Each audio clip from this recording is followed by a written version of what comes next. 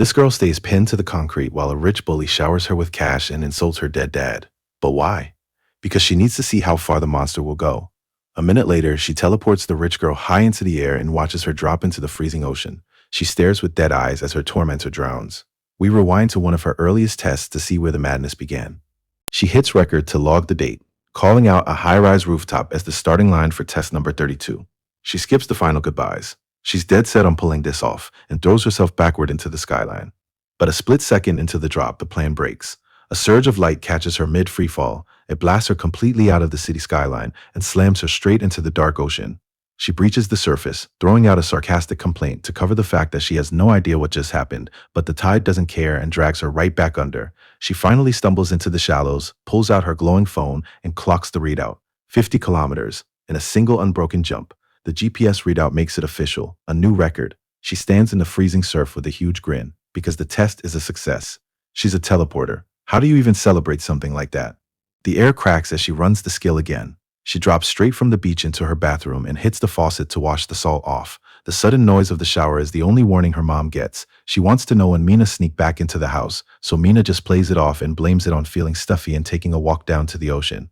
Her mom buys it and tells her to eat, but over dinner the room goes heavy. It's the anniversary of her father's death this weekend, and she expects Mina to be polite to his old colleagues. Mina agrees, asking her mom to please not cry again this year.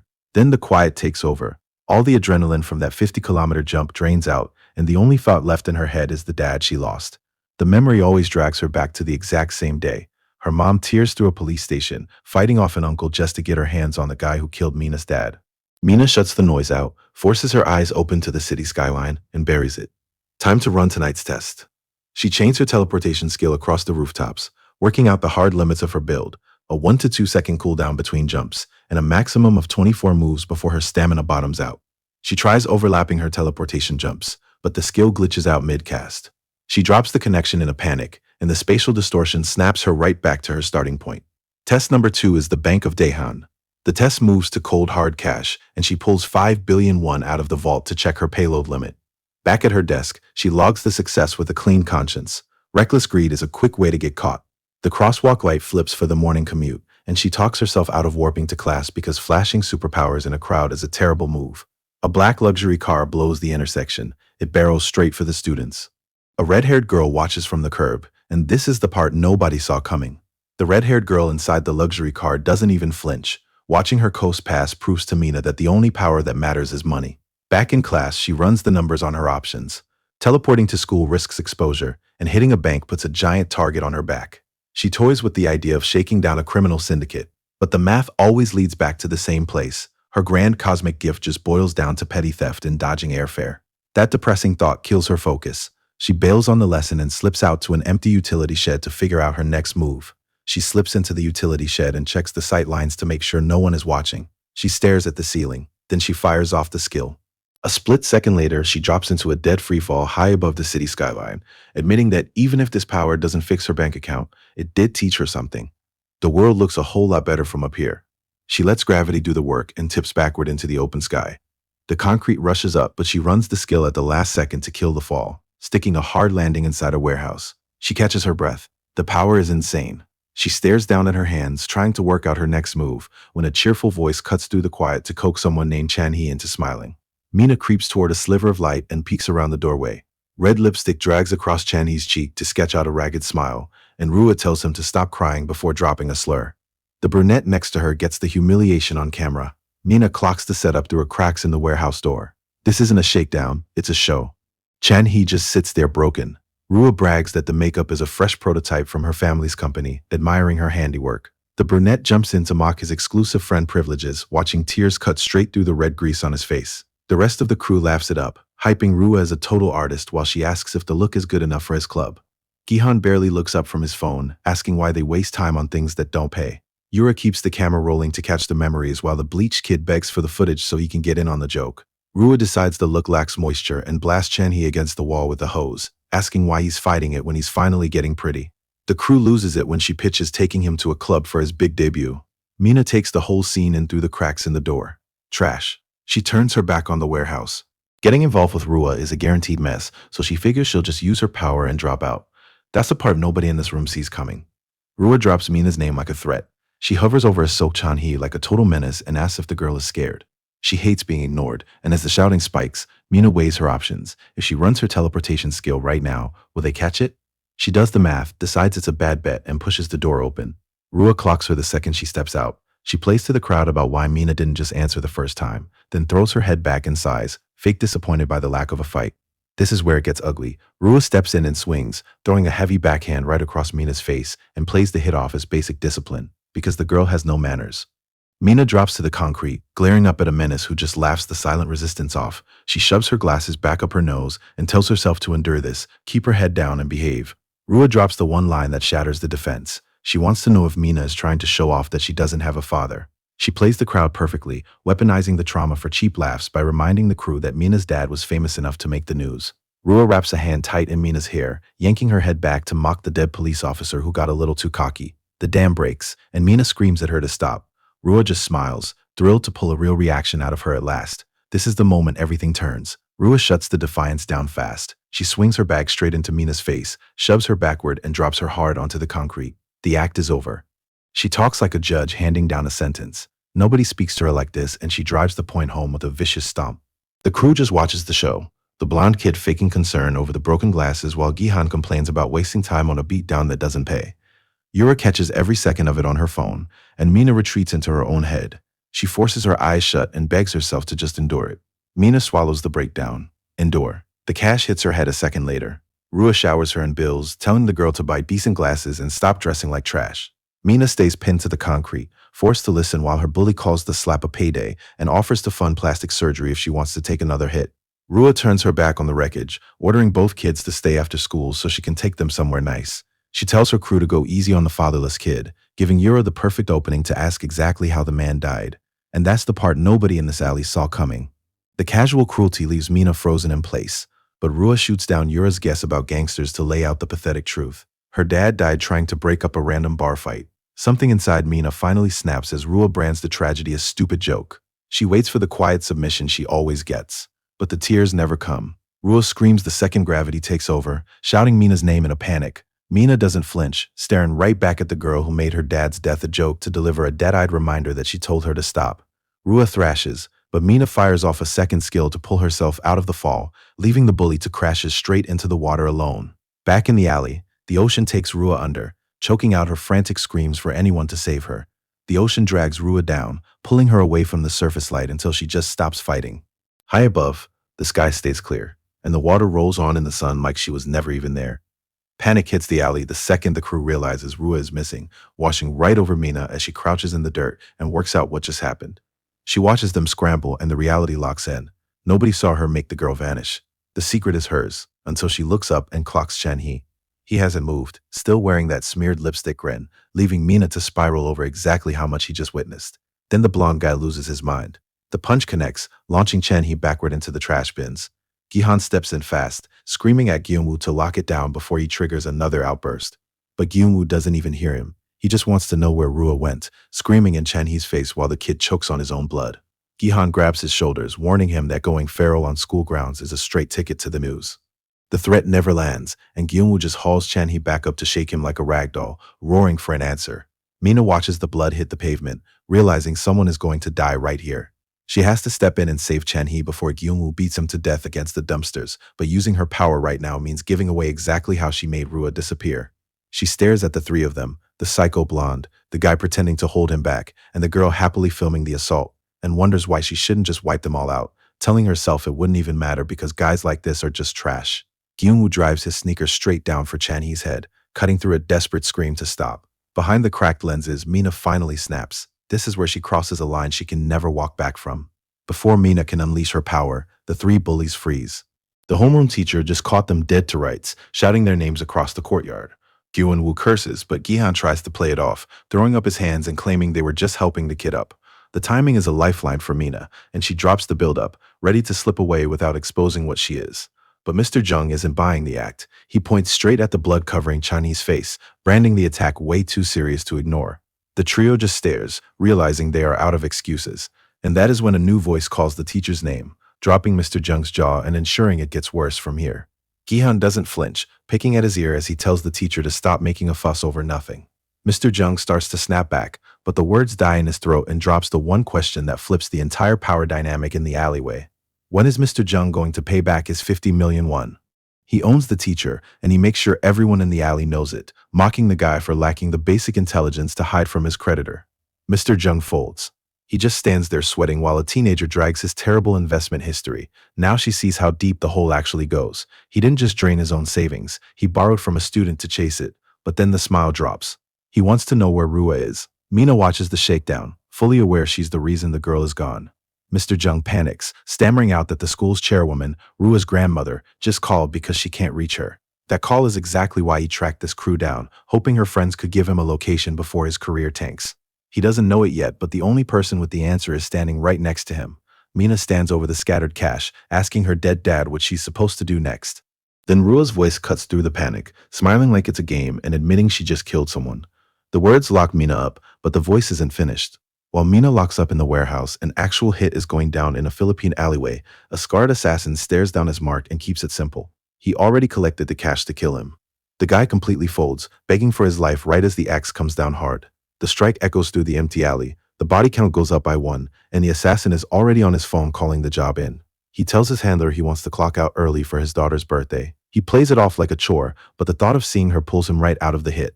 He cuts the line and leaves the mess in the dirt, and he dials the only contact that matters right now, his daughter, but the line goes straight to voicemail. He doesn't push it because she wouldn't want to talk to him anyway. He steps over his latest body count and walks out of the alley with one hard truth. He just can't be a good dad. He stares at the blank screen and wants to know when she will finally agree to see him. He drops her name into the empty alley, Rua. But the girl he wants to reach lives in a different world now. She drifts on her back in clear blue water, miles away and without a single thought for the man she just sent to voicemail. Yura taps at her screen as the panic sets in. She wants to know where Rua is, but Gihan just snaps at her to keep calling. He stares at his own phone, fixated on the only fact that matters. If Rua doesn't show up, they are all dead. The texts keep rolling in, confirming he lost his entire bankroll backing her, and now he's cooked. He barely registers Yura watching him fall apart because Ginwoo drops in right behind him to ask if the guy texting is his brother. Gihan ignores the question and begs to know if he found Rua. But Junwoo is already spiraling, screaming that she's nowhere to be found even after he beat the answers out of every person he crossed. Junwoo wipes his face and drops the real reason he's losing his mind. Gihan's brother keeps blowing up his phone, demanding he drag Gihan in or pay with his life. Gihan is the real target. He grabs his friend's shoulder, desperate to know he isn't going down alone. He tries to rope Yura into the panic, swearing they are all tied to the exact same sinking ship. Junwoo misses the metaphor and complains about seasickness. He shakes Gihan off to admit he only ever hung around because he wanted Rua. With her gone, he refuses to stick around and clean up their mess. Yura barely looks up from her screen to ask how he could throw away all their precious memories, playing the guilt trip just to watch him fold. Junwoo wants to know what memories she means when Gihan's brother is out for his blood. Yura flashes her phone screen to show him the club receipts, and the color drops right out of his face as he clocks the gallery. She brings up the drugs he forced on the girls and lays the blackmail out clear as day. Gihan stays quiet while Junwoo boils over the trap he is boxed into. Once the guy folds, Gihan steps back in to wrap an arm around his shoulders and spin the extortion as proof that they are all just really close friends. Then he pushes the agenda back to tracking down Rua before time runs out. Junwoo folds and takes the deal, but he wants to know why Chanhee hasn't checked in yet. Back in class, Chanhee shoots a look sideways right at the back of Mina's neck. She suddenly cares exactly who sits behind her, and the math on what happens if he saw her is brutal. Lee Rua is the heir to the Ilhai group, so if Chanhee talks, the suits will make sure Mina doesn't just walk away. Mina locks onto the only guy who can ruin her life, and Chanhee flinches the second she calls his name. She tries to read him, tossing out an invite to the PC room to see what he actually knows. But Chanhee is the least of her problems right now. The assassin rides in the back, staring at his phone and tuning out his subordinate. The girl gives the debrief anyway, confirming the cleanup is done. They plan to pin the murder on rival gangs, but she cuts off when she realizes he still isn't listening. Something on that screen just threw him off. The assassin stares at a photo of his daughter, Rua, trying to work out why her feed went dark, and his driver shoots him a look. The cleanup just wrapped, and her boss is stressing over missing birthday posts. She teases him for stalking the kid's page when he's already disliked enough, but he brushes it off as regular dad behavior. Her phone shut off yesterday out of nowhere, and his gut says the silence means trouble. The girl reminds him the kid barely treats him like a father anyway, then drops a hard double left turn order. The driver spots the setup, one car behind, one on the right, and neither of them moving like local gangs. Her boss decides to just ask them, and she rips the sedan into a hard drift across the intersection. The pursuit lead grabs his radio and barks for the backup teams to block the alley. 2 response vans take the call and swarm the street to seal the exit. The vans lock the sedan in perfectly, but one of the guys stepping out shouts the bad news to the rest of the crew. The doors are wide open, and their target is already gone. The radio crackles, and the assassin finally gets the missing piece. Lee Rua, the young lady, has disappeared. Across town, the Ilhai Group chairman goes live on the news to talk corporate restructuring. Mina sits at her desk, hunting for the real story, but Rua's name never comes up. Not a single mention. Mina works out that the family is killing the story, but the hardest thing to stomach is the chairman's face. She sits there playing it perfectly straight, not showing a drop of panic. Her own granddaughter is missing, and whatever game this family is running, they are playing for keeps. Mina stays locked in on her screen at the PC cafe until Chan-hee leans over her shoulder. He wants to know if she's looking for Rua like Gihan ordered, and Mina snaps, branding him a loser for blindly following the bully's instructions. Chan-hee goes on the defensive, admitting he's only worried because he dragged her onto their radar, but Mina waves the threat off. She isn't scared of trash, but his panic tells her the one thing she needs to know. Chan-hee has no idea what she did. Mina runs the timeline backward, working out how he missed Rua right behind her, and with him standing there clueless, she needs a plan to deal with him if he's playing her. The dread pulls her under until she cuts the thought off fast. Chan-hee didn't do anything wrong. What she did to Rua finally catches up to her. She tells herself she isn't a killer, but the question is already stuck in her head. How long can she keep pretending she's just a victim? Back at the PC room, Chan-hee stares across the monitors, thrown by the sudden invite.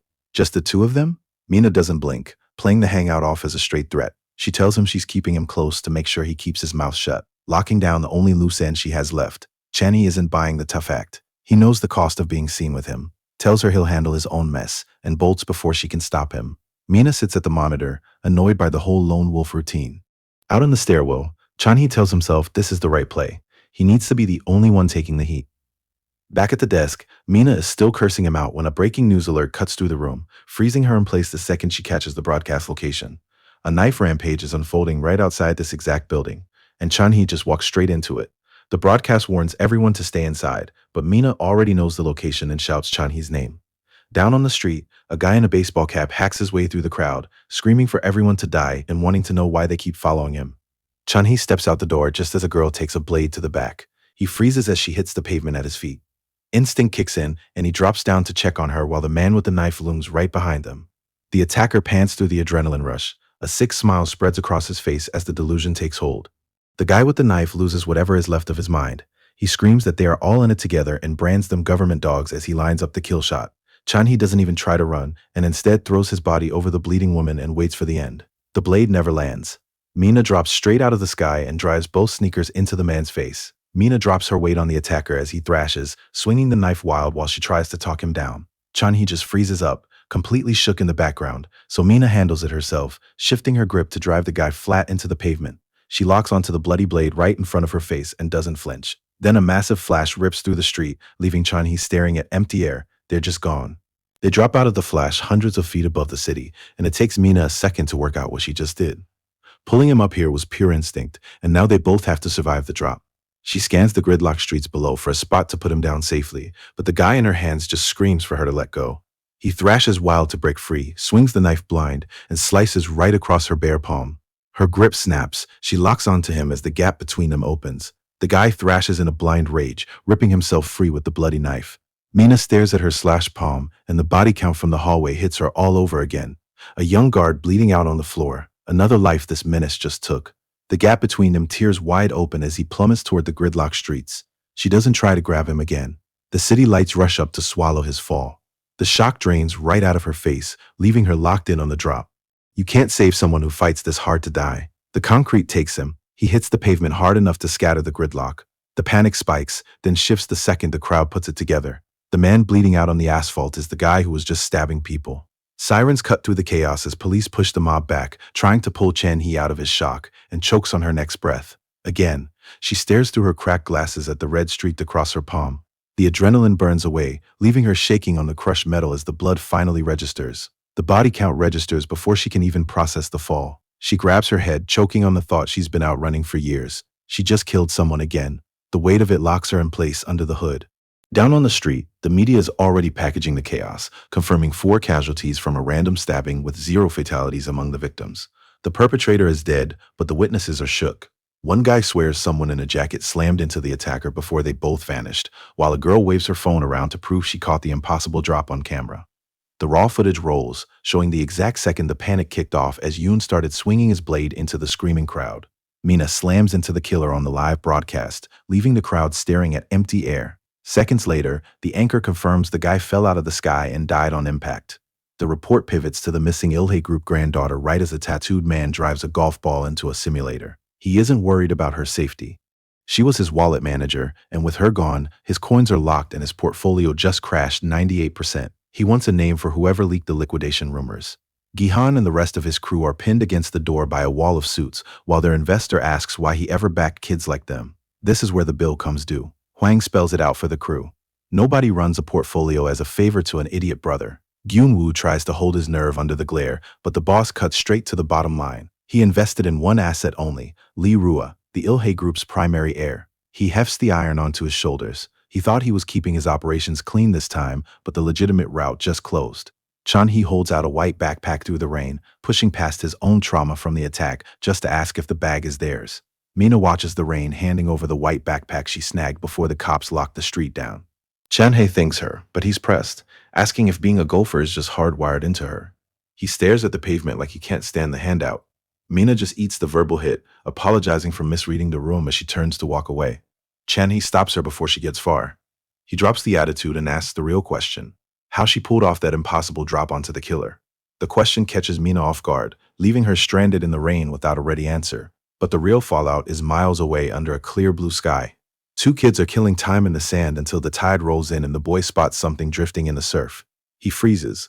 The shape floating face down in the water isn't driftwood. It's Rua, washing up on the shore, dead to the world. Back at the crime scene, Chan-hee refuses to let the impossible drop slide and wants to know exactly how she pulled it off. Mina shuts him out. She plays dumb and acts like she has no idea what he means. Chan-hee chases Mina down the street, refusing to let the drop go.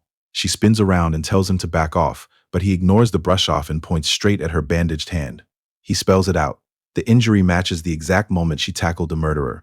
He stops guessing and calls it. It was her all along, just like it was her pulling the strings with Rua. The secret is out, and there is no putting this back in the box. Mina doesn't even try to play it off. She just wants to know what she's supposed to do about him now that the secret is out. Chan-hee scrambles for an out. He can just walk away. Nobody would buy a story like this anyway, but she cuts right through the panic. The cops already have the murder weapon, and she does the math out loud right in front of him. There is exactly one person left who can tie her bandaged hand to that knife. She says his full name, and Chan-hee finally understands he's the only loose end left. She steps into his space to ask what his next move is. Then comes the flat confession. She killed them both, and as far as she cares, they had it coming. What do you do when the killer isn't even sorry? Mina cuts him off. She steps in close, wanting to know just how stupid he actually is. He's running his mouth about seeing everything, right to the face of a girl who just dropped two bodies. Her bandaged hand twists into his shirt, pulling him straight into deep water. He stares into those flat eyes and finally gets it. He didn't corner a suspect. He trapped himself in an alley with a killer, and it gets worse from here. Mina cracks up. She laughs hard enough to hold her head while Chan-hee stands there shook. She finally catches her breath and brands his panic a joke. She tells him flat out she wouldn't kill him, then drops the real detail. She can't kill him, and heads out into the rain with one final point. If she were actually a murderer, he wouldn't be breathing right now. The logic lands hard, stranding him alone in the alley to work out what he just walked away from. She breaks into a run the second she clears the alley, dropping the cold-blooded killer routine the moment he can't see her. She works out how close she just came to taking a life. It leaves her shaking. But a shout stops her in her tracks. Chan-hee screams his thanks through the rain, pinning the exact opposite label on her, saving him from Rua and then stepping between him and the guy with the knife. The gratitude hits her blindsided. She stares back at the kid in the alley and flat out rejects the hero label. She insists she didn't do it, and then she bolts. She sprints down the empty street trying to work out where this sudden rush of adrenaline is coming from. Miles away, the storm offers zero cover, and Jihan sits in a private lounge with Yura to ice a battered head. Yura ignores his golf club injury and pushes for an answer on the 5 billion won debt.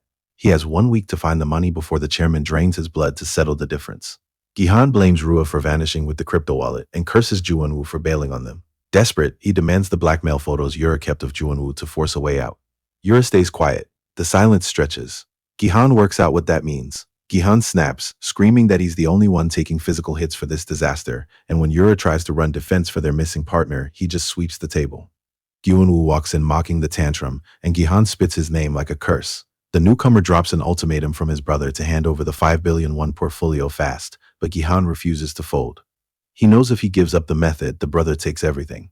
Gyun-woo drops the friendly act on the spot. Gihan pivots before the room gets violent, pinning the entire mess on Rua's disappearance to buy them time.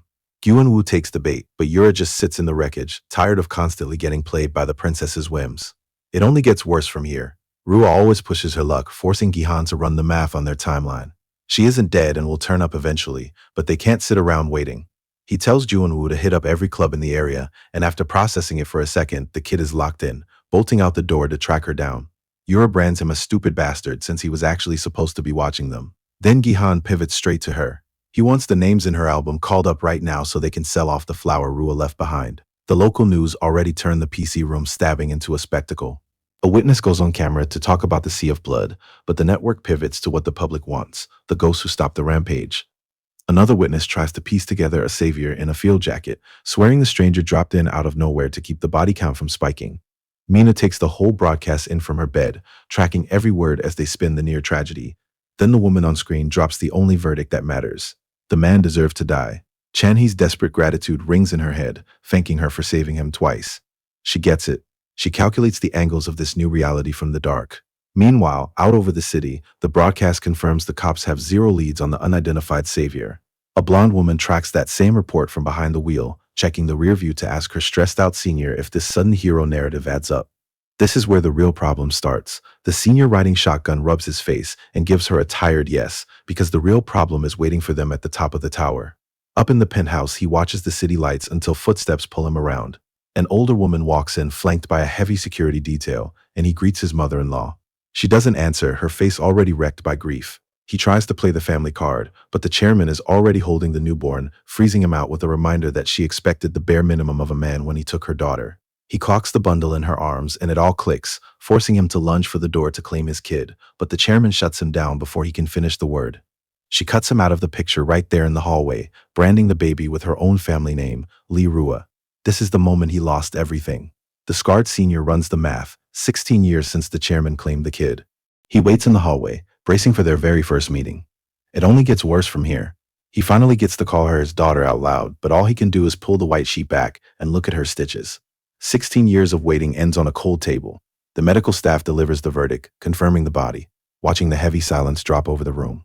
The old woman stares straight ahead, swallowing the grief before it shows.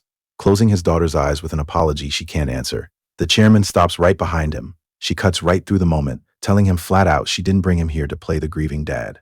He doesn't flinch. She wants the version of him the world is actually scared of. Lee Soo-hyun, the best assassin alive.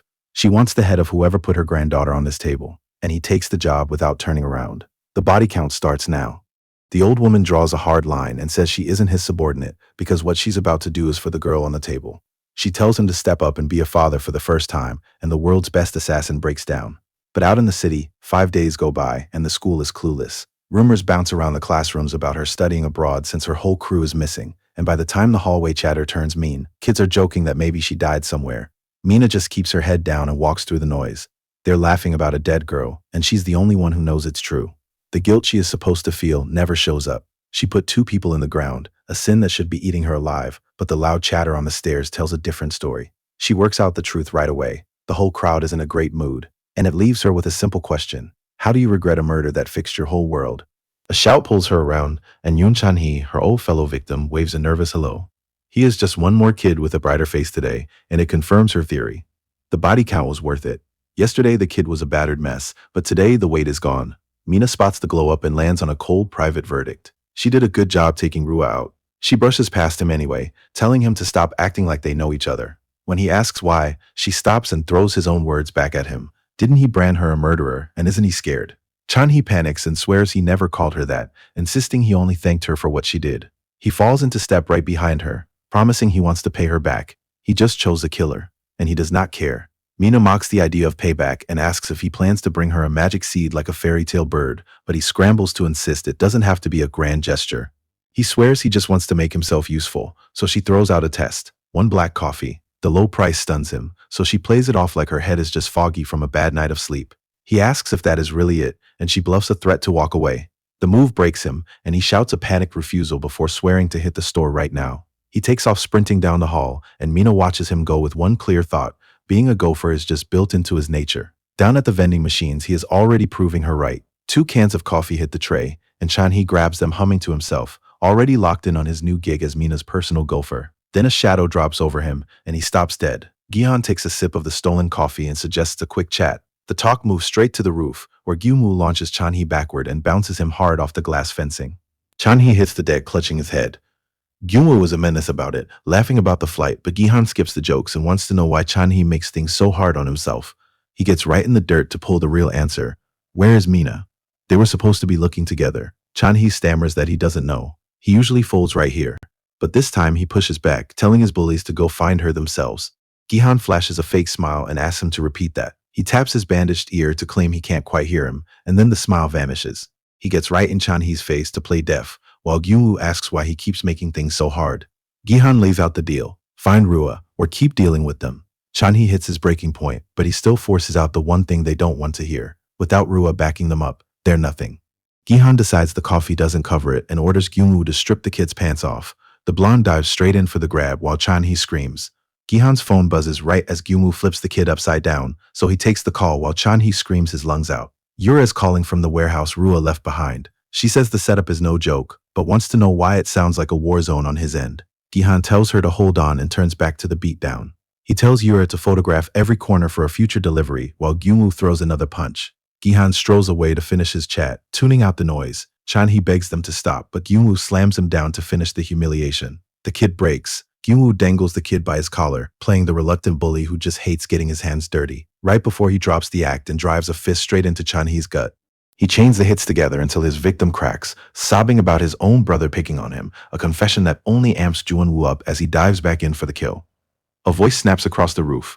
Juwon-woo pivots, lighting up with a wide smile over the bleeding kid when he clocks who just interrupted.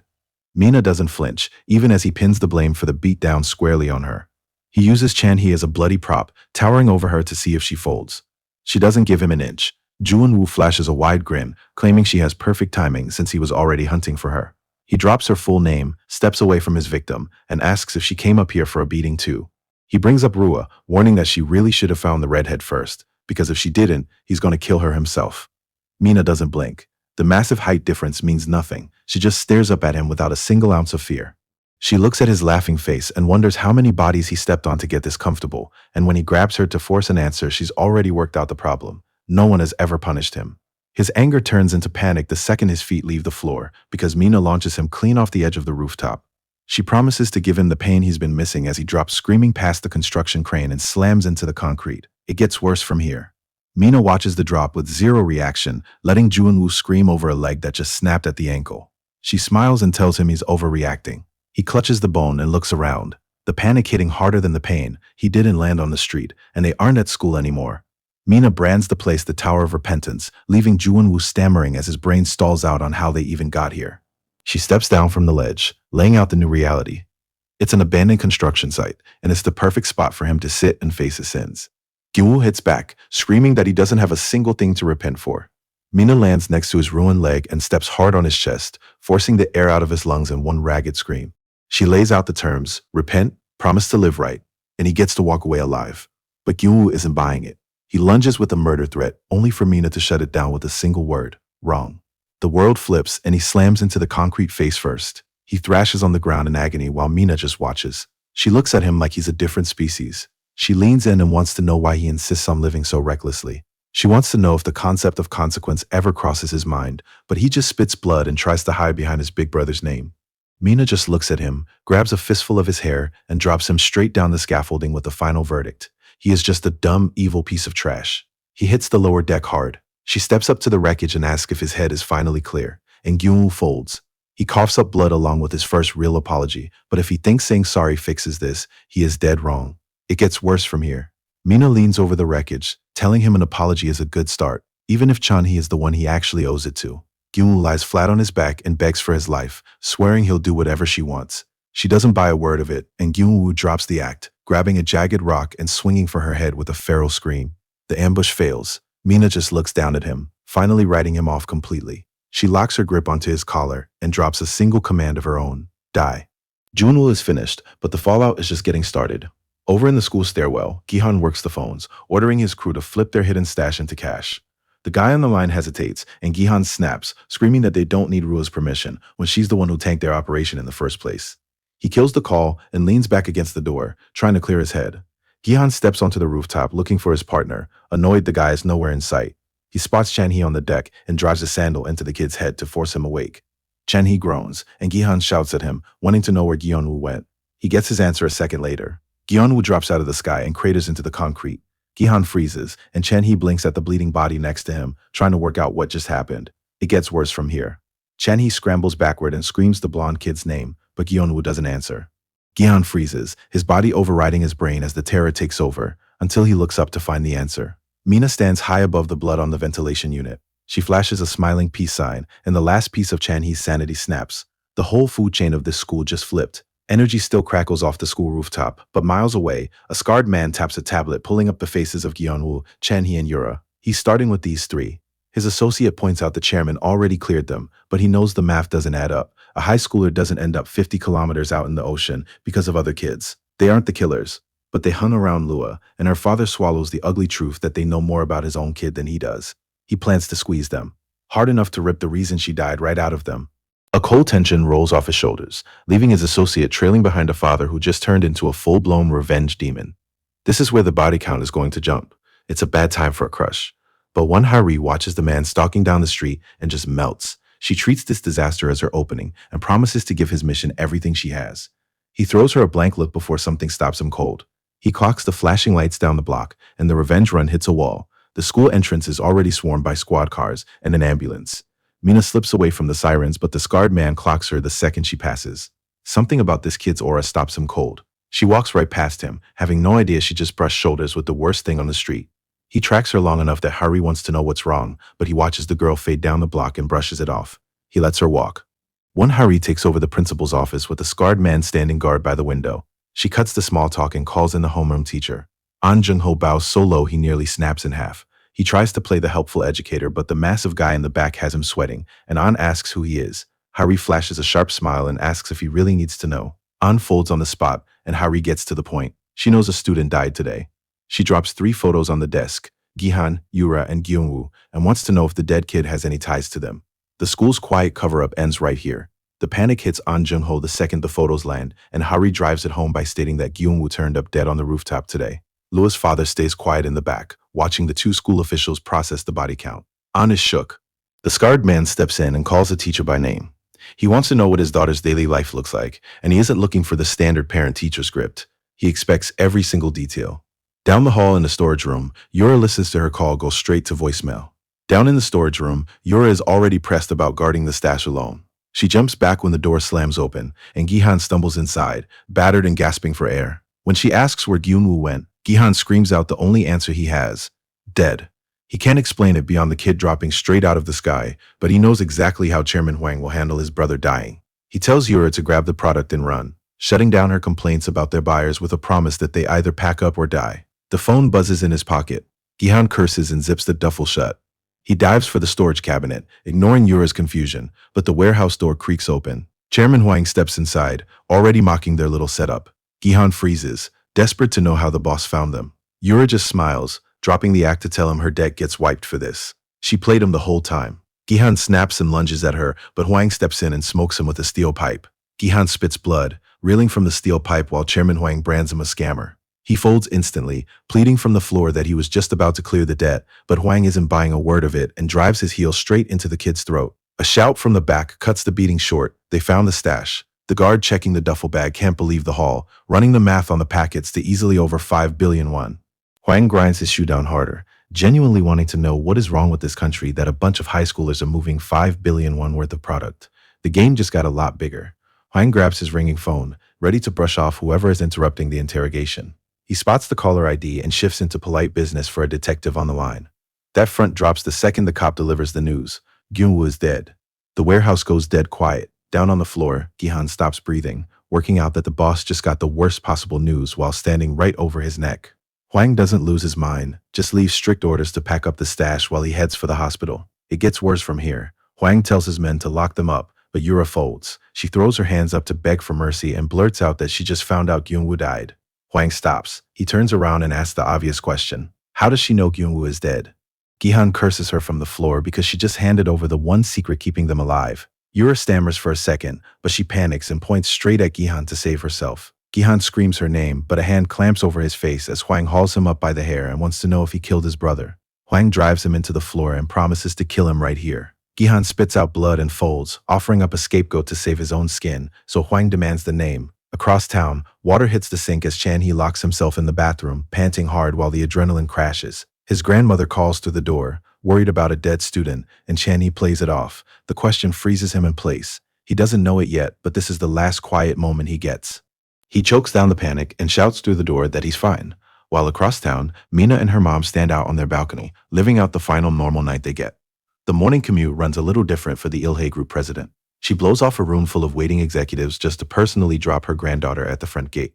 Rua isn't buying the sentiment.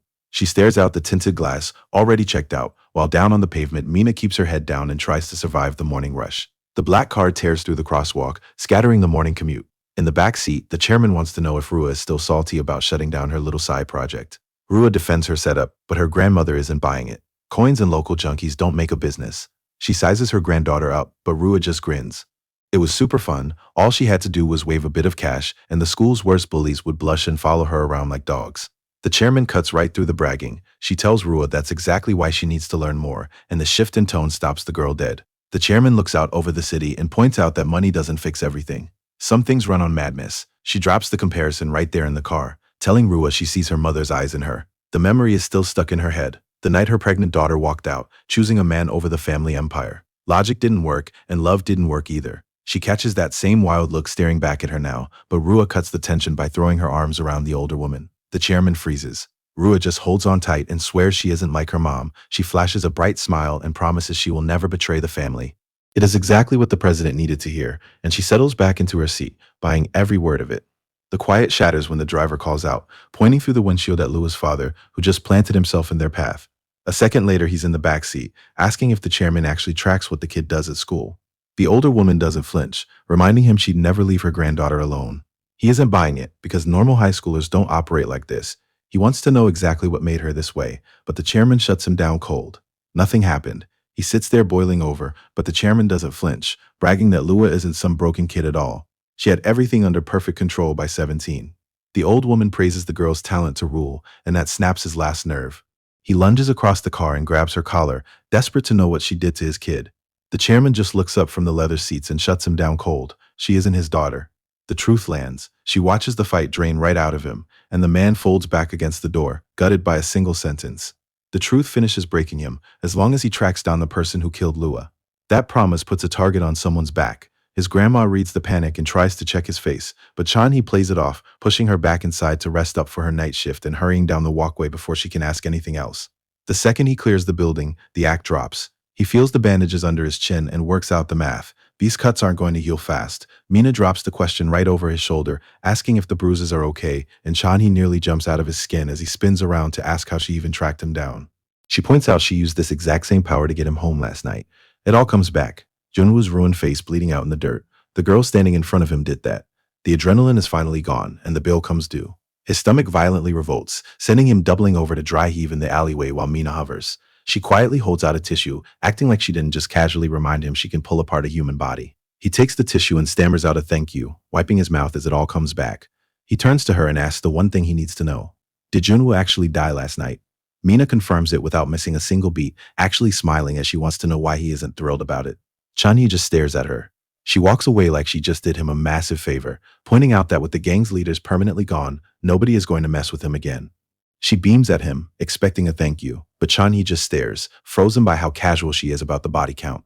She heads down the alley, forcing him to finally find his voice and point out that murder crosses a line. She gave him a chance. A bloodstain on the roof is all it takes for the school to work out what happened.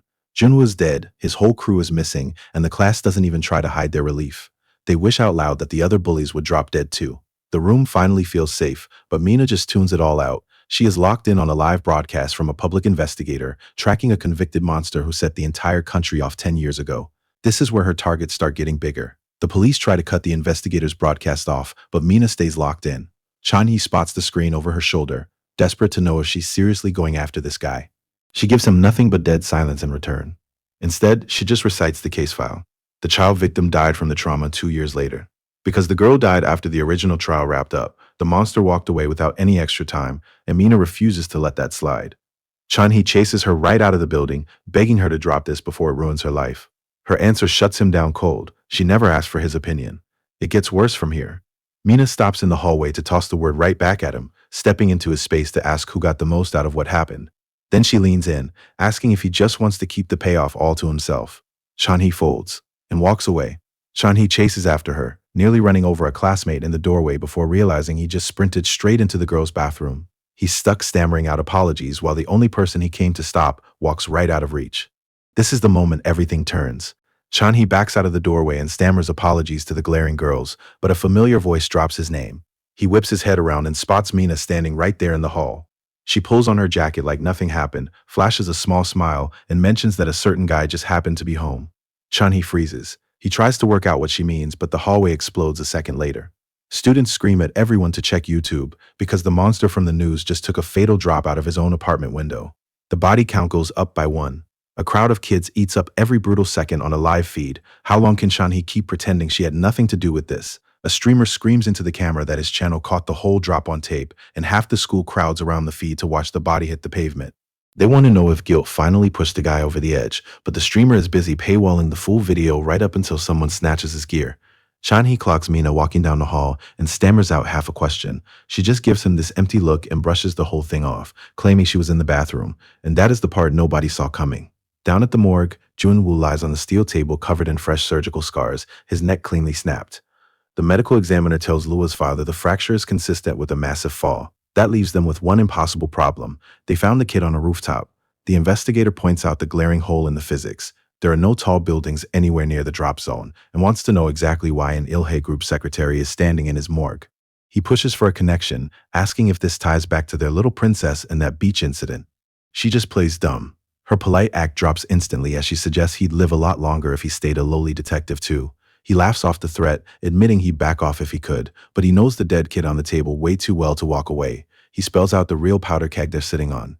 He needs to know exactly how close the brother of the city's biggest gang boss actually is to Ilhe's precious princess. She just smiles back, clocking that this guy is a lot more dangerous than he looks. This is where the quiet threats end.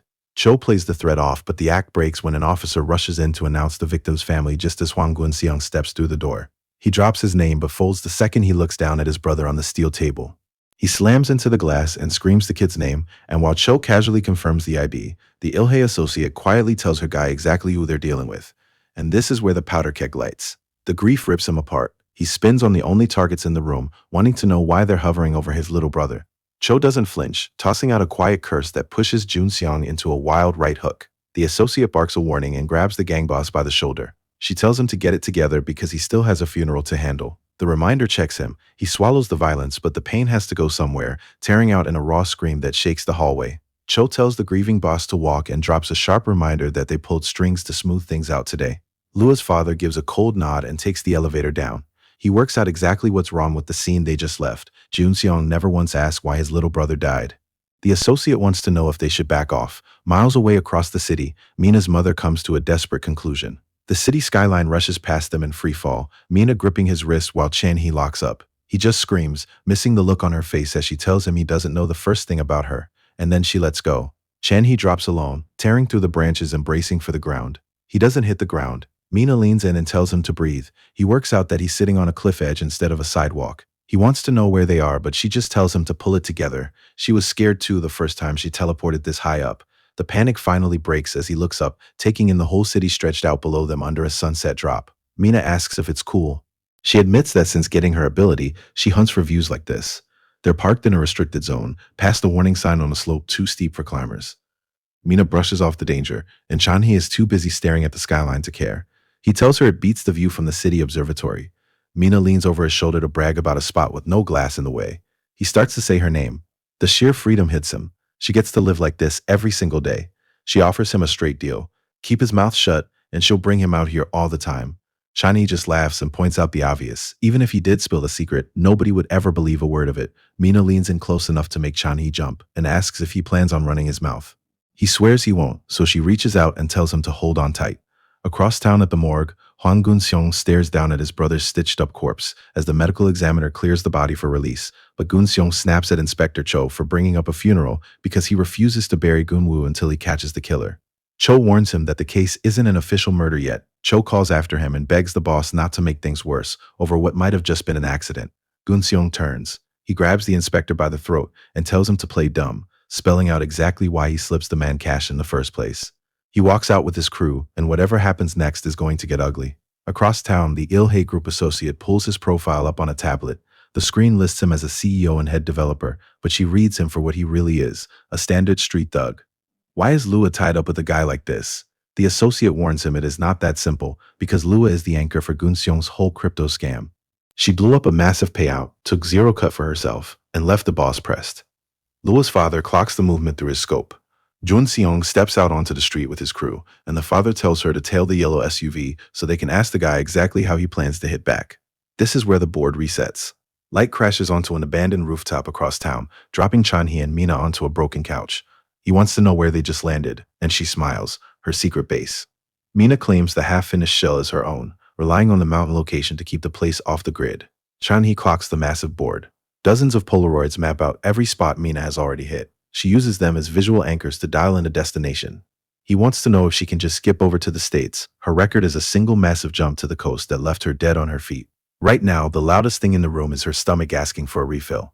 Mina tells him to hold on and drops straight out of reality, stranding Chan-hee on the broken floor. He checks the only door, finds a sheer drop instead of a hallway, and works out that the entire building might come down. He drops to the ledge, begging the empty air for her to come back. Mina drops back in with a flash of light and a pair of boxes.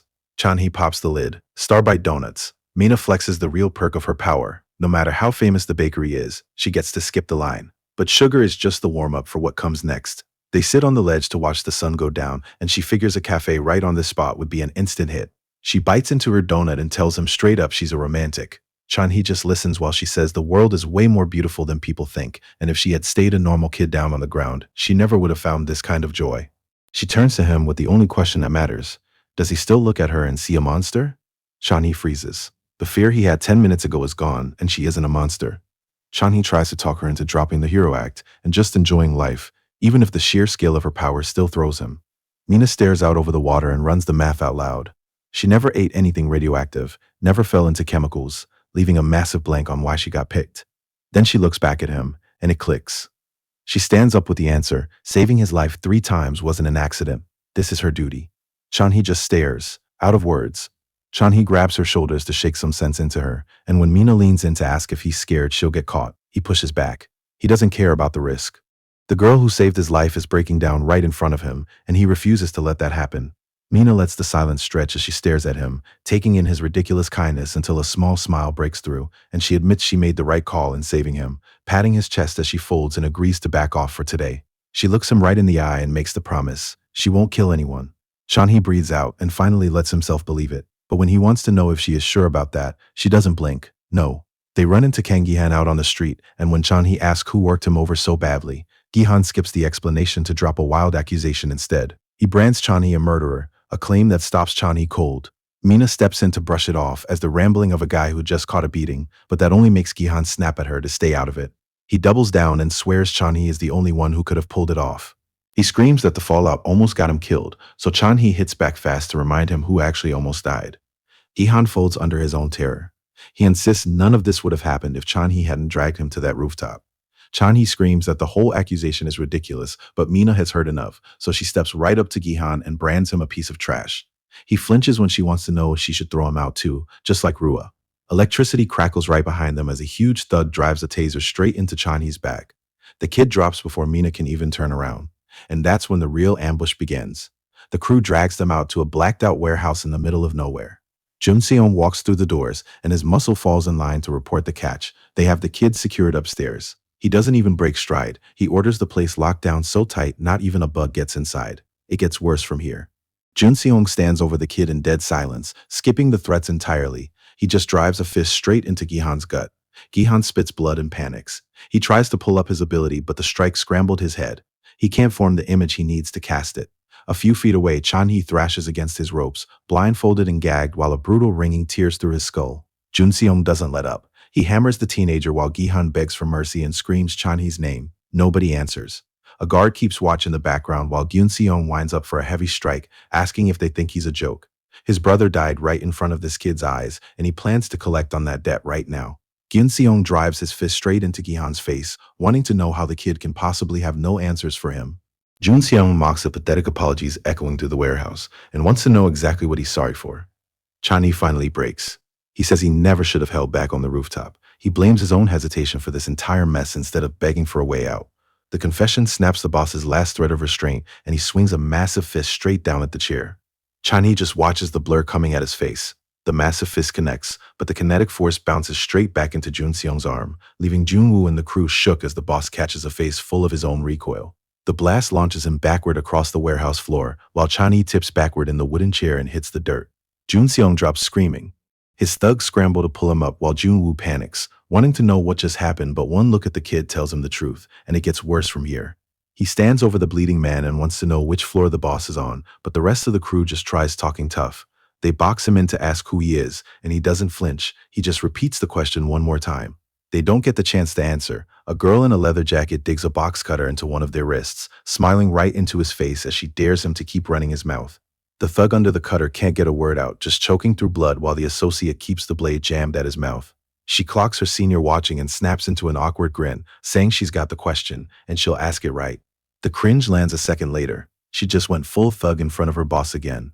She pulls it back cold and tells the guy not to embarrass her any further, asking if he's finally ready to answer. The answer never comes because something drops from above. Lua's father yanks her in close, eyes wide with open surprise. On the concrete, two of the crew are already down, one flat on his back, one bleeding through his shirt and clutching his chest. The guy in purple holds a pipe with both hands and makes a small, awful noise. Two more bodies come tumbling down the stairwell overhead, hitting the steps hard. Lua's father tracks them all the way down. He looks up toward the noise and asks what's happening upstairs, because whatever started up there just dropped into their alley. The whole shakedown just got bigger, and this is where it turns. The sensory overload hits Mina all at once. Up on the floor above, the guy in the purple jacket wants to know where his targets went, but a flash of light blasts his crew backward before he gets an answer. He turns just in time to watch his own guy fly past him in midair. Blood drips from her nose as the skills cost catches up to her, and her head feels like it might split open. She tries to work out why her body is giving out when she can usually run her skill 20 times without breaking a sweat, but the question drops the second Chanhee chokes out her name as he fades out on the concrete. His blood covers her hands, and she wants to jump them to a hospital, but her power has a hard limit. She can't teleport to places she doesn't know. A heavy step snaps her head back. Lua's father walks into the light, rubbing his own bleeding head and wondering if he's got a concussion. Jun Seong tightens his grip on the steel, wanting to know if the kid was telling the truth about his brother. He needs his imaging ability to run right now. He begs the skill to fire. While Gihan prays for his skill to fire, Mina stops waiting. One of the thugs spots the movement a second too late. She launches straight at him, forcing him to swing wild just to swat her out of the air. Gihan launches a desperate final charge, running straight into a kick that drops him. He spits blood, hits the concrete, and goes limp. The tattooed thug lowers his bat, trying to work out what just happened, while the guy in purple admits these kids have been taking wild hits all day. He points out the body count in the alley, but the boss cuts him off. He spots Gihan bleeding out in the dirt. The kid is still breathing. The tattooed guy pitches melting the kid alive just for the mess, while down in the dirt, Gihan barely hangs on. He fades out fast until a heavy step drops right by his ear. The jolt pulls him back from the edge. Lua's father kneels in the dust and sees exactly how badly the boy got smoked. The scream tears out of Soo-hyun. Lua's father brands him a crybaby and drives a heavy strike straight into his skull. Soo-hyun hits the concrete, and the older man orders him to stay awake because they still have a lot of ground to cover. An associate scrambles up the stairwell and hits the door out of breath. The company is already on it, and they'll handle the cleanup. Lua's father leaves the cleanup to the company and calls for medics, dropping back down to the bloodied girl. She's fading fast, and he refuses to lose a kid tonight. He tells her to wake up and ask for a name, and Mina manages a weak whisper before she wants to know who he is. He leans in close, then scoops her off the concrete to tell her he's a police officer. He promises to get her to a hospital if she just stays awake. That barely registers over Gihan shouting her name. Her mind is already slipping. She stares up at the man holding her and asks if he's her father. He doesn't correct her, he just says yes. He leans all the way into the lie, carrying her out of the warehouse with the promise that her dad is going to save her. The real question is whether that's enough to keep her breathing. Hours later at Ilhe University Hospital, it's still a toss-up. The steady beep of the monitor is the only proof she's still fighting while she lies buried under bandages and barely holding on. The daze finally starts to break as she pulls herself back to the waking world. Her mother catches the shift instantly, rushing to bed in a blind panic to find out if she's really back. Her mother leans in desperate for answers, weeping with relief as Mina tries to play the injuries off and comfort her. But the memory gaps are already showing. She has no idea how she got out of that warehouse. Then it hits her. She asks about Chanhee, frantic to make her confused mother understand he was the kid trapped with her. The cop who pulled her out steps up with the answer. Chanhee is in the ICU. Lua's father skips the wind-up and stares down the tattooed kidnapper tied to the chair, offering one flat deal: talk, and he might actually live through this. But the thud doesn't flinch, spitting blood and screaming that they messed with the wrong people. He starts threatening to hunt down their families, so the associate steps in. An ashtray to the skull shuts him up. The associate twists the blade like a quick chiropractic adjustment until Yoon Seong gets the message. Lua's father cuts straight to it and asks if he killed her, pulling a scream of genuine shock out of the bleeding man. The father clocks the reaction while the boss breaks down and begs, confessing that Lua was running all his money and her death just screws him over. This is the moment the whole investigation flips. The boss scrambles for a lifeline and finally hits it. Lua's father wants the name, and Yoon Seong folds instantly, selling Kang Gi-han out, claiming the kid swore some girl in glasses knew where Lua was. It all comes back. He spots the connection, pulling the dying girl from the hospital straight into the center of this mess. Jun Seong screams that they hit the wrong guy, since he's only out here hunting the bastard who killed his brother. He locks in on Jihan's name like a man with nothing left to lose. This is the part where it gets ugly. The associate clocks the shift first. Right as Jun Seong chokes on a wet cough, he manages one word, Kung, and his eyes roll back. Lua's father grabs the man and wants to know where these wounds came from, but the only answer he gets is a massive stream of blood. Jun Seong drops dead, and Lua's father stares down at the body. The boss is gone, and the trail just snapped to a single name. This is where the hunt turns. Back at the hospital, Mina sits alone in her room, the only person left who knows the whole story. Back in the hospital room, Mina locks eyes with the man visiting her and places him. It's him, the guy from the school entrance, the one standing out front the day Junwoo took his punishment. The shock shuts her down.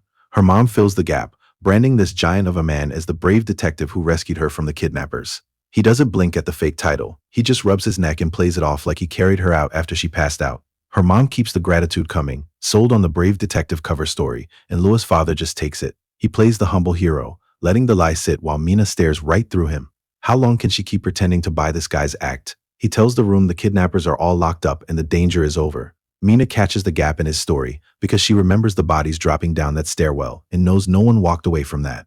He tries to turn the conversation to get his own questions answered. She has to know what happened to the boy who got dragged into this with her. The boy dragged into her mess is running out of time, and Mina can only stare through the glass at the damage. She lays out the verdict: he's in a coma and might never wake up. Saying it out loud breaks whatever restraint she had left. She takes the blame. She wishes she had finished the job when she had the chance, knowing if she had just dropped Gihan's crew back then, none of this would have happened. But Chanhee is still in that bed, and this is the moment everything turns. An old woman rushes the hallway shouting for the detective, cutting Mina off right as she asks about Chanhee.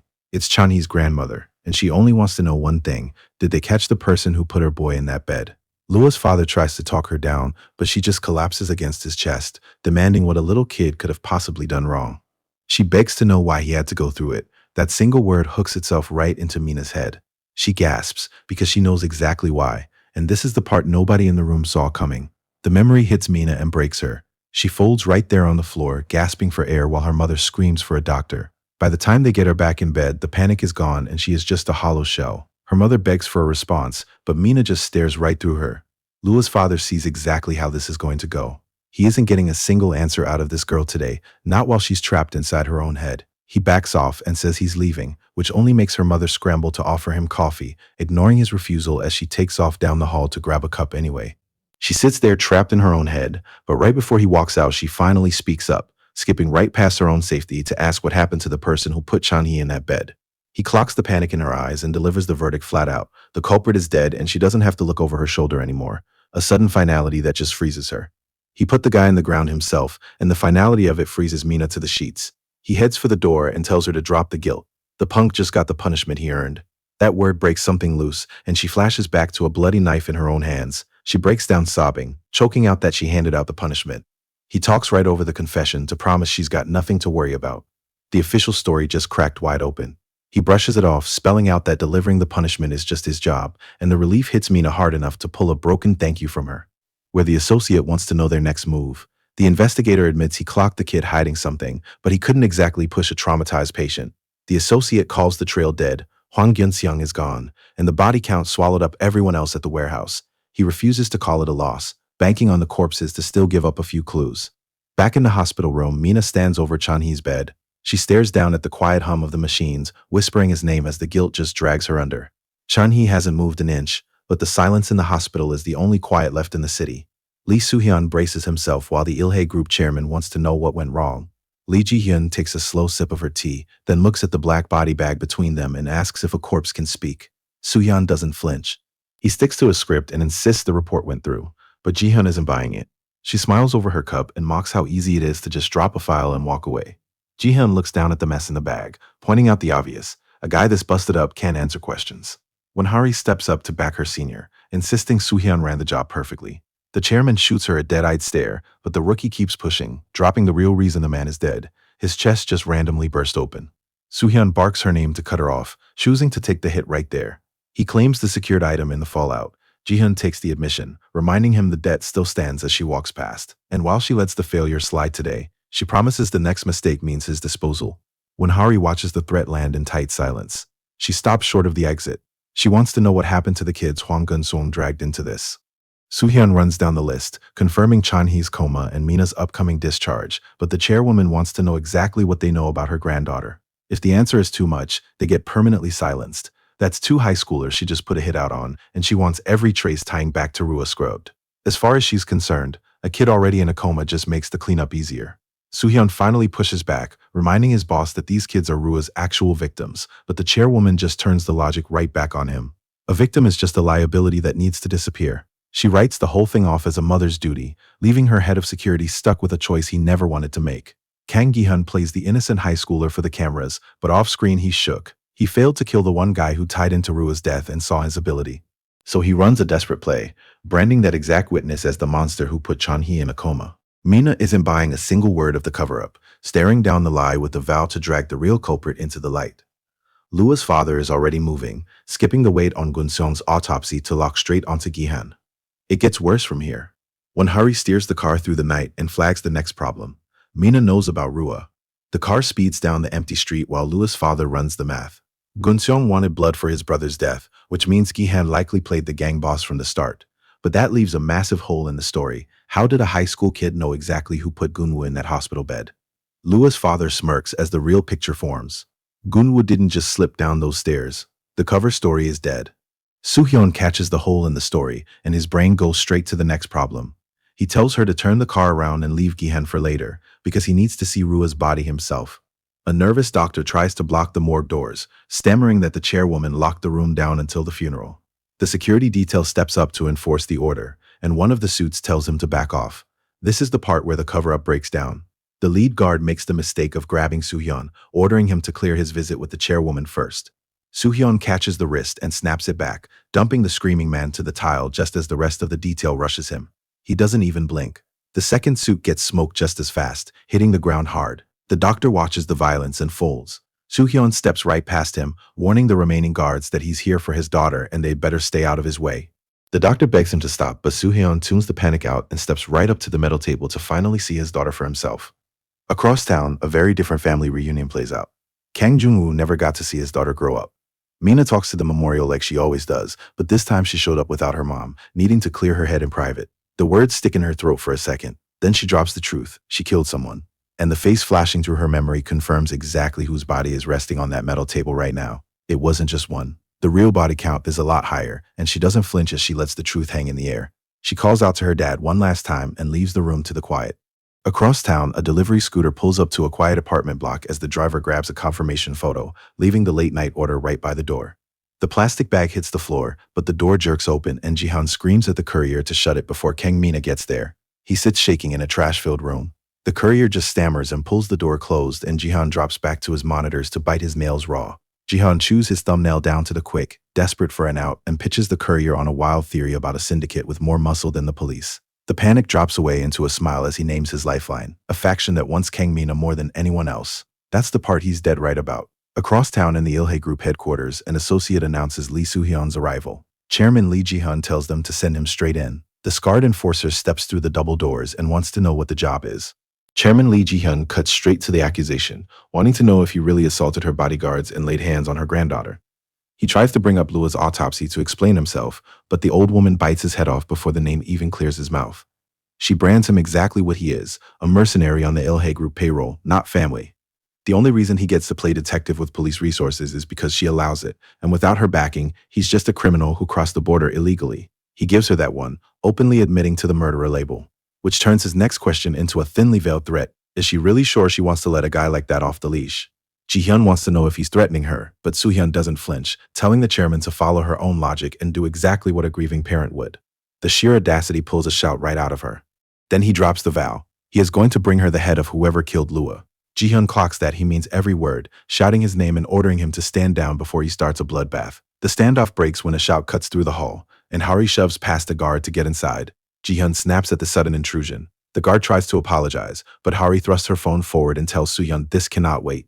He focuses on the screen and tells the voice on the line to say it again. A terrified girl answers back and admits she is Lua's friend. The hunt hits the city, where a hooded figure watches the skyline and locks onto a name. Kang Gi-hyun. Catch Yura, find Gi-hyun. He pulls the floor plans online to map the walls, but he can't map people and furniture. One bad phase into a solid object, and he loses his only lead. She wishes Han Yura would just open the door and hand over a tour of the layout. But a screeches of tires pulls her eyes down to the street as several heavy black vans box in the building's entrance. A built guy with a scarred nose steps out of the lead car. She pinches her phone screen to zoom in on the group, and her breath catches. It's the detective. She tries to work out who tipped the cops off, wondering if Han Yura folded under the pressure or if Kang Gi-hyun made the call. Letting the police take them ruins her entire plan. She stares down at the man's broad shoulders, knowing this is the last guy she wants to tangle with tonight. This is where the whole night turns. Gi-hyun runs the math on the roof and decides to force his way in. He doesn't know it yet, but his window to act just slams shut. Lee Soo-hyun rides the elevator up with his strike team, and when Hari taps her earpiece to confirm the building is locked down, she warns him that Kang Gi-hyun might be standing right next to the girl who made the call. Soo-hyun doesn't care. He gives a flat order to bag everyone in the room, no matter whose side they're on. The floor counter hits 8, and Soo-hyun calls the play, so the elevator doors slide open and heavy boots hit the hallway tile. This is the moment the whole night has been building to. Gi-hyun steps in right behind them, riding the strike team's blind spots down the corridor. When Hari stops and checks her shoulder, but the hallway is already empty. If she turns a second earlier, his whole plan dies right here. The guard wants to know what the holdup is, so she shakes it off. Just a bad feeling that they picked up a tail. The detail tells her to keep moving, leaving Gi-hyun tucked behind the corner. He stays locked in, perfectly fine with letting them clear the path forward. Gi-hyun's texts keep hitting the phone with straight-up death threats if she messes this up, so she huddles under the blanket and waits for her backup to arrive. The doorbell rings. She scrambles to the monitor, but freezes the second she spots the Ilhe Group jacket on the feed. When Hari stares right into the camera with a warm smile. The courier asks if she's the one they called, and when Hari plays along, using the excuse as her ticket inside. And that's the part nobody in this room saw coming. When Hari keeps the fire axe tucked out of sight and tells the intercom she heard the pickup is urgent, she flashes a perfect customer service smile and asks the girl to open the door. The courier freezes. What do you do when the people outside are your only way out? The heavy door pulls back against the safety chain, and the second she peeks through the gap, she spots the steel head of the axe. When Hari sells the friendly courier routine through the cracked door, missing the hooded shadow already inside the apartment, Gi-hyun waits for his opening. A raw scream rips out of the courier the second his eye catches the light. When Hari watches the girl drop out of frame and clocks it, someone beat them to the mark. The backup guard shouts for her to wait, but she ignores him, throwing her full weight against the door and snapping the safety chain clean off the frame. She's already too late because Gi-hyun steps out and drops the screaming girl with a blindside strike. The courier chokes on a gasp, but Gi-hyun is already dragging her backward into the dark, bagging his target without a fight. When Hari kicks the apartment door wide open and freezes in the entryway, the room is empty. She scrambles to work out how a girl standing right in front of them a second ago just vanished. The backup guard puts the pieces together first, and this is where the whole raid goes sideways. The backup guard realizes their massive blind spot and wants to know if anyone locked down the ground floor. They just got played right in the middle of their own raid, and it only gets worse from here. The perimeter team reports zero sight of the target down on the street, leaving the associates staring out the open window to work out how a girl just ceases to exist. The guard clocks the play first, shouting that Rua's killer just beat them to the punch, and Yura's going off a ledge next. The associate scrambles after him, doing the math on how fast someone would have to move to clear this room. Superhuman speed. The guard doesn't care about the physics. The guard brushes off the superhuman math, pushing Hari toward the opposite edge. Calm's chatter rolls in confirming zero movement, so he yells for a full perimeter sweep before his voice drops out entirely. This is where the chase breaks open. 2 buildings over, a shadow sits perfectly still behind the glass, watching them scramble. From the safety of a darkened window, 2 buildings over, Gihan watches the street and works out the exact problem with the Ilhe Group strike team. They still haven't made contact with Yura. He calls them idiots out loud, furious that their incompetence ruins the setup he built by dragging a phone number out of a homeroom teacher just to use Yura as a human shield. He bites his nail to weigh his options. Is it worth the risk to step up and make the call himself? That question holds right up until the doorbell rings. The debate dies on the spot, and he forces his shaking legs to step away from the glass, creeping over to the entryway to hit the intercom monitor and find out who just tracked him down. He hits the intercom, and the courier is right there on the screen, sobbing and begging him to open up. He rips the door wide and goes off on her for leading trouble straight to his hideout. But she just stands there paralyzed, pinned in the entryway by the masked guy right behind her. The intruder leans around her shoulder with a cheerful hello. Gihan screams. He throws his weight against the handle to slams the door, but the guy is already inside, stepping over the threshold as Gihan scrambles backward down the hall. The safe house just became a dead end. The intruder doesn't even rush, he just locks eyes and says it's time to be punished. Gihan lunges for the nearest room to shut him out, but the guy's already right on his shoulder. The bully folds, throwing his hands up and begging him to stay back. This is where he finally pays up. Gihan scrambles backward until he trips over Yura, leaving them both sprawled out on the floor while the masked intruder steps closer. His tough guy routine drops as he clutches his head and sobs. But when he finally looks up at the face under the hood, he clocks exactly who he's dealing with. Kang Mina. Yura hears the name and immediately begs for her life. She flips on Gihan without a second thought, swearing she only took photos while he set up the kidnapping. He screams at her to shut up, but Mina cuts the argument dead with a single flat command. Quiet. She wants to know if that's it, if neither of them have any last words for Chan-hee. Gihan folds, scrambling backward and begging her to hold off. She gives him the floor. He plays his final card, asking if she noticed the black suits waiting on the street, bragging that they belong to the Ilhai group, and he's the one who brought them here. The name actually stops her cold. Gihan gets his nerve back, sure he just bought his way out. This is where the whole standoff flips. Gihan puts the pieces together. The guy waiting on the street is a detective, and the masked figure just watches him do it. Gihan points a finger and asks if the killer expects the Ilhai group to let Lua's murder slide. The panic burns off. He laughs right at the intruder and brands Mina a dead woman. It is a solid hand to play, but the threat hits a brick wall when the masked figure tells Gihan he's got the whole setup wrong. The laugh dies. The intruder closes the gap. Mina doesn't flinch at the threat of exposure, and instead she just dares him to try it. Gihan insists she's bluffing, so she lays out exactly how that tip to the news is going to sound. Who is going to run a headline about a teleporting high school girl wiping out gangsters in the Ilhe air, lunging blindly with a stun gun? The attack connects, but not on Mina. Yura takes the full voltage. The voltage drops Yura to the floor, and Mina sits back and laughs. She figures they missed their calling as a comedy duo, and if they had stuck to jokes, she wouldn't have to punish them. That word sticks in Gihan's head. He hits back and wants to know who gives a maniac like her the right to punish anyone. She readies her baton and drops the name Chan-hee, but Gihan shouts back that he has no idea what she means. It gets worse from here. Mina doesn't bother answering. Gihan tries to read her silence, but the baton hits his temple first. A heavy cracks of voltage blasts him backward into the room. The noise echoes all the way down to the Ilhe guard outside, and when he shouts for Wanhari, she wants to know if they just heard actual gunfire. He sweeps the dark perimeter to find out. It gets worse from here. The guard sweeps the dense grid of high-rises until a sudden flash from a single window gives the location away. He spots the orange building at 4 o'clock and orders the whole block locked down. The backup is moving fast, but they're already too late. The flashes lighting up that window are heavy voltage, hitting hard enough to launch Gihan backward into the furniture. The masked intruder just twirls the baton, ready to run it back. Gihan hits the floor and struggles for breath while he tries to work out what just hit him, but Mina refuses to give him a second to recover. She swings the baton in a tight arc and wants to know why he pinned the false charge on a kid who still hasn't woken up. Gihan scrambles backward, but she cuts right through his panic to ask again. He has no answer and cowers with blood running down his face while he begs her to stop. Mina looks down at him and decides the truth doesn't matter. His excuse won't wake Chen-hee up anyway. She turns her back on him and it gets worse from here. Mina checks the blinds and clocks exactly what she wanted. The noise worked and the swarm is already here. She steps back over to a bleeding Gihan and tells him to stop shaking, promising that since Chen-hee survived, they get to survive too. Down on the street, the Ilhe guards go into full lockdown to seal every exit, blowing right past the building's actual security guard when he tries to demand answers. It only gets worse from here. The lead guard brushes past the building's security and plays it off as police business, while the associate confirms the perimeter is locked down. The guard warns his men to stay sharp. Their target snatched Han Yu-ra in a flash. He scans the alley to work out how the guy pulled it off, but then he looks down and his face drops. The associate freezes right behind him. Han Yu-ra is dead on the pavement in a pool of her own blood. The guy they are hunting just threw their missing VIP off the roof. Hanyura's body still cools on the pavement, and the alley they thought they'd locked down tight is already a crime scene they can't explain. Scanning the pavement to process the body count while the associate chokes on her words, leaving him to name the bastard who pulled this off. Only this time he pins the whole operation on Kang Ki-han. Gi-han works out the math, and the calculated cruelty of the setup makes him sick. The killer dragged them all the way out here just to drop Yura right in their faces. That's when everything turns. The senior guard bites down on a rage that could crack his teeth.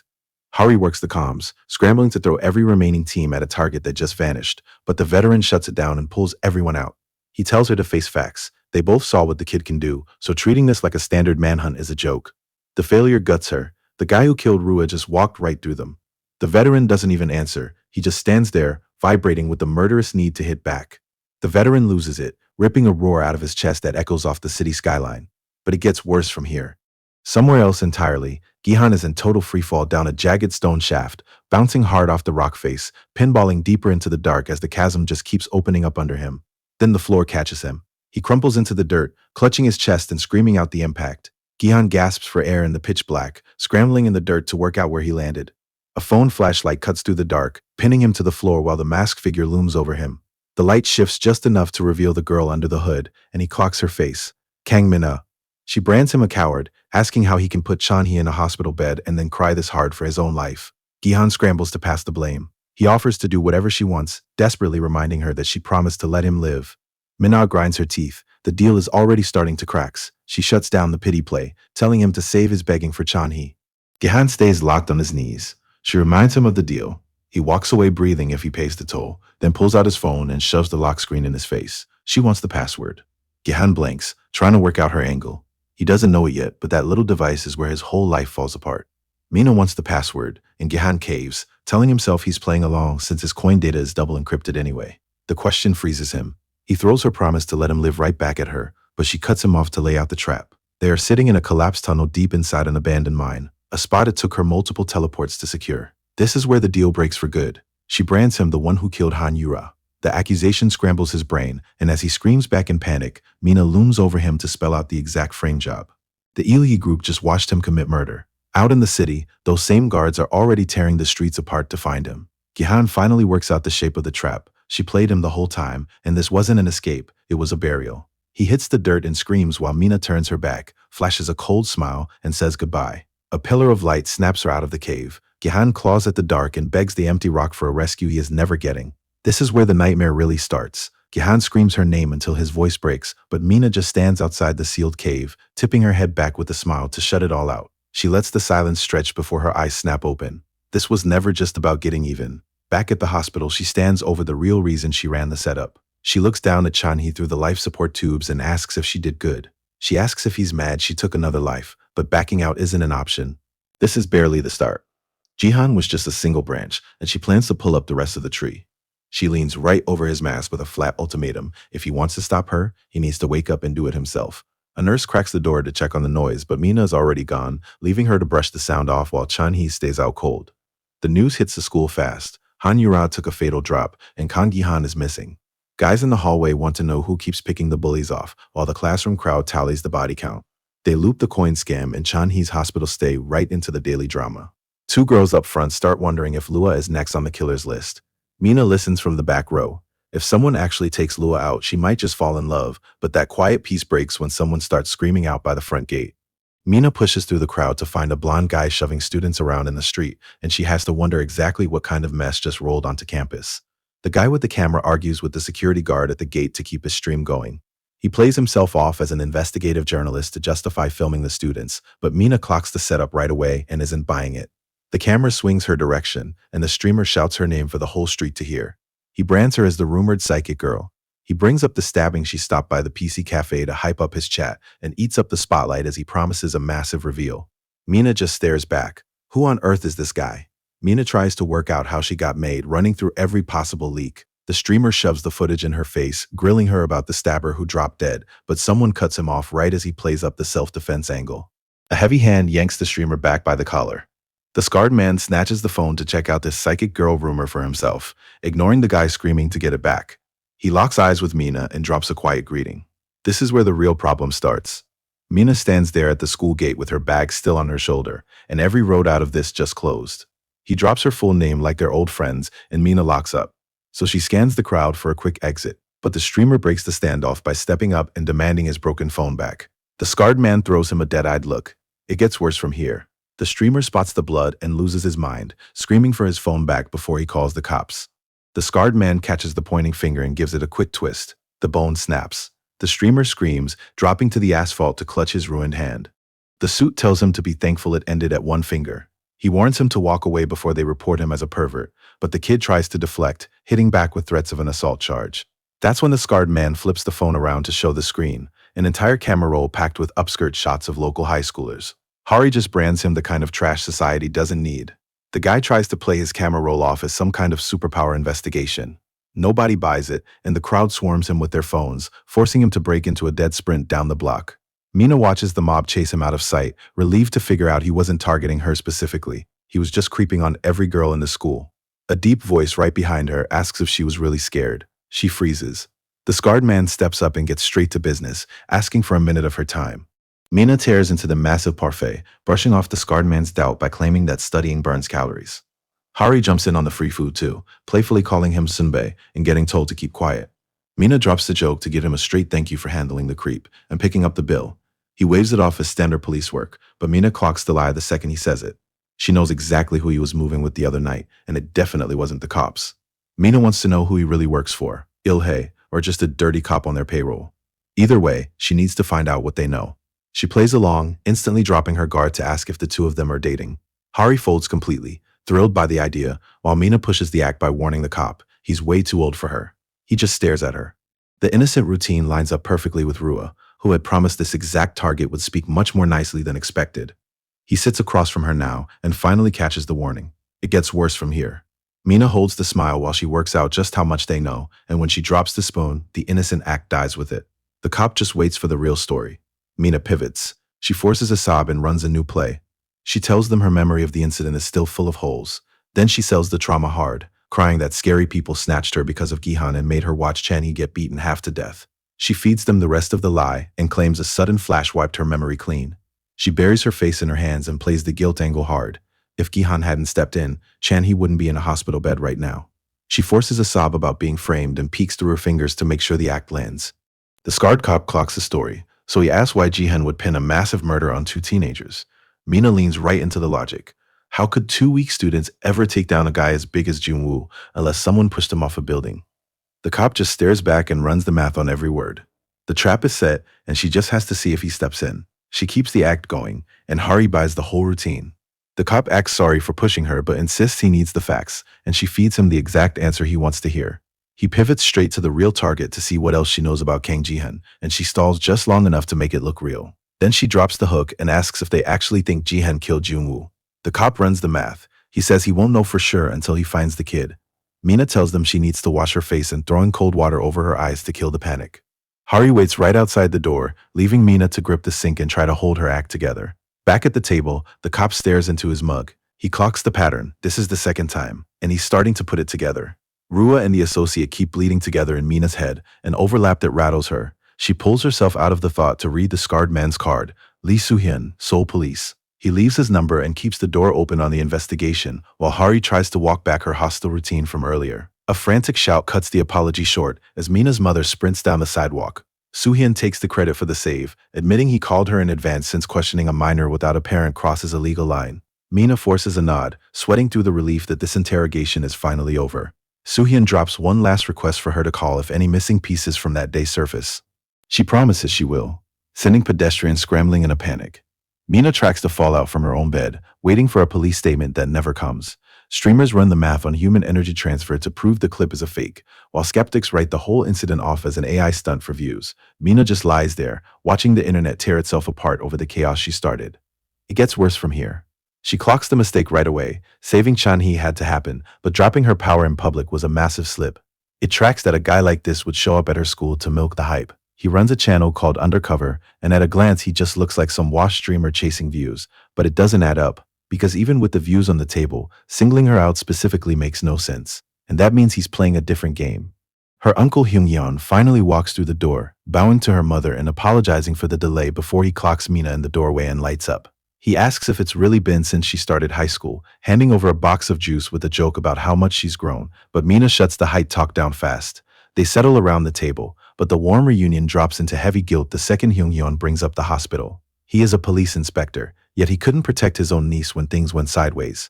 Mom immediately steps in to talk him down, reminding Mina that her uncle handled all the massive medical paperwork while she was out cold. But the guilt runs a lot deeper than hospital bills. Years ago, Mina's father took a blade for him during a violent brawl, one sacrifice.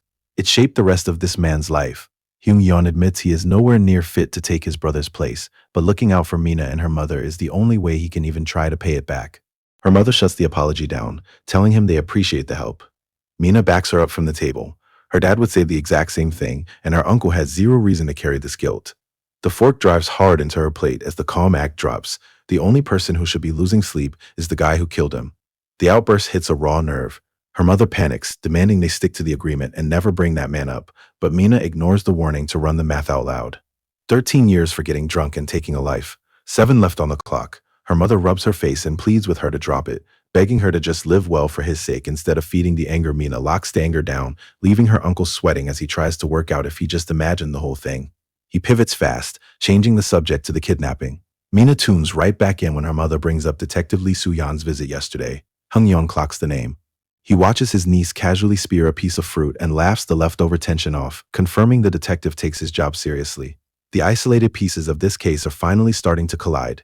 Hyung-yeon asks about the police statement, but Mina plays it off as a free meal. Her mother is so grateful she wants to track the guy down and treat him to premium beef, forcing Hyung-yeon to laugh and pull the anti-bribery card. He takes a drink to hide what he's actually thinking, while Mina tunes them out. She pictures the scarred man, trying to work out if he was actually a cop. Hyung-yeon cuts through the quiet to drop the real news, declaring the gangster case officially closed because the ringleader just turned up dead. And this is where it turns. The reality of it clicks. Mina works out the timeline and confirms the scarred detective played it straight. Hyung-yeon chalks the ringleader's death up to a resisting arrest accident. It's a convenient lie, but it buys them a clean break with no more victim statements. He tells her to stay away from that crowd, and the room goes quiet while he waits for her to agree. She locks her real thoughts down. A perfect, innocent smile patches the tension right up. They see him out to the front door, where Hyung-yeon brushes off the fussing with a new case assignment. He's about to be a lot busier than he thinks. Mina plays it innocent and asks about the new case. Hyung-yeon groans about the random stabbing outside the computer room, calling it a massive headache. She drops the teleportation rumors just to read him, but he isn't buying the magic angle, and he laughs the whole thing off as kids playing pretend before heading for the door. He has no idea what he's walking into.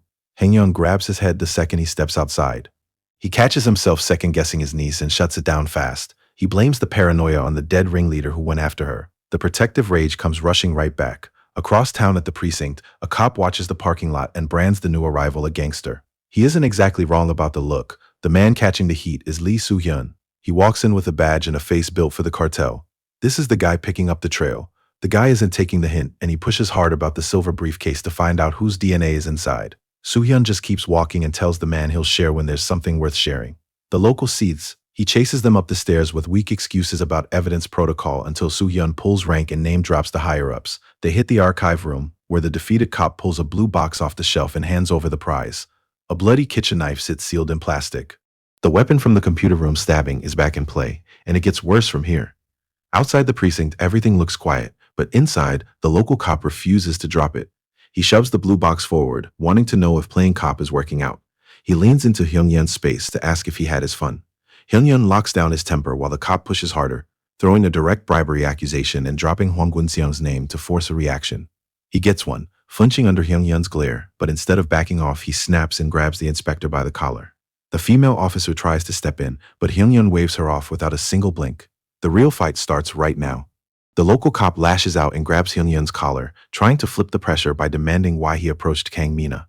Hyung-yeon spots the name, and the tension in the room instantly shifts.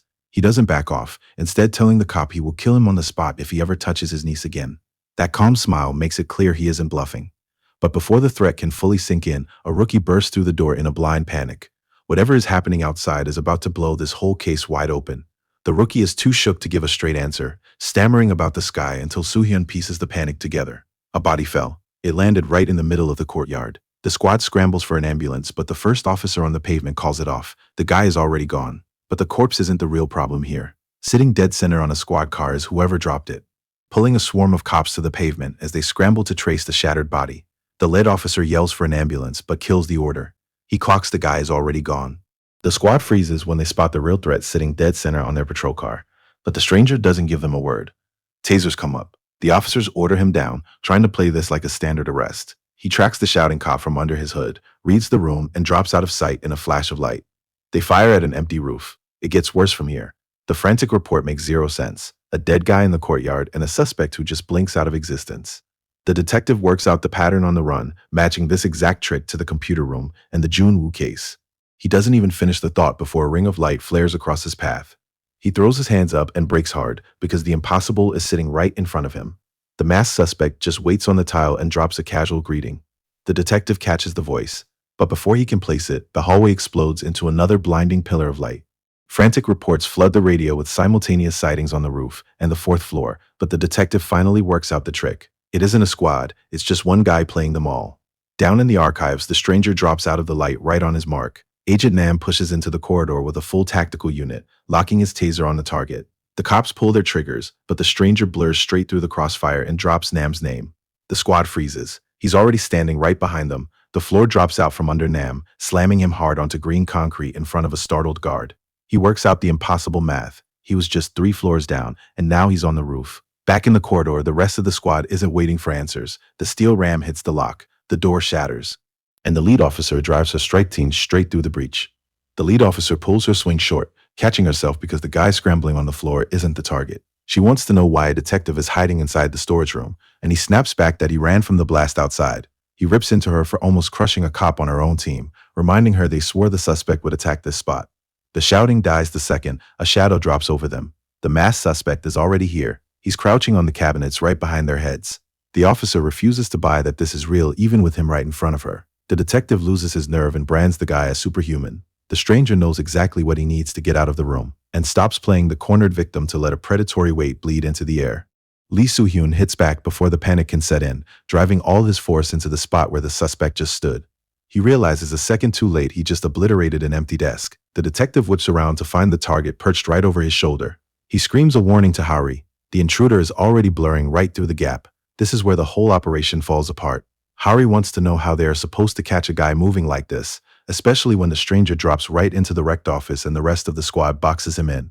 Lee Soo-hyun doesn't flinch, stepping up to finally face him down. The intruder reads the room. He tracks the bag knife as the big cop holds it out to prove he's got exactly what he came for, letting Soo-hyun wave him forward to come and take it. But the stranger answers with a flat promise. They aren't catching him tonight.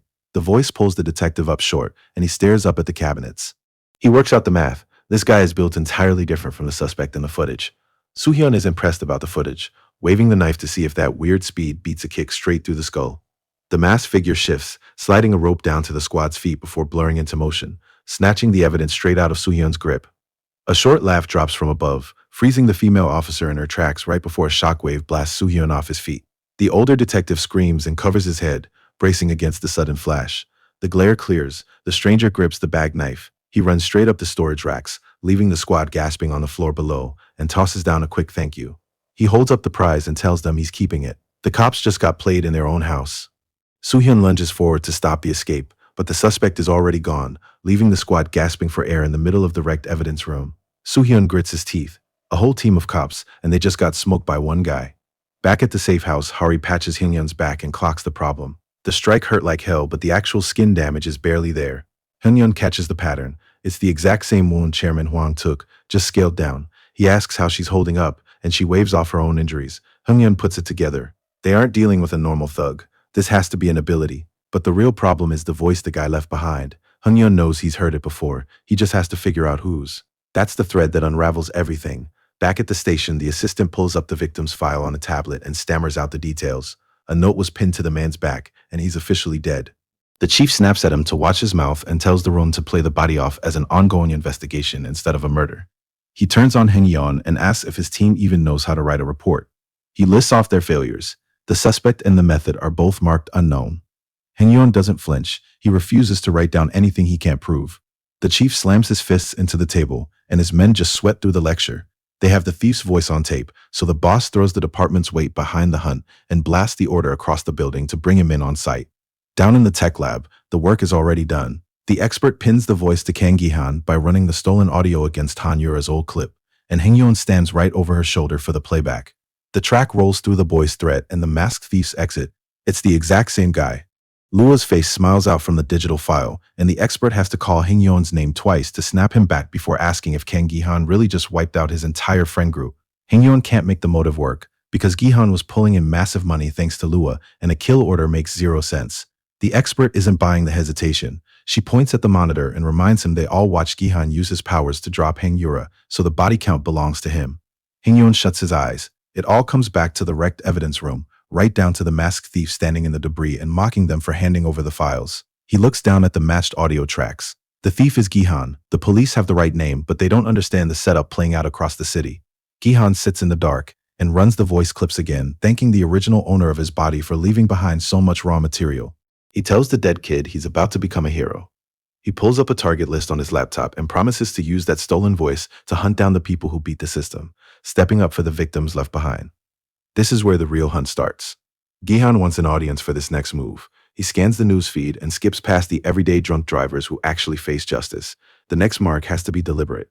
Someone who keeps running up a body count without ever seeing the inside of a cell. A single headline stops him cold. Multiple chemical spills leave workers dead on the factory floor, and the man in charge just walks away. Gi-han works out how the CEO dodges the system a second later and spots the heavyweight legal firm behind the second trial acquittal. He reads the quotes from the grieving families who protest outside the headquarters and beg for an apology from a boss who feels nothing, and the verdict sets itself. The daughter's statement lands, and he reads how her father choked on factory gas because the company refused to pause the machines and lose a single dollar. Gi-han works out the math. If the system just covers for the wealthy, he'll have to step in. He decides the public needs to watch this one burn. This is where the real hunt starts. Downtown, the Target's 50th anniversary corporate gala is in full swing. Chairman Lee Ji-han plays the gracious host, untouched by the body count, while the city governor scrambles to pitch his next project.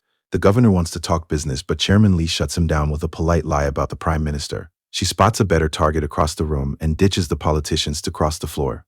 Cha Woo-yu plays the greetings move. He claims he showed up just for her, and Lee eats it up. She acts all fake surprised and tells him she needs to fire her staff for letting strays through the door. Far from the party, the judge finally comes to with a groan. He defends his track record to the room. The courts cleared his company, but he still handed out 100 million won per victim just to smooth things over. 10 billion total, so why are these families still crowding his front door with funeral portraits to stage sit-ins? The masked stranger points out that the entire victim payout doesn't even cover half the cost of the apartment the chairman bought for his secret mistress. Kim starts spiraling, desperate to know who leaked that. The stranger uses his full name, asking if Kim really thinks this is a simple shakedown for cash. It isn't. He wants genuine atonement, and he twists the valve on a heavy industrial cylinder to pull it out of him. The smell hits Kim, and the true panic finally sets in, because it only gets worse from here. And the judge chokes on the fumes, screaming that he's going to die down here. The stranger doesn't flinch. He wants understanding before they talk about atonement. He forces the tied-up man to breathe the exact same gas that dropped the workers in his plants. The judge thrashes against the ropes and begs for a way out. The stranger just drops a black binder on the concrete and tells him to calm down. He might still make it out alive. The stranger taps the black binder and lays out the deal. It holds the full body count from the neglected factories, and reading it is his only ticket out of this room. He tells the official to prove he can change. The toxic gas is already taking hold, forcing the man to thrash against his restraints and beg for his life. Across town in the chairman's office, Lee Soo-hyun stands silent while his boss processes the intel. Lee Ji-hyun rubs her temple, isn't buying a word of it, and wants to know if he dragged her in just to read a file about superpowers. Ji-hyun wants to know if he's speaking in metaphors, or if he's lost his mind. The secretary admits there isn't a better word for it, sliding a laptop forward to play the evidence room CCTV. The masked stranger backs against the desk on the recording, right before a massive flash of light wipes the screen white. That shuts the chairman up. The secretary points out that half the precinct experienced the exact same supernatural ability, but Ji-hyun is already past the magic. She wants to know if this is the guy who killed Rua, and if they have a name.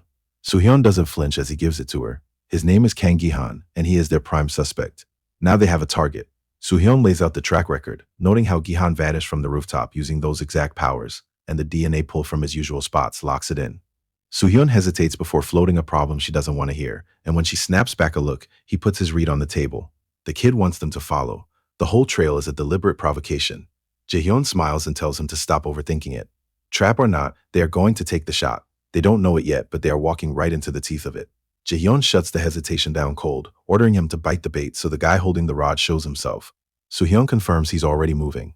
His guys just bag Gihan's terrified parents. The play is to strip Gihan's life down to the studs until something breaks. He passes the parents off to Hari with orders to squeeze them for every drop of intel, just as his phone lights up. Soohyun picks up the line, and this is where it gets ugly. Soohyun takes the call and slips right back into character the second Mina's mother speaks, and she mentions that her daughter wants to see the detective too. She has no idea she is being played. Mina walks through the front door right on cue, and her mother happily passes the news along. Soohyun locks in tomorrow night, asks for the address, and drops the line. The secretary behind him clocks the exchange and wants to know if he really just set up a meeting with Kang Mina's family. He doesn't even bother answering. The smile does it for him. While Soohyun locks in his trap, someone else is already out of time. The judge chokes on the gas and begs for someone to hurry, screaming through the sweat as his lungs burn. He thrashes against the floor, kicking the metal frame for any kind of leverage. Nothing gives, and the terror finally breaks him. While his trap suffocates a judge across town, Mina beams over her chopsticks, thanking the detective for the feast. Soohyun plays the humble cop, asking what she means. She jokes about being stuck on her mom's chicken breast diet at home, earning a sharp yell from across the table, while the detective just laughs. He steps in as the peacemaker, saying a growing kid needs to eat, but her mom shoots that down quick. The food isn't going to her height anyway. Mina blames her mom's genes, and her mom fires back at her attitude. The detective just tries to point them back to the food before it burns. He's playing them the whole time, and they don't have a clue. He keeps the harmless act up, letting them banter over the grill and forces a blink, blaming his own imagination. The judge thrashes against the stool across town, pushing his bound wrists until the tape is ready to tear. He has to break loose before the detective walks back into that room. Back in the warehouse, the judge forces his weight forward to break the tape. He misses the smartphone tucked behind the pipes right above his head, pitches sideways. She waits with her chopsticks raised, and the scarred man drops the friendly act to tell the truth. He sets his spoon down and admits he never lived with his own family. He brands himself the worst father in the world, and Mina tries to talk him out of it. She assumes his family would understand if they knew the details. The lie just sits heavy on the table. Mina's mother fills the heavy silence, pointing out that Mina's dad was a cop too. Mina stares at her plate, wishing he was still here. Soohyun drops his voice. He knows exactly what happened to him. Her mother tries to smile through the grief, admitting that no amount of time actually fills the space he left behind. The memory is too much, so Mina steps away to get some air. Soohyun watches her walk out. Every word they say about a missing father lands as a direct hit on his own failures. A heavy gasp cuts through the empty factory. The judge rips the last of the tape off his wrists and drops to the dirt. He laughs at whatever idiot secured him with such weak trash. A black book sits right in front of him. He opens it to find the masked stranger's verdict waiting. This is the exact list of victims who died in his factory, and the pages hold his only way to survive. The panic hits fast. He gasps for air alone in the rubble, shook by the trap he just walked into. But that trap goes deeper than he thinks. Back in the hospital stairwell, Mina stares at her phone. The tears are gone. She checks her screen and notes the tape came off right on schedule. The grieving daughter played them the whole time, and now she wants her next step.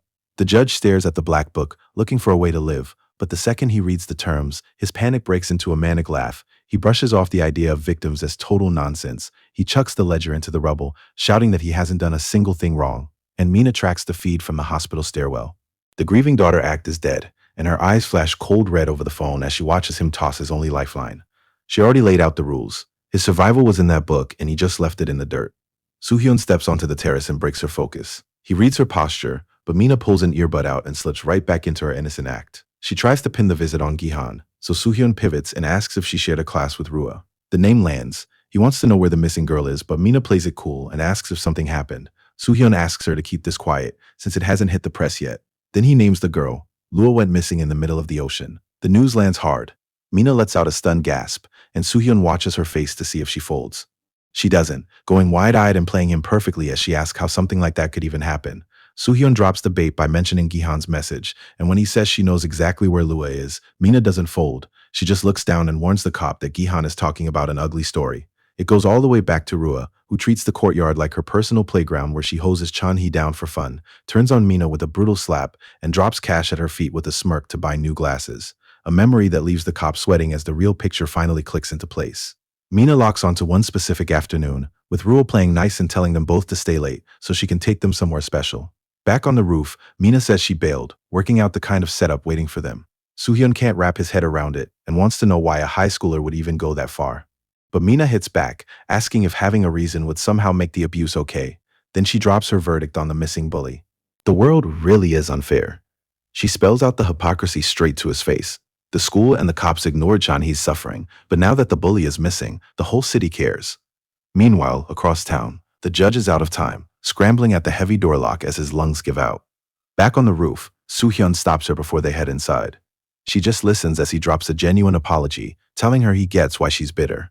He swears that if he'd known what Lua was doing, he would have shut it down himself. Mina just stares right through him, not buying a single word of it. He thinks this is a moment of closure, but she's already written him off. Mina pushes back, wanting to know if that rule applies to his own kid, but Soo-hyun doesn't flinch, laying it out flat. A crime gets punished, family or not. She stares at him, trying to read if he means a word of it.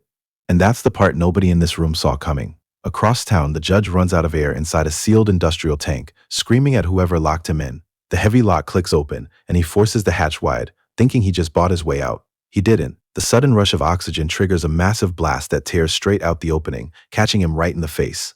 The lead investigator clocks the fallout. The downpour started half an hour ago, washing out every piece of evidence and making the rookie's scramble pointless. He stares at the judge, trying to work out how a big shot ended up dead in the mud. He traces the blast trajectory straight up to the massive industrial tank overhead. Whoever set this up is just getting started. The timeline makes zero sense. The judge was just spotted in a limo at the courthouse, so how does he end up dropping from a rusted-out tower with blown stairs? The investigator wants eyes up there right now, but the assistant is still waiting on the drones and ladder trucks. What do you do when your target evolves? The storm keeps coming down, battering the tower and washing the blood straight off the concrete. It gets worse from here. A mass cleanup crew beats the police to the top of the tower and washes down the blast zone, and pushes the team to wrap this up before the cops breach the roof. The sight of a stray notebook stops him, and reads the exact rules of the game spelled out on the page. A hidden phone shoved between the pipes meant a guaranteed way out. He hits send on the file, grabs a steel pipe to wreck the rest of the setup, and tosses the burner phone straight into a fire barrel. Gihan pulls his mask off and grabs his camera. He tunes into the news feed to see if his work landed. The headline drops exactly how he drew it up. The chairman is dead, but the real hit is the anonymous tip OTN just aired. They broadcast the man's last recorded moments to the public right as Yugo Chemical HQ goes into full meltdown. The anchor drops a viewer discretion warning, and as the tape rolls, commuters across the city freeze at their screens. The dead man's voice fills the silence, complaining about the payouts. He wants to know if this is just about money, considering he already threw an extra $100 million at the victims out of charity. The raw footage shows him standing in the dirt, demanding to know who gets to force atonement on him. But the defiance cracks fast. He screams the line that burns his legacy to the ground. He asks if a minor body count warrants this kind of treatment. The broadcast hits living rooms across the city, and while the older woman is shook by the raw footage, the kid next to her just keeps right on eating her chips. The anchor cuts in with the rest of the drop. The informant left an altered audio file behind, and the masked voice brands the execution as a punishment meant to build a better world. Back in the corporate lounge, Chairman Lee and her heavy hitters process the threat in dead silence. The rules of the game just changed. He doesn't need the raw audio to know who was talking. Police intel confirms it, and the answer forces Soo-hyun to second-guess his own history. Did he make the wrong call? He looks back to the night Chairman Kim died, when Kang Mina stayed right next to him on the stairs, so she never left his sight. She looked like an innocent kid in glasses, but that smile breaks the alibi and proves she's been playing him the whole time. But they cracked his cloud storage and pulled an encrypted ledger with a very specific target attached. Chairman Lee watches him as he drops her fiancé's name on the table. Cha Woo-hyuk. The records show Gihan took a payout from a Spot Entertainment subcontractor, and Soo-hyun wants to know if the superhuman was out there scouting street idols on the side. The chairman sighs and brushes it off as an interrogation. She teases him for getting so pressed over the fiancé topic, but he refuses to flinch. And this little corporate web is about to get a lot more complicated. Ji-yeon admits the engagement talks were real but crashed early, since Rua saw right through Woo-hyuk and spotted a fraud no matter how he dressed it up. Soo-hyun lays out the motive. Woo-hyuk wanted the marriage to escape his family's shadow, and getting exposed left him humiliated. The math clicks. Ji-yeon wonders if Woo-hyuk held on to that grudge and reads out a scheduled meeting for this Thursday between Gihan and Spot Entertainment. The time and location are locked in, and Soo-hyun doesn't hesitate. This trail just got hot. Chairman Lee lets out an amused laugh, but he doesn't back off, asking straight up for her help to pull it off. She leans in, intrigued by the idea of playing the target. Across the city, the evening news drones on about the anonymous informant. Mina's mother sits on the couch and nervously connects the dots, pointing out the sudden spike in people falling from the sky. Mina stares at the screen and agrees it sounds like a serial killing spree. She locks the secret down. She knows exactly who is racking up that body count. Her mother clutches her hand. She's terrified to even send her back to school now that a girl named Rua went missing. She thinks too many horrifying things are happening around them lately, blind to the screaming faces her daughter still sees. Mina dragged that boy off a construction crane, and she left Chan-hee clinging to life on a ventilator. She just sits there and swallows the body count. She tells her mother she can't hide in the house forever. She swears she's fine now and not scared of anything, which is the truest thing she said all day. You don't have to be afraid when you're the menace putting people in the ground. Her mother admits she never wants to live through a nightmare like that again, and Mina just lets her talk. But then the older woman tries to find a silver lining, bringing up a dinner she had with the detective last night. Lee Soo-hyun handled the initial case, and he told her he plans to keep checking in on them regularly. That single detail sets off every alarm in Mina's head. Her mother goes on about how dedicated the guy is, but Mina snaps, wanting to know why she invited a cop into their lives without asking. The sudden outburst blindsides her mom, who asks if the detective makes her uncomfortable. Uncomfortable doesn't even begin to cover it. Having the lead investigator drop by the house for friendly chats is a disaster for someone actively putting bodies in the ground. It gets worse from here. Mina locks up the second she spots who just walked into the hospital corridor. Chairman Lee Ji-hae of the Il-hae Group. Heels click against the tile as the chairwoman cuts right past the teenager, zeroing in on Chan-hee's grandmother. The billionaire drops into a deep bow, playing herself off as just another concerned family member checking in. Ji-hae plays the grieving family member flawlessly, steering the grandmother toward a private room and wrapping an arm around her shoulder so tight the old woman can't say no. She glances back and drops Mina's name, freezing the girl in place as the threat lands. They know exactly who she is. Ji-hae asks her to watch Chan-hee for a minute, forcing Mina to stay put and watch the bodyguards escort her only leverage down the corridor. Mina works out the shape of the trap immediately. But before Ji-hae can finish the setup, Lee Soo-hyun steps out and blocks the hall. And this is where the whole operation hits a wall. Soo-hyun blocks the corridor, freezing Mina in her tracks with a casual welcome back. This whole setup traces back to the office, where he brushes off Ji-hae's questions about Chan-hee's hospital bills with a hard line, they need the kid under constant watch. Soo-hyun has already worked out the pattern behind the supernatural hits because every single victim went after Chan-hee first. The guy with the knife at the PC cafe, the Hwang brothers, and Yura bleeding out on the pavement. The body count tells the whole story. And it only gets worse from here. Soo-hyun turns the name over in his head, Lee Lua, but Ji-hae isn't buying the connection, pointing out that Kang Ji-han never struck her as the sentimental type.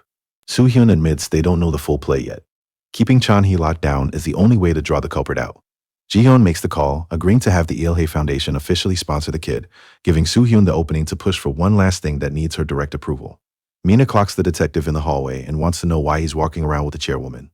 It clicks for her. He's been working with Il-hae this whole time. Soo-hyun plays it off. He tells her he runs the Lee Rua missing persons case and just drops by to give the chairwoman updates. He flips the question back to ask if she's here visiting her friend, and Mina plays along.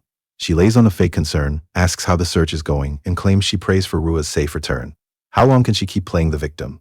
Soo-hyun just smiles and tells her the prayers worked. Then he drops the hammer. Rua has been found, and she is being transferred to this exact hospital. But she swallows the shock and plays the relieved friend while Soo-hyun pushes his story. He says Rua is locked in a coma, and he watches her face for a tell. She clocks the clumsy lie. Mina stares through the glass and points out that sticking by the victim makes her an obvious suspect, but she still drops her head to play the wounded niece. Soo-hyun isn't buying the act. He wants to know why she looks so pressed about Lua turning up alive.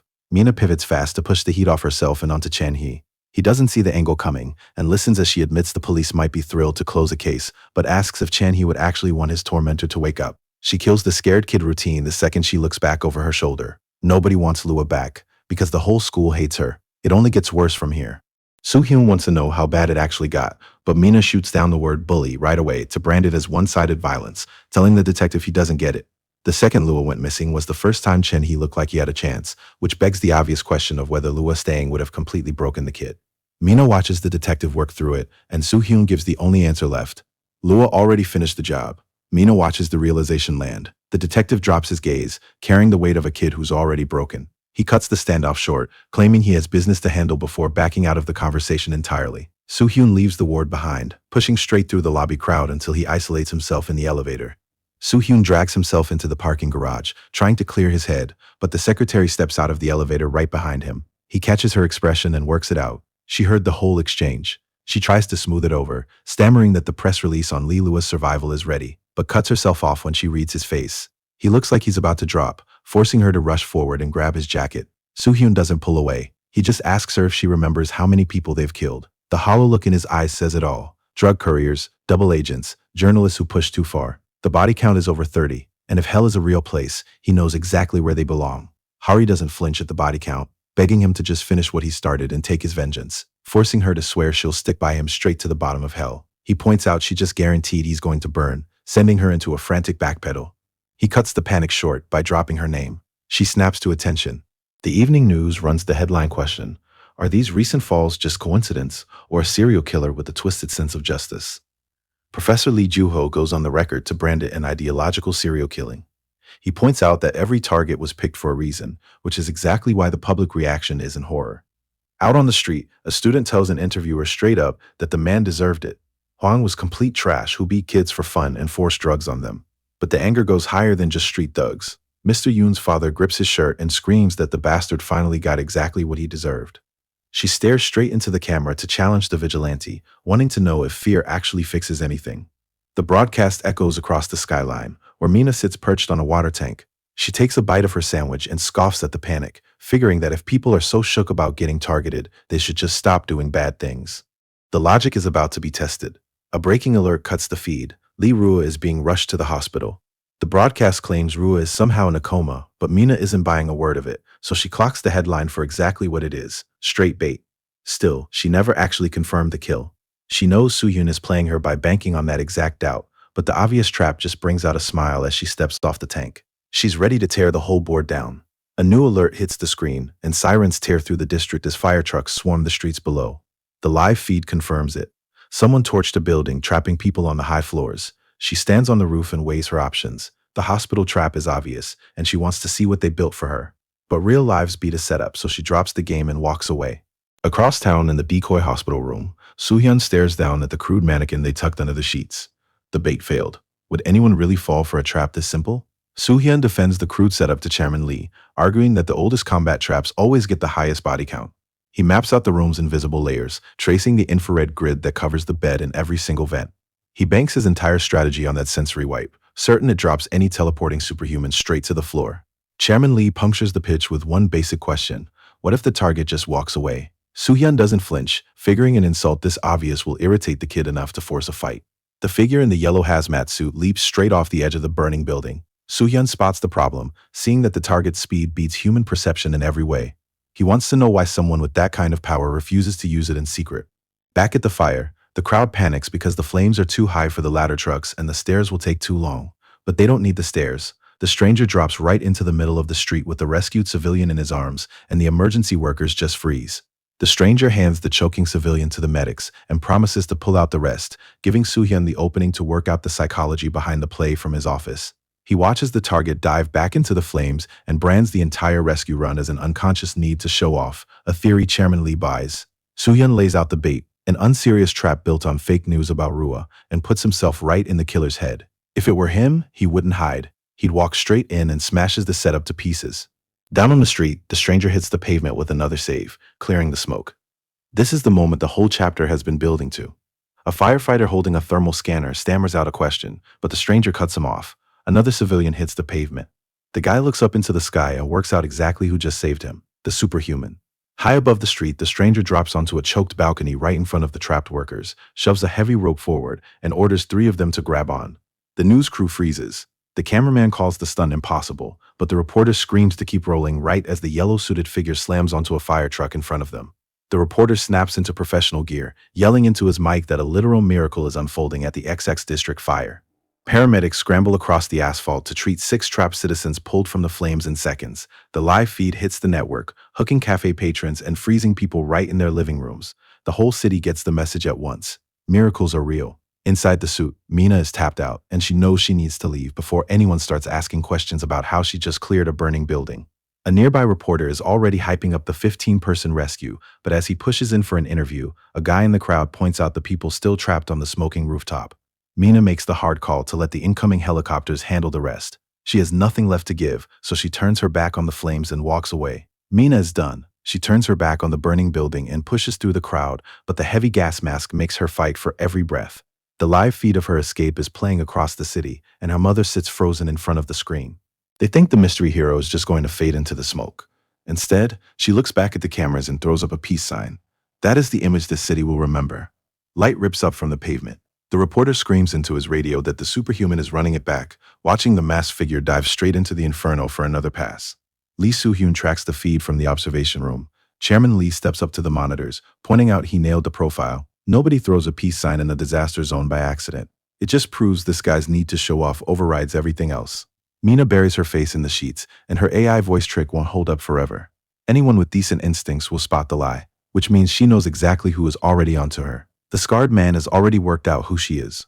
It gets worse from here, because she remembers exactly how he dismantled those thugs back at the fight. She lies there bruised, but the memory of him carrying her out of that building won't fade. If her dad were still around, he'd be exactly that guy's age, which makes his quiet confession about being a terrible father stick in her head. She sits up to work out the angles. Is his daughter her age? There is clearly way more to his story than just some bad blood, so she pulls his contact file up on her phone. She needs to look into this guy. Lee Soo-hyun locks his eyes on the footage, running a stopwatch on the exact moment the masked stranger drops in, and mapping out the speed of the displacement rings. He pieces together the mechanics right there at the desk, working out that the stranger has a strict weight cap and needs a clear line of sight to make the jump. But the pause right after the rescue is what hooks him. The vigilante hesitated. Hari thinks they can exploit the vigilante's movement limits, but Soo-hyun cuts her off because 2 seconds is all he needs. One touch on the target, and he ends the whole fight. But Soo-hyun just sets the trap and orders Rua's VIP hospital room leaked to the media. She wants to know if their core plan stays the same. Soo-hyun stops. He stares her down and wants to know what she means by that. Hari wants to know if he could kill Kang Mina if she showed up. Soo-hyun doesn't flinch. He lays out the only truth that matters. If someone killed his daughter, nobody gets a pass. The dead weight in his voice leaves Hari shook. This is the part nobody sees coming. Spot Entertainment lights up the night sky, and inside a coffee cup shatters across the floor. A local congressman backs Hyesu into a desk, playing it off like a friendly chat. He slams his hand against the wall, trapping her in the corner. The congressman drops the act and demands she play along. The door flies open and Cha Woo-yuk steps in. He zeroes in on Hyesu and wants to know if she's hurt. The politician folds fast. He tries to laugh the whole thing off, but Woo-yuk ignores him and tells her to come over. She bolts behind his coat for cover, and when the congressman tries to act offended, he lays out the real cost of this little stunt. They were going to bring their concert to his district, and now the deal is dead. The congressman loses it and wants to know what Woo-yuk is doing, but the CEO just calls his security team leader forward, which brings the man's rant to a dead stop. Woo-yuk asks if he really wants to test the public with this kind of footage. That threat breaks whatever control the politician is left, and he lunges for Woo-yuk's collar. The security chief catches him and slams him toward the floor. Team leader Yu locks the congressman to the floor. The guy screams about his arm and wants to know why Cha is doing this. Cha drops the hammer, warning the politician to protect his assembly badge if he wants to keep his career.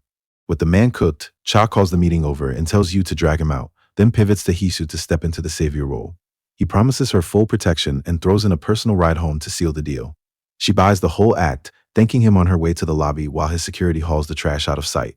He plays the room without missing a step, but the real game is just starting. Woo-yuk drops the savior act the second he hits the hallway. He brands the entire room he just left as a joke, disgusted that the country's supposed power players are this easy to trick. Rua would have spotted the setup instantly. A secretary catches up with another fire to put out, warning him that a party representative is panicking over a mess at his son's event. Woo-yuk orders a blackout on the footage and a meeting with the press desk without breaking stride. They keep crawling right into his web, lining up to owe him favors. His world is almost complete, and his only real complaint is how disappointing it is to win this fast. He throws the official story out. Lee Rua in a coma from a simple yacht accident? She was supposed to be his, and he knows a cover-up when he sees one. Soo-hyun racks his slide, already running the command center while Hari relays the drone report, a clean 10-kilometer radius around the hospital. He tells the team to stay locked in, pivoting straight to the phones. Gihan's signal went dark the night of the incident, and Mina's is just sitting at the school. Hari thinks they're wasting time, betting the kids wouldn't be dumb enough to teleport with a track device, but Soo-hyun is hunting for the data skip. Even within the same cell tower, a teleport forces the location feed to spike. They just have to catch the exact moment. If they miss it and the kid doesn't show, Hari knows the chairman is going to throw a fit. Soo-hyun teases her for getting timid, pulling a defensive snap out of her, but the volume drops the second she tells the truth. She isn't scared of the old hag, she's worried about him. And if this trap fails, she has every reason to be. But the math is bad. Hari lets the quiet stretch until he drops the backup plan. If the target dodges this trap, they reach out to that person. The name alone leaves her shook. They have to call in the former colleagues, and this is where it gets ugly. While they brace for the fallout, an abandoned building on the city limits takes a beating. Mina drives another blast through the floor and burns out. She drops to the concrete to catch her breath. The skill is way harder than it looks, but she has a feel for the timing, and a live run in the field will lock the technique in. She just needs a test subject, and Gihan flashes into her head as the perfect dummy. She kills the idea fast. A body count this early just causes a disaster. The logic holds for a second, but it's been 3 days since she checked on him, and curiosity wins out. This is where the quiet stretch breaks. Down in the alcove, Gihan is barely holding it together, hacking his lungs out in the dark. He drifts in and out, lost in the haze. Mina leans over the wreckage and drops his full name, wanting to know if he can still recognize her. He just stares back with a busted smile, struggling to string two syllables together. Mina sizes up the damage and works out the mechanic. The pierced zones took heavy internal hits, scrambling his brain just enough for her to use him. Gihan just stares back, his mind gone. She drops a flat thank you in advance. Out on the street, a black sedan tears through the night. Inside, Cha Woo-yuk wants to know if Lua is officially in a coma, but Hung Yeon refuses to call it just yet. And Hung Yeon refuses to buy the rumors without proof. He clocks the quiet and asks if the president is losing his nerve. Woo-yuk turns the question over and breathes out Lua's name. This looks bad, but right now he's got a role to play. Over at Spot Entertainment, he plays the visionary founder to perfection. Guests pour into the launch event while Woo-yuk sells them on a future built around discovering the brightest talent. Woo-yuk works the room, pitching a future built on turning single sparks into global spotlights, and throws his arms wide to promise an industry explosion. The crowd buys the pitch, chanting his name as he drinks in the applause. But he isn't just here to stroke his ego. He spots his real target standing alone at the edge of the room and slides over to point out how bored Lua looks. She takes a sip of her drink and doesn't even try to fake a smile, complaining that she only showed up for her grandmother and the guest list is full of dinosaurs. This is the opening he wants. Woo-yuk laughs the insult off, gesturing to the heavy hitters packing the room as he brags about Spot Entertainment's pull. Lua just takes a slow sip of her champagne before cutting him off at the knees. Where does he get this confidence when he's just playing business with his dad's money?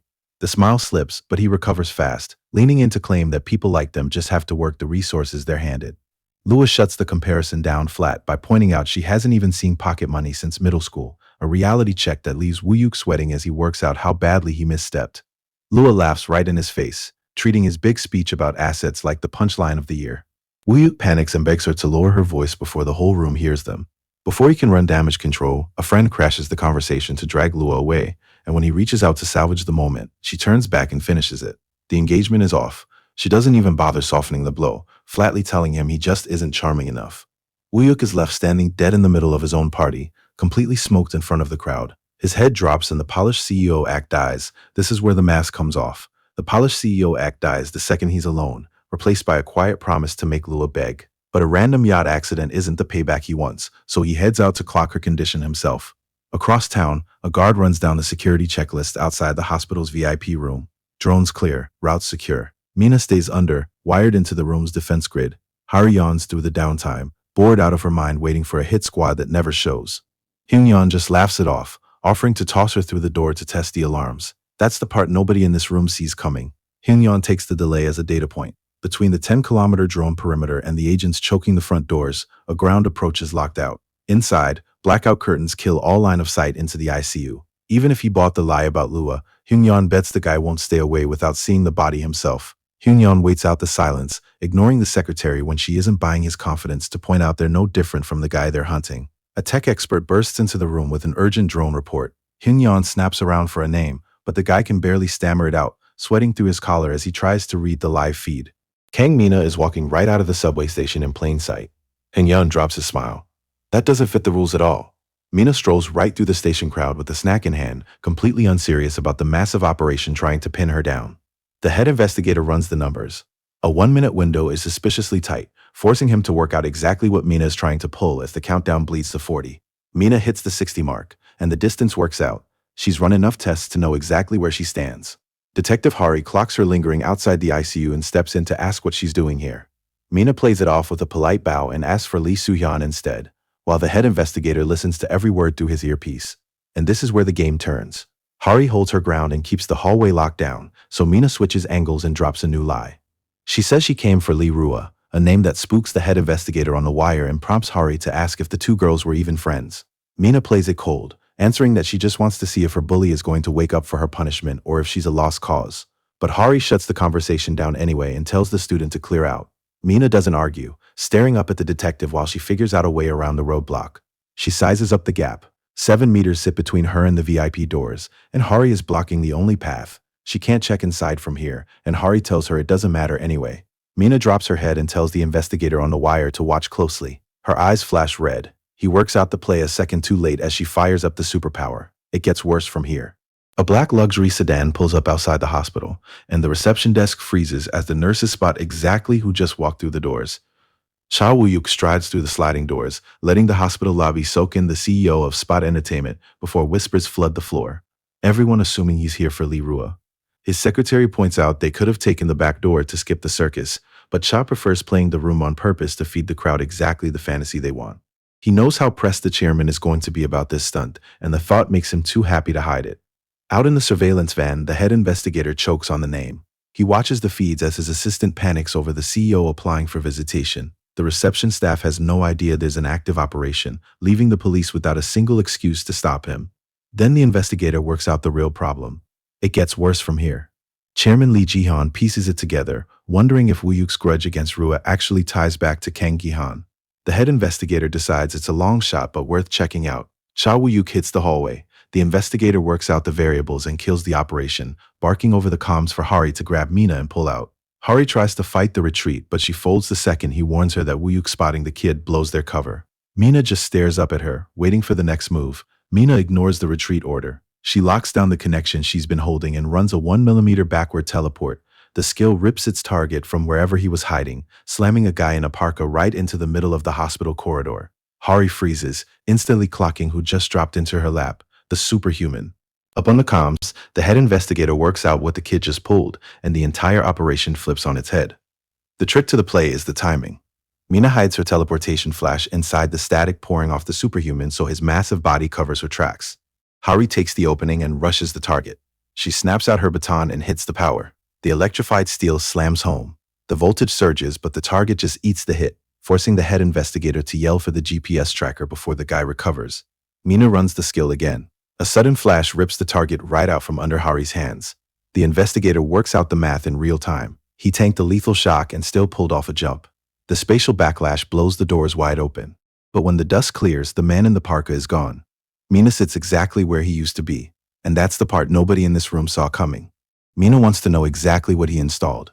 The head investigator ignores her and pushes through the shattered glass with his gun drawn. He sweeps the wreckage for the next strike, but he finds Kang Gihan bleeding out on the floor. Hari rushes in and starts cursing the target. Her boss cuts her off to make the call. He's dead. He stares down at the body to work out if the flashbang or the voltage finally did him in. But as the investigator checks the body, he catches the real problem. The kid is hollowed out, drained right down to the bone, and he wants to know why. Mina wipes her face and locks in, her eyes flashing red. She throws her power into the mix right as the investigators open fire, who is strapped to a hospital bed, hollowed right down to the bone and barely keeping a pulse. The target thrashes against the taser wires, but the explosion hits point blank. He burns. And this is exactly where the raid tips over the edge. The head investigator spots the target and charges down the hall, missing Mina crouching in the background as she locks her fingers around a nearly invisible thread and anchors it down. She worked out the real limits of her teleportation back during the city fire. Maintain a physical connection, and her aura drags whatever is attached to it right through space with her. If the skill scales with the heavy rescue rope, it scales just fine with optical fiber. And nobody in this hallway can even clock it. Mina runs the skill over and over, pulling the mechanics straight from Gihan's old training logs to match his exact spatial signature. The plan goes live the second the head investigator kicks the bedroom door in. He sweeps his gun up for a firefight, only to find the target already dropped in the room smoking. He wants to know what just happened. The head investigator stands over the dropped target and tries to work out what went wrong. Cha Woo-hyuk kicks the door wide open with his bodyguard, pulling Mina behind him to demand what they did to Lua. The screaming stops the second he spots the investigator. He remembers the man from an Ilhe Foundation event, and the older detective steps sideways to block the door. He knows he can't let a civilian CEO see a mess like this. But the movement pulls everyone's eyes to the bed, where the oxygen mask is strapped to a plastic mannequin. Woo-hyuk goes dead silent. The trap is obvious now, and everyone in the room sees it. The investigator lets out a slow breath as the real shape of this raid clicks into place. They played them the whole time. Mina locks eyes with him and calls the investigator's setup way too shabby to actually work. She drops a fake apology for ruining the raid and smirks. They played the cops, and now they're just rubbing it in. Detective Hari tries to clear the room while Woo-hyuk tells Mina they're leaving, but his bodyguard steps in front. Hari reaches out to grab him. The suit catches her wrist midair, shoves her backward, and gives a flat warning to keep her hands off. Hari screams her bone is about to snap under the pressure, and Mina locks in. A massive kick crashes into the bodyguard to break his grip, but the head investigator just bounces off his own strike. The suit rubs his arm, playing the victim about the cops hitting too hard and brushing them off as flies buzzing around his boss. Then a shift in the room wipes the smirk right off his face. The captain locks onto the bodyguard, cutting Hari off with a name of his own, Sergeant Yu Jung-hoo. The big guy drops his stance. He's hyped to see his old JSOC commander, so he asks why the man is suddenly raiding the Ilhai group. Mina catches the acronym, and team leader Yu wants to know who they are dealing with. The bodyguard calls the captain a living legend in their field. Mina quietly runs the math on how this shifts the board. A shout from the back of the room kills the reunion. One of the suits announces a massive emergency down in the hospital lobby. Hari snaps toward the door, and the captain shifts straight back to work mode. Mina tracks the board from her end. She got the strike team here right on her schedule. Security radios up from the lobby in a panic, jammed by a swarm of reporters and broadcast cameras blocking the doors. News crews are already broadcasting live from the hospital, running the anonymous tip that the teleporter is showing up today to pass judgment on Lua.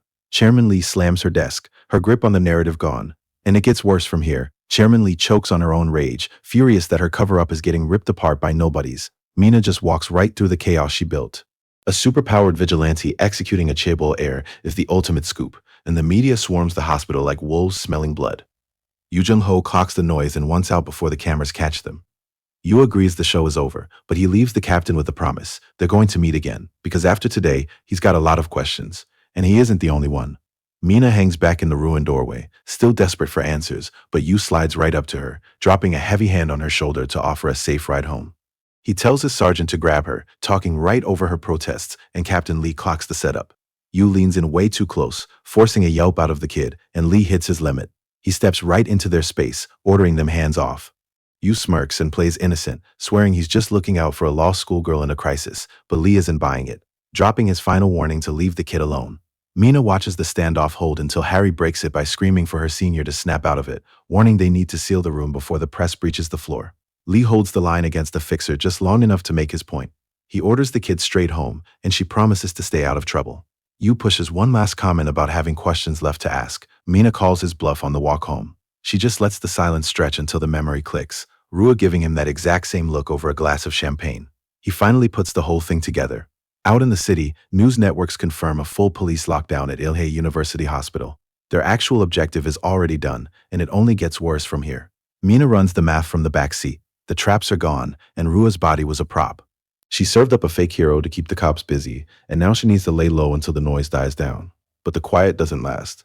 Yu flags a tail in the rearview mirror. Her hands lock around her bag, because the ride gets worse from here. Chairman Lee plays the threat off as a shared concern for the future of Korean media. The reporter is trapped between her suits, so he gets the message and keeps his mouth shut while she cuts the meeting short. She walks out with her detail in tow and expects tomorrow's headlines to fall in line. Captain Lee Soo-hyun waits out the silence in the morgue until Chairman Lee steps up to the table to ask if they found the right guy.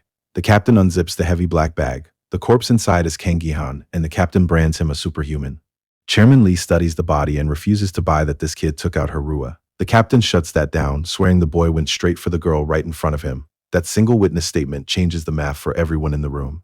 The chairman pieces the story together, choking on a sob that sours into rage. She digs her hands into the plastic and aims all that hate at the one person who isn't here. Mina, the parasite she should have dealt with herself. The grief burns out fast. She snaps the captain's name, wanting to know why Kang Gi-han's family isn't already standing in this room. The oversight catches him off guard, but the command that follows sets the terms for the rest of the night. Drag them down here to see the body, and then wipe out the entire bloodline. Lee tries to talk her down, pointing out the boy's parents don't know a thing, but the chairman answers with a backhand across his face. Hari freezes, clocking exactly how fast this is about to spiral. It only gets uglier from here. Young Mina stands over the dead dog, perfectly calm, and tells her terrified mother the animal got exactly the punishment it deserved.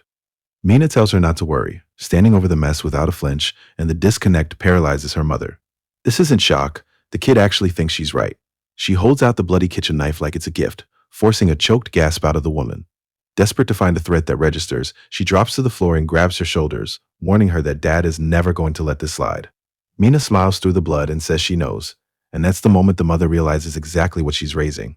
The mother freezes, but Mina just keeps smiling through the blood, laying out the math. Her dad doesn't let bad guys off the hook, so Dory had to pay. The logic lands cold. Senna was killed, so the dog had to die to balance the scales. What do you do when the kid you raise turns out to be a monster? A parent doesn't get to choose their child, so instead of backing off, she pulls her in. She tells Mina to listen close. They can't undo what just happened, but if they play the right emotion, they can bury the whole thing. Her father steps into the room, and Mina ducks behind his back. She holds up a blood-soaked peace sign for her mother to see. She smiles through the red mess and wants to know if she did a good job. Her mother just stares. She finally clocks exactly what kind of monster she is raising. Years later, Mina plays the perfect daughter on the street, promising her mother she won't ever lie or make her worry like this again. The mask is flawless. Across town, Chairman Lee Jian brands it a parent's sin. Captain Lee Soo-hyun takes the weight of the room in silence. The chairman works through her own guilt, stating that a child is just an extension of your blood, and raising them wrong means you pay the price. She presses a hand to her face, admitting she raised her own daughter wrong and couldn't stop her from heading toward disaster. But Ruo was the exception, the only light that ruined daughter left behind, her one perfect jewel. Chairman Lee drops the verdict, pinning the blame for her daughter's death straight on their kids, and Mina's parents are the ones trapped on the floor paying the price. They kneel bound and gagged. They break down in muffled sobs, but the head investigator doesn't flinch. He steps up to the morgue table and covers Rua's face, letting his own tears spill. It gets worse from here. Hari doesn't flinch at the lie, taking the order without a single question. The spin starts immediately. Chairman Lee leans right into the performance, playing the devastated grandmother for the cameras, but down at KTN News, the narrative is already cracking. An investigative reporter corners her director. She wants to know if Il-hae Group forced him to drop Rua's psychic history, but he tells her it's way bigger than one corporation. The government and police are forcing a total blackout to keep superpowers off the record. She asks if they only run approved stories now, and he doesn't flinch. They wouldn't even be on the air without it. The broadcast drops, leaving one Hari frozen. Blocks away, heavy breathing rips through a tight alley as a fugitive sprints across the pavement with 2 cops on his heels. He already left one officer bleeding out at a checkpoint. Dispatch brands him a murderer and clears the squad for full force, but the warning doesn't even slow the suspect down. The chase tears through the narrow alley, but his distraction only buys him seconds before he skids hard across the concrete. Dead end. Voices echo from the street behind him as the squad locks down the only exit. He doesn't fold. He flicks open a switchblade, promising a body count if they push it. He whips around with a bloody grin and dares them to step up. The officers rush the corner with guns drawn, screaming at him to drop the weapon. It gets a lot worse from here. The cops sweep the dead end below with guns up and find an empty alley, but straight above them in the dark, the fugitive chokes on thin air. He dangles below the scaffolding and fights an invisible grip. Gihan just sits on the steel beams above him, scrolling through his phone. He doesn't even look up from the screen to tell the killer his stabbing run is over. Once the man suffocates, Gihan promises to leave the corpse strung up somewhere obvious. It saves the cops the trouble of looking. The body swings to a stop. He brands it a suicide, a neat little bow that saves the cops a headache, and he doesn't waste a single ounce of pity on a guy the world is better off without. Time to lay low. He drops back onto the steel beam, tearing into a snack while he scrolls, right up until a new notification kills his momentum. He catches the name, Cha Woo-hyuk. He tries to work out why a Chaebol heir is suddenly sending him a direct invite. The CEO is officially opening the door, and while Gihan has plenty of his own questions to ask, he stands up in the night air and wonders exactly what the rich kid expects to get out of him. He weighs the name out loud, working out if the CEO is just another target begging to be dropped. Across town at the EX Grand Hotel, Team Leader Yu checks the VIP door and waits for the intercom to clear his entry. He strides down the hall and pushes into the office, already giving his report. But whatever he expected to walk into, it isn't this.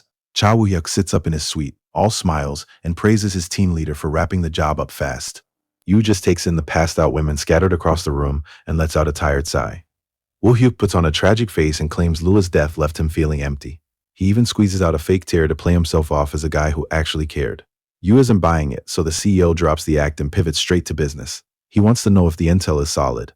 Lua didn't die in that bombing, but a full month ago? Yu confirms the Il-hae Group tried to bury the timeline, and the real cause of death was drowning. The word stops Woo-hyuk cold, proving the yacht accident was real the whole time. Woo-hyuk works out the logic fast. Il-hae wouldn't bury a simple accident for a whole month. They brought in Captain Lee Soo-hyun because the situation is a mess, and that name sticks in his head from the very first time they cross paths. He remembers team leader Yu looking pressed to see the captain on Il-hae's payroll, though his secretary doesn't get why a retired soldier taking a security gig matters.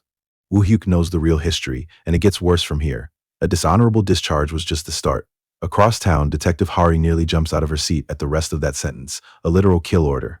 The captain just keeps driving and explains how his mother-in-law hated him enough to make them targets, which forced him and Lua's mother to stay on the move. He carries all that history with a tired smile. Hari practically screams, hooked on the runaway romance drama of it all. Back in the office, the bodyguard wraps up his side of that exact same history. The man sent to hunt the captain down all those years ago was Jung-hoo himself. The math clicks. Woo-hyuk freezes as he works it out. The captain is Lua's father. Jung-hoo eats up the shock, wanting to know why the chairman would drag a ghost like that back into the light. Unless there's a threat on the board only Lee Soo-hyun can put in the ground. That makes the stakes for everyone else in this room a lot more dangerous. Jung-hoo works it out, pitching the rest of the theory with a confident smile. Lua didn't just drown a month ago. She was murdered by that superhuman. And the chairman dragged her father back to settle the score. A grieving father handed a license to kill. It flips yesterday's hospital attack completely. That hit on the unconscious target was just a staged show to draw the real threat out. Woo-hyuk weighs the angles, wishing they'd clocked the guy's face when they had the chance, but the next play is obvious. He tells Jung-hoo to tie the drowning to the superhuman and run the whole case down. Woo-hyuk ignores him, already locked in on his next move. He wants everything they can dig up on Kang Min-ah. Gi-hun works out the math from the driver's seat, himself, Woo-hyuk, Jung-hoo, and knows none of this is a coincidence. The piece that doesn't fit is Min-ah. He wants to know why they dragged a girl with zero connection to this mess into the crossfire. He banks on her being safe at home for now. Her bedroom sits empty in the dark, leaving only the tracker he slapped onto her backpack to wait for a signal. The head investigator drives through the city, unable to shake Min-ah's confused face and the hard warning he dropped to keep his team away from her. It was a bad call. He plans to reach out tomorrow, come clean, and apologize for planting the tracker. He assumes he still has time to fix this. Captain Lee watches the estate burn while the cleanup starts, and Hari brings him up to speed on the logistics. Gi-hun's body is headed to Ilhae's hospital, and government suits are already moving in to lock it down. Hari takes the order straight. By the time the news hits the public, they've already set the narrative. A suspected terrorist bombing at the ICU took out the chairman's granddaughter, Liu Lua. The broadcast flashes Lua's face to the nation, branding the disaster a terrorist attack. A police official feeds the press the agreed-upon script, playing up the tragedy of a hospital bombing. She asks the director if the Ilhae group is gatekeeping the story to hide Lua's mess, but he orders her to drop the superpower angle and stick to the terrorism narrative. This goes way higher than corporate damage control. The government, the prosecutors, and the police are all locked in on a single objective: bury the very existence of superpowers for good. She wants to know if that means they only run the story when the executives sign off on it, but Kim Jun doesn't flinch. He leans in and asks how long she thinks their station stays on the air if they start pushing unauthorized drops. The quiet threat down in the back alleys, a fugitive sprints hard to clutch a fresh stab wound to the gut while his partner screams the alert to dispatch. Their target is wanted for organized crime, wanted for murder, and now bleeding them out in the dark. Dispatch screams the order to drop him before the body count climbs. He answers by launching a blue bin into their path, screaming that they be running too. The spill stalls the uniforms just long enough. Then the alley stops at a dead end.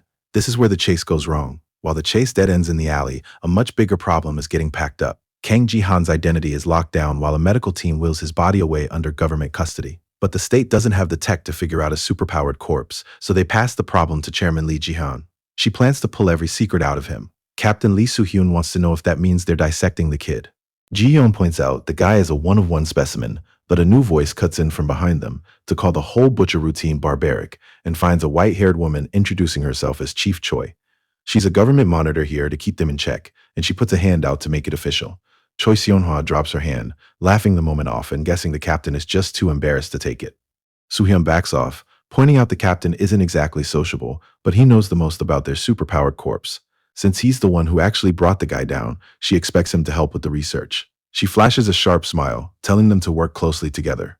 Choi Seon-hwa thanks the chairman, pointing out they're going to be seeing a lot of each other from now on. He looks like he'd rather be anywhere else, while she watches him over her glasses, already locked in on her new partner. Rua hugs her backpack in the back seat, trying to work out the angles, but she isn't buying it. He claims it's been years since he last saw her father, throwing up a professional wall to dodge the topic until he clocks her curiosity and points out she seems full of questions. She pivots fast. She plays herself off as the concerned daughter, asking if she can help with the latest incident. The real digging starts here. The driver admits her dad once pulled him out of a terrifying spot, so Mina plays right along by claiming he saved her too. That line catches the chauffeur off guard. The car pulls up to a high-end corporate lobby, and the second she walks through the doors, she finds a man in a rust blazer waiting on the couches. She spots the face and knows exactly who he is, Cha Woo-hyuk. The Spot Entertainment CEO flashes an effortless smile and tells her to take a seat. Soo-hyun checks a GPS ping on his phone and tries to work out why Mina would head for that building. A voice calls his name. He turns to find Seon-hwa standing behind him in the hall. She flashes a smile and brings up their deal. He promised to point her to the one with superpowers. Soo-hyun stares her down and wants to know why she's tailing him, but Seon-hwa skips the excuses and pivots straight to the superpowered target. She flashes a smile and plays him for still being in the dark. Mina freezes as the woman corners her, drops her name, and asks if this is the kid who made Soo-hyun lose his senses. Seon-hwa wraps her arms right around Soo-hyun, locked in on her real target. Hari steps in to pry her off, but Seon-hwa just smiles and promises to make the girl's life miserable if she keeps meddling. The executive in the red suit decides the lobby is getting way too loud. And this is where the talking stops. His bodyguard takes the cue and launches himself across the tile, but Soo-hyun clocks the angle. He leans back to let the spinning kick clear his chest, slipping the follow-up strike before the heavy even hits the ground. He blocks the third strike and sizes the guy up through his guard. The bodyguard smirks about the trespassing and Soo-hyun tells him to back off because he is only here for the kid. Mina gasps at the sight of him, and the CEO tries to play it off by claiming she is just a guest. Soo-hyun shuts him down and wants to know what kind of global leader drags a child into this mess. Soo-hyun cuts the excuses, cracking Woo-yuk's polite facade by branding the CEO exactly what he is, a pimp. Mina clocks the confirmation off to the side, sorting the man right into the trash bin with the rest of her targets because her guess about the agency was dead on. But her private verdict drops the second she spots a new variable standing in the doorway behind the muscle. This is where the math changes. Seonhwa watches the standoff, wearing a smile that says she already owns the room. Mina catches the shift right as the suit steps in to shut the standoff down, tells him to walk away, and drops the captain's real name, Yoo Jung-hoo. Jung-hoo cuts him off with a single command to stop.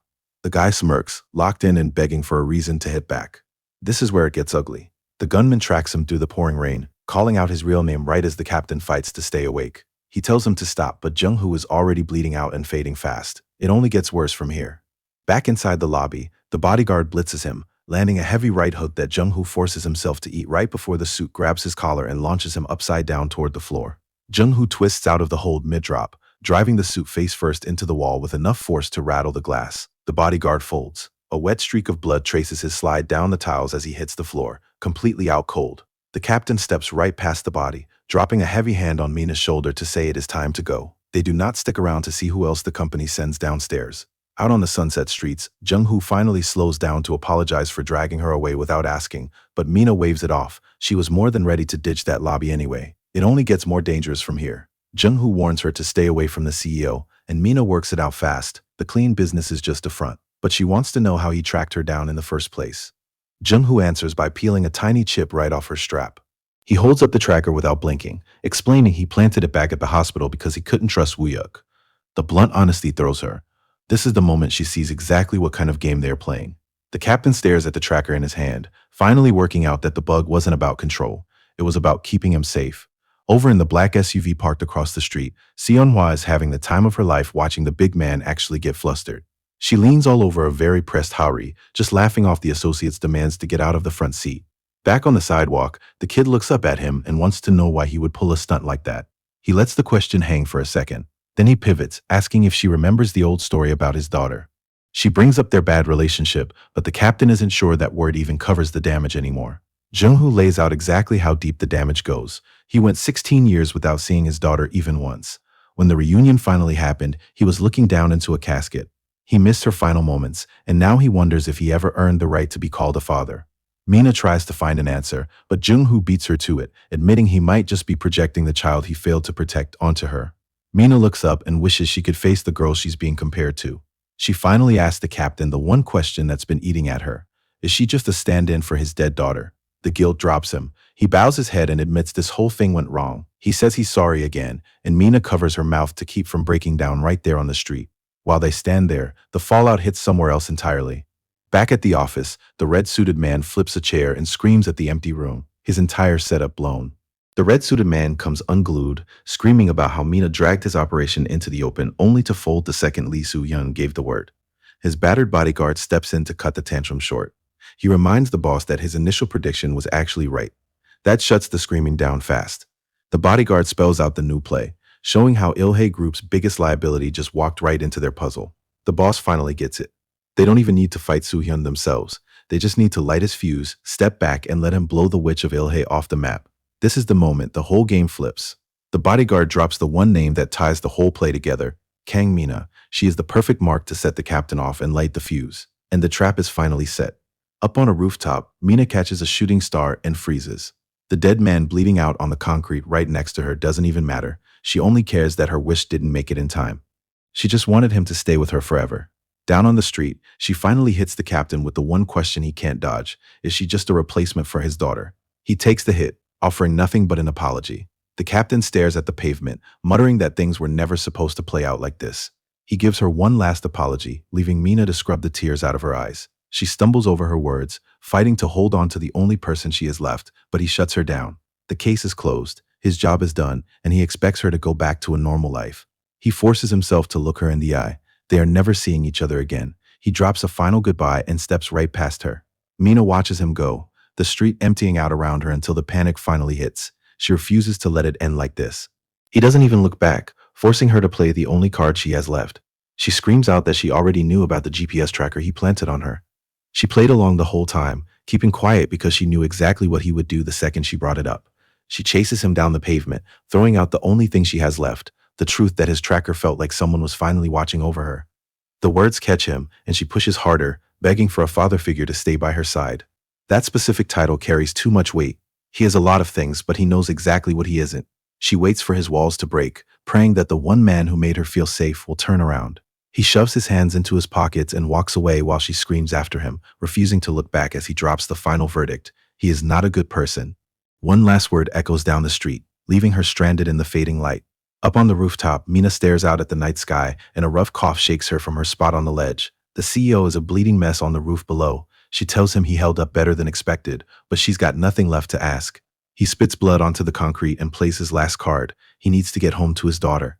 It is the worst thing he could say to her, and Mina doesn't even flinch. She pulls the rope tight and expands the hit list. Everyone involved is going down, right up to the CEO of Spot Entertainment. The thought of that superpowered guy making another move brings out a smile, because it means she gets to see her uncle again.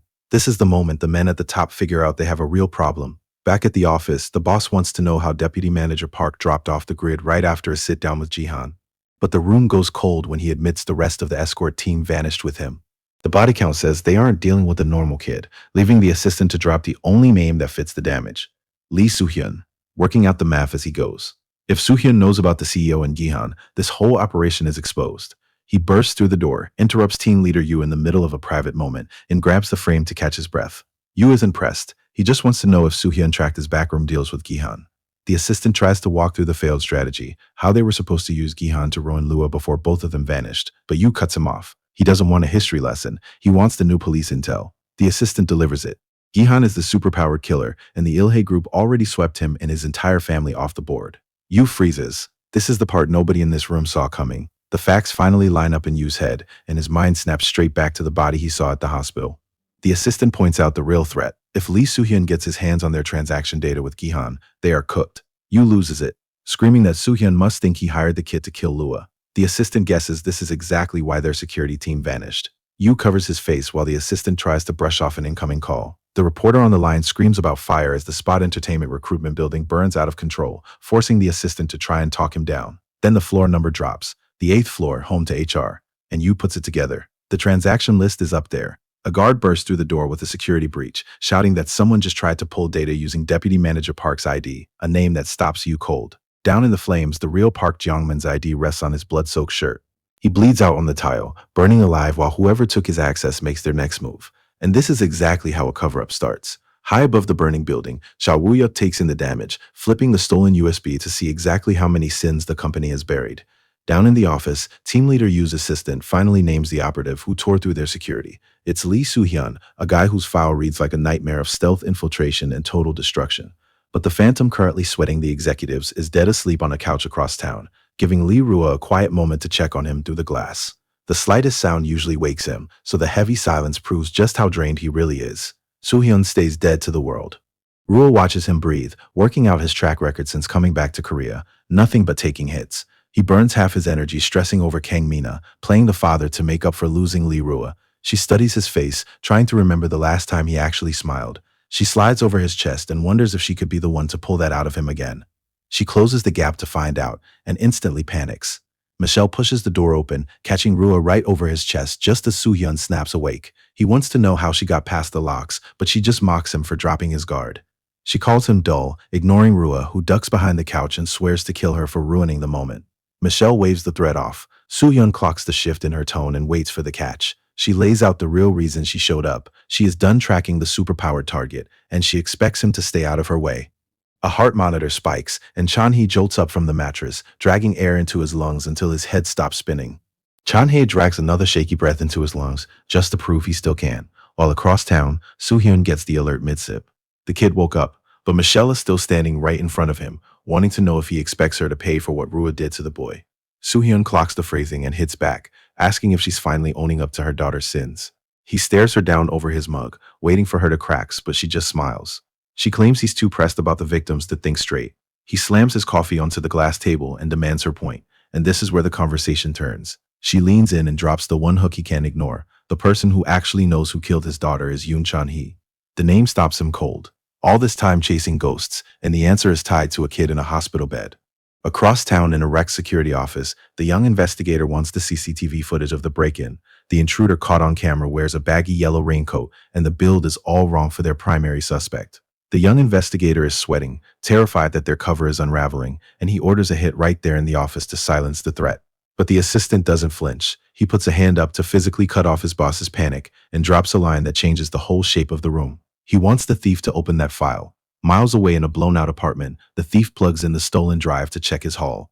Woo-yuk's product catalog and the high-level clients who bought them. Politicians, judges, and celebrities make up a list that will take down everyone if it hits the media. He stalls out and tries to work out a play. Lee Soo-hyun flashes to mind as a safe drop, but the thief spirals hard. He can't hand this over to a guy he hasn't even confirmed is a real cop.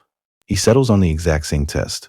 They have to open the file first. The assistant already has the guy's next move worked out, banking on the thief verifying the data before he picks a buyer. The hacker punches in Park's password and hits enter. He thinks he's clear, but running that file on an unapproved terminal trips a hardwired landmine. The kill switch hits. His system locks out, beaming his exact coordinates straight back to the office, and this is where it gets ugly. Team leader Yu brushes off the panic, swearing the file is rigged to self-destruct anyway. His phone lights up with the ping, handing them coordinates much closer than they expected, and the assistant volunteers to go bag the thief.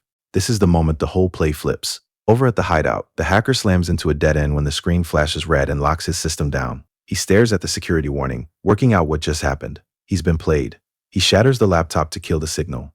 He yanks the drive from the smashed laptop and splashes fuel across his investigation board, frantic to burn whatever evidence he can't carry out. He flicks the lighter to finish the job. A brutal headache hits him out of nowhere, and he drops to his knees. He tries to push through the pain, swearing he doesn't have time for this, right up until a steady set of footsteps approaches the door. His legs give out. Lee Soo-hyun tracks the target through the gunship's scope, annoyed his 10-year rust cost him a clean first-shot kill as the chopper banks hard over the hideout. Down on the roof, the thief drags his shattered arm across the concrete, fighting just to pull a breath. The overhead angle is dead, forcing Soo-hyun to bark at the pilot to drop altitude while the ground units sweep the perimeter. He flashes a grin, claiming the catch for himself, but it won't be a long hunt. The blood loss hits, and the thief folds. It only gets worse from here. Up in the command chopper, Soo-hyun clocks a sudden shift in the airspace. A streak of light rips straight through the night, forcing the escort pilot to tear the stick hard to the side to dodge a mid-air collision. Soo-hyun gets it immediately. They aren't just hunting a hacker anymore. They've got another superpowered target on the board. The escort chopper takes a direct hit. The pilot screams a mayday call into a dead radio, but the guy in the yellow jacket is already at the open door. The rig goes down in a fireball. It gets worse from here. Miles away in a high-rise office, the boss stares out at the skyline. He wants to know why his strike team hasn't checked in yet, but team leader Yu steps into the room before he can make the call. Out at the crash's site, the guy in the yellow jacket stands over Kang Woo-hyuk, clocking the name Kang Mina and working out he doesn't even need to dig for evidence anymore. Back at the high-rise, the sheer scale of the failure freezes the boss right where he stands. Down in the dirt, our boy tells the bleeding operative that a 10-meter fall usually gets people talking. He asks Woo-hyuk if he's ever been flying. Across the city, Michelle takes the call and confirms her team got the whole mess on tape. That gives her all the leverage she needs to loop Langley in. The real fallout starts now. The broad-shouldered man turns from the counter, looks down at Chan-hee in the hospital bed, and gives the word. Tell them it's time to capture Blinker. The real target is finally on the board. Blinker hangs midair, cold reading the damage, gunshot wounds. They drop backward toward the black water, already working out that no one just walks off this much blood, no matter how they try to spin it. Off-site, the boss tries to picture the exact look on the CEO's face right now. Blinker just sighs. The damage is done. So they pin the fallout on one guy. Woo-hyuk reaches out and begs for a lifeline, but Blinker just watches him drop. The fallout from that disaster is still rippling outward. Over at the hospital, Chan-hee wakes up, asking if the man sitting in his room is Detective Lee Soo-hyun. The detective says yes, getting straight to the point. He wants to know what happened during the kidnapping. Chan-hee can only stammer out a weak response, his head still spinning, so the detective clocks the hesitation. He lets the quiet stretch out, leaving his partner to ask if they plan to push an interrogation on a kid who just opened his eyes. Across town in a high-rise apartment, the superior grabs his jacket to leave, shooting down the blonde informant behind him with a flat rejection. The case is closed. He turns his back and says he's heading out soon. She ignores the brush-off, tossing out a question that stops him cold. She wants to know who actually killed Lee Lua. He doesn't flinch, warning her not to make him repeat himself. She steps in closer, leaning over his shoulder to ask if he's really sure about Kang Gi-han. She knows exactly how to play this, flashing a knowing smile as she offers to erase the doubt eating away at his mind. Back in the hospital, Chan-hee's brain stalls on the body count. The scarred investigator by his bed confirms it, wanting to know exactly what he and Mina saw. Chan-hee plays dumb, claiming his memory is a blank so he can steer the focus straight to whether Mina made it out safe. She got discharged a while ago, the investigator says, pushing right past the concern to poke at the amnesia excuse. Chan-hee sticks to the script, blaming a head injury while his mind spins trying to work out if Mina actually killed those guys. Then he catches the hole in the timeline. If Mina already went home, this guy already dragged the whole story out of her, so this isn't an interview, it's a trap. Chan-hee eyes the man locked in. The investigator just sits there watching him, letting the quiet drag out until Chan-hee starts to sweat. He clocks the setup. The man isn't here to check in. He came to confirm a suspicion. Chan-hee grabs his head and plays the concussion card to kill the interview, but the man doesn't back off. He leans forward and asks for one last detail. Does he remember when Lua died? One wrong word here, and the trap snaps shut. That single question drags the memory of Mina's panic phone call right to the surface. Chan-hee stammers on a half-finished sentence as the pressure breaks him down. The detective cuts straight to the bone, wanting to know if Lua bullied them. The cops even know about the assault on Chan-hee and Mina the day she died, springing the trap perfectly shut. The detective drops his professional mask, admitting whatever took Lua out was just divine punishment, but he leaves one final hook hanging in the quiet room. As a victim, isn't Chan-hee curious about who actually delivered it? That single question flips the whole board. Chan-hee sticks to his script, playing up how powerless he and Mina were against the heiress. The detective wants to know if they never saw her again after that day's beating. Chan-hee locks in the lie. The detective pivots, asking if he checked the news after waking up. He drops the official story first, telling a blindsided Chan-hee that Lua supposedly died 3 days ago in an ICU bomb attack. But the reality is she disappeared 3 months ago, and only the killer, the detective, and the Ilhai group know she died back then, along with Yoon Chan-hee, the kid who witnessed the crime. The panic on Chan-hee's face is all the confirmation Soo-hyun needs. He leans right over the bed and lays it out. Kang Mina used teleportation to kill Lua, and Chan-hee watched her do it. Chan-hee scrambles to cover for his friend, but the detective just raises a hand and walks out. He already has his answer. Out in the hallway, the informant is waiting to mock him. She laughs that he looks exactly like a guy who just figured out the real culprit. Soo-hyun doesn't even argue before he moves. He slams her straight into the wall hard enough to crack the plaster. She was playing them this whole time, and he wants to know if she already knew Kang Mina was a superhuman. He keeps her pinned against the cracked plaster, shouting that she already had Mina clocked as the killer. He drops her real name, Won-Hari. His partner tries to talk him down. He warns the informant not to cross the line. But this is the moment the whole investigation turns, as his partner finally admits a grim truth she's been sitting on for a long time. His partner refuses to drop it, pointing out that when he pinned Chan-hee as the mastermind, he purposely left Mina's name out of the official report. She spells out exactly why he did it. Deep down, he's let the kid take Rua's place. The accusation clocks him. He turns his back and walks away as she shouts after him, trying to shut the reality out. But halfway down the hall he freezes, his own memory running back through every interaction they've had. Since when did he start acting like a father? It all comes back in one rush, holding a battered Mina while her blood soaked into his collar. He gets it now. He loves a kid who doesn't share a single drop of his blood, and he remembers carrying her out of the dark while telling her that dad would save her. Soo-hyun grips his chest as the memory knocks the wind right out of him. This is the moment he stops lying to himself. Underneath all the trauma is just a normal kid, and keeping her safe is the only thing that matters. Back at the hospital, the informant walks Chan-hee through the timeline, starting right after Lee Rua hit the water. The body count spikes fast. A convicted sex offender, the untouchable Hwang brothers, and finally her old bullies, Yura and Gihan. The informant leans in. How do you even track a massacre this big? She stares down the kid in the bed and brands her friend a mass murderer, leaving Chan-hee shook and staring into space. The informant lays out the only two people left who can stop Mina, Chan-hee and Lee Lua's father. Chan-hee clocks the name, working out that the stoic guy standing right in front of him is the dead bully's dad. He flat out refuses. He brands them Ilhe group thugs and wants to know why he'd ever helped them hunt his friend. How is an ordinary guy supposed to stop her anyway? The panic spirals into guilt. He screams at them to leave, desperate to warn Mina before she racks up a higher body count on his behalf. Soo-hyun just stands there and reads the kid. This is where it gets ugly.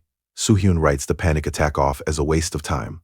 He just wants a strategy to bring Mina in, though the informant has to remind him the kid in the bed is the strategy. He cuts through the noise and asks for a single answer, catching Chan-hee off guard. The detective turns his back and drops the only question that matters. Why did Mina kill Rua? The name locks Chan-hee up, but Soo-hyun refuses to let the silence hold. He looks back over his shoulder and forces the kid to weigh the bullying against the murder. Were his daughter's actions truly deserving of death? How do you justify a massacre to a dead girl's father? Soo-hyun brings up the bullying, and Chan-hee braces for a threat. Instead, the detective bows his head and apologizes for everything his daughter put him through. The shift throws the kid off balance. Soo-hyun looks back over his shoulder and lets the question hang. It gets much worse from here. Chairman Lee Ji-hyun wants Chun-hee's hospital funding cut and the kid tossed out, but the assistant drops a problem on her desk. Detective Soo-hyun and Chief Choi Sun-hwa just paid him a visit. The news stops her cold. She wants to know why two high-level investigators would bother with a nobody test taker now. She works out the shape of it. Nobody has run a single real analysis on the superhuman. You don't leave a threat like that unread. Out in the hall, Detective Soo-hyun checks his ringing phone. The screen lights up with Kang Mina's name, and when Soo-hyun answers, the girl on the other end is barely holding it together.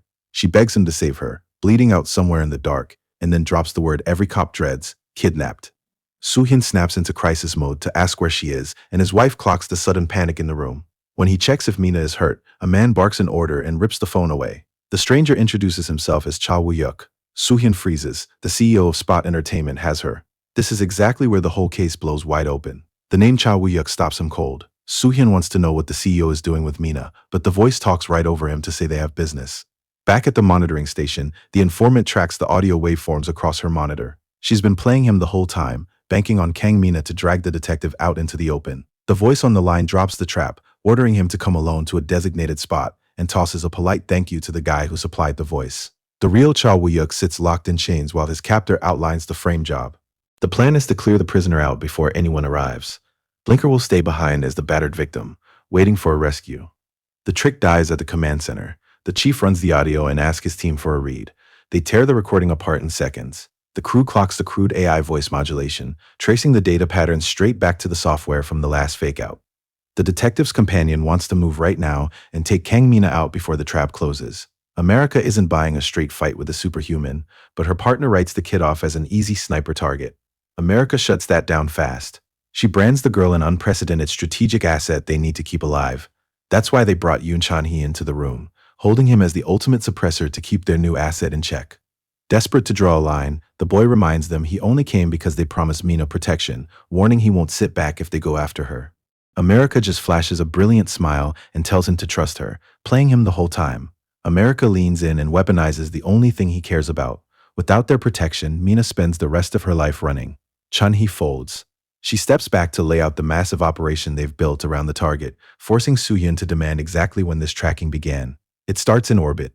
A surveillance satellite caught a string of gamma-ray bursts lighting up the capital 3 months ago, and just microseconds of flickering was enough to scramble the Pentagon into a panic over World War III. They ran a tracking algorithm on the spot to chase the signal down, but whatever caused the spike stayed a ghost. America flashes a knowing smile and brands their teleporting serial killer's arrival like a comet lighting up the night sky. Though under the moon, the kid looks more like a bloodied runaway than a weapon. This is where things turn. A suited man wakes up in an abandoned factory and groans against the heavy chains holding him to the floor. He spots a figure on the rusted catwalk above him and wants to know where he is. The kid doesn't flinch. He calls it his second hideout, the first one burned down thanks to this exact guy. The captive zeroes in on the boy's face, and the truth drops him cold. He screams out a single name, Kang Mina. The killer just stares back. The name lands, but he doesn't even blink. Jung-hoo strains against the chains and wants to know what the kid plans to do with him. He gets nose to nose with the captive, asking why those famous eyes can't just see the answer. He sets the terms fast. Death is a lock, but only after Jung-hoo answers a few questions. The captive tries to take back control, flashing a bloody smile and dropping the name Miss Kang Mina again, but the kid gives him nothing. He leans over Jung-hoo's shoulder and guesses the man already knows what he wants to ask. Is Jung-hoo a superhuman too? Jung-hoo plays his only card. He says superpowers aren't real, but he knows more about Lee Soo-hyun than the kid does. He figures that buys him his life, but Blinker agrees it's plenty of reason and kicks the chain chair backward into open air.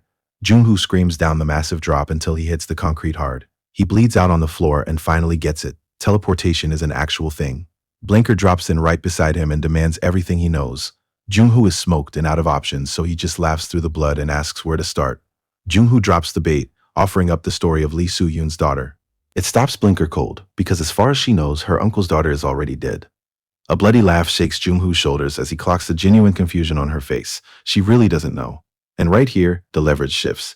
Out on the airstrip, America checks the loadout and wants to know if a single handgun is enough to drop a superhuman, but the boss isn't worried. He steps past her and promises to cut the target's lifeline himself. The look on his face says this isn't just business. America shifts her focus and asks why Chan-hee even bothered showing up for a hit job. The commander doesn't hesitate. Kang Mina killed his daughter, and he came all this way to collect. Soo-hyun tells the kid to back off and promises to drop anyone who gets in his way. America treats the standoff like a joke while the rest of the crew just watches, a line that stops the commander cold and forces him to listen. The kid steps right into the quiet and puts what Mina became straight on his own shoulders. It all traces back to getting cornered by Lee Rua, and then a guy with a knife leaving a girl bleeding in the street. Chan-hee pulls his cap down to hide his face. If he just had the strength to protect himself back then, he could have stopped this. Chan-hee forces the words out through the tears, admitting that Mina never would have crossed that line if he had just stepped up back then. The commander takes the confession in dead silence, forcing the kid to square up and deliver the real message. This time, he's protecting her. He drops the vow right in front of the crew, drawing a quiet smile from America. She's been playing them the whole time, and this entire standoff is tracking perfectly to her script. It gets worse from here. Deep inside the warehouse, the truth finally hits Mina, and she stares down at the hostage while the pieces come together out loud. She killed the uncle's daughter. The realization snaps whatever was left holding her together, bleeding out in a hollow, empty laugh. The uncle runs his last play and tells Mina he just wants to help her spot the real threat, Lee Soo-hyun. Mina boots his chair backward and pulls a gasp out of him as it tips toward the drop, but she catches the backrest at the edge. She leaves him dangling and tells him Soo-hyun already knows. He tries one last desperate stall, but she stops listening. Up on the catwalk, Yoo-jung-hoo watches the standoff turn into an execution. Mina lets the chair go. The uncle drops screaming, leaving Yoo-jung-hoo fighting his own ropes and begging her to listen before he takes the same ride. Mina shuts his panic down with one command, dragging his actual motive straight into the light, using her hands because his own skills don't even reach the man's heels. She dares him to deny it. Jung-hoo folds, admitting she called the grudge right, but he scrambles to rebrand the setup as a mutually necessary relationship before she decides to drop him too. Jung-hoo cuts the talk, insisting everyone he handled earned their fate and he had zero part in the daughter's death. He bares his teeth to hold himself together. She stares him down. It all comes back, Rua flailing as she drops toward the water, screaming the whole way down as Mina locks up. Jung-hoo sees her freeze, and a bloody smile cracks his face as he wants to know if the girl really had it coming. Mina wants to know what he means, but Jung-hoo just mocks her for missing the obvious. The girl she left to drown 3 months ago was Lee Soo-hyun's only daughter. He pitches an alliance right there, laying out how they have to cover for each other now if they want to live. Mina finally clocks it, and the truth breaks her. Soo-hyun is the cop who pulled her out of hell. She owes the man her life, and she paid him back by taking his kids. It gets worse from here. Every kind word Soo-hyun ever said to her comes rushing back. He promised to tell her how wonderful her own dad was, right while she was burying his daughter. Jung-hoo watches her lock up and clocks how close she is to snapping, trying to aim that breakdown at someone else. He just keeps pitching a clean alliance to take Soo-hyun off the board. He thinks he's talking her into a partnership, totally clueless about the panic flooding her system. He promises her everything if she just cuts him down. Jung-hoo clocks the shift in her a second too late, taking a heavy boot to the jaw that shuts his pitch down as she reminds him she gave a clear order to stay quiet. Her panic boils over into a frantic blur of slashes that shreds the investigator caught in her crossfire. She sends Jung-hoo's chair straight over the railing and lets the concrete drop shatter him on impact, leaving the surviving investigator to groan through the wreckage. It gets worse from here. The noise is too much. She looks at her hands and knows everything is a mess. The surviving investigator chokes out her name from the floor, but she doesn't even hear him. She works out what happens next. Uncle will hate her. Heavy boots step into the wreckage, and Soo-hyun says her name. He takes in the body count and the kid who caused it all. This is the part nobody can walk back. Blinker stares down at the blood and waits for the fallout. She expects him to shout, to brand her a monster, to finally put the pieces together and see exactly what she is. But Soo-hyun buries his own horror, forces a smile, and wants to know if she got hurt. She freezes, expecting the cuffs, but Soo-hyun just swallows the horror and asks if she's okay. The adrenaline crashes the second she tries to answer. He watches her drop, and panic floods her when she realizes her muscles won't listen anymore. Soo-hyun tells her to calm down. It gets worse from here. Soo-hyun stares down at her and drops the act, telling her he came here knowing everything. Blinker tries to work out what that means. Her teleporting, the body count she left behind. He knows it all. And he knows who was on that list. Lee Rua. The name lands. She tries to deny it, but the pieces click together. Rua is his daughter. Her aura flares. America barks in order to hold the line while her team tries to work out what they're dealing with. The readings coming back from the warehouse shatter their existing models. Mina is running her teleportation skill 800 times a second. America leans into the monitor, hooked on the raw output. Out in the woods, 5 separate sniper teams lock their sights on the target, tearing the warehouse apart. They just need the word. A coordinated strike guarantees a capture, but America holds the order as a last resort. She banks on her man on the ground to pull her back. Soo-hyun steps straight into the blast zone, ignoring Mina's panicked warning to keep his distance. The denial holds for exactly 1 second before a much worse theory hits her. She looks at Soo-hyun's dead expression and wants to know if he's even a detective at all. He reminds her he already answered that, leaving her spiraling in the dirt. Up on the catwalk, the chained-up investigator finally speaks up. He tells her she doesn't know the first thing about Soo-hyun, flashing a bloody smile as he offers to spell the truth out for her. The chained investigator drops the title. He brands Lee Soo-hyun as the top contract killer in the world, hired by the Ilhae group to put her in the ground. Mina begs for it to be a lie. Back in the server room, Chan-hee panics that this guy is just pushing her into a meltdown. America silences him with one finger and claims she planned for this exact breaking point, because pushing the girl over the edge is the only way to tame the monster she becomes. Mina wants to know if he's been playing her this whole time. Soo-hyun just hits back with the obvious. Didn't she pull the exact same trick? The hypocrisy lands, freezing her for a split second while she processes the flipboard. But when she finally answers, the panic drops straight out of her voice. She gets it now. He talks like the verdict is already signed, telling her he has no choice but to put her in the ground. Mina strikes first, whipping a line of gold energy straight at his neck, but Soo-hyun is already drawing a blade to meet the snare, and the fight only gets uglier from here. Mina clocks the miss a second too late as Soo-hyun slips under the energy wave and closes the gap. She burns a tactical skill, overlap, and swings her baton down hard to catch him. He just bats the strike away and knocks her flat. He doesn't even look tired. He warns her that when the power gap is this massive, forcing close combat is a guaranteed loss. Mina chokes on her own blood on the concrete, but before the father finishes the job, blasts of light tear through the warehouse. That's when everything turns. Mina runs her final play, casting a wide area overlap that boxes Soo-hyun in so tight he knows he can't dodge it. He doesn't flinch. Mina screams for the snare to break apart, but her attack gets smoked in a blinding blur of motion that leaves her stunned at his reaction speed. Standing in the falling debris, Soo-hyun drops his second lesson like this is just a warm-up. The raw stat difference breaks her, and he makes sure she hears the verdict. Never run the same technique twice, right before driving a kick into her chest that launches her across the warehouse. He tracks her down, pointing out she already tried the rope trick at the police agency, and he doesn't fall for repeats. It gets worse from here. Soo-hyun closes the gap and levels his gun, but Mina just stares up at the barrel with zero fight left. When he wants to know why she isn't running, she just asks him to skip the wait and throw her straight into the sea. She brings up a childhood memory of putting down the family dog. Soo-hyun lets her talk while she forces herself off the concrete. The dog had killed their rabbit, so it had to pay. The logic loops straight back to her own body count. She killed his daughter with her own hands, so his revenge makes perfect sense. She accepts the bullet. Mina stays on her knees and waits for the end.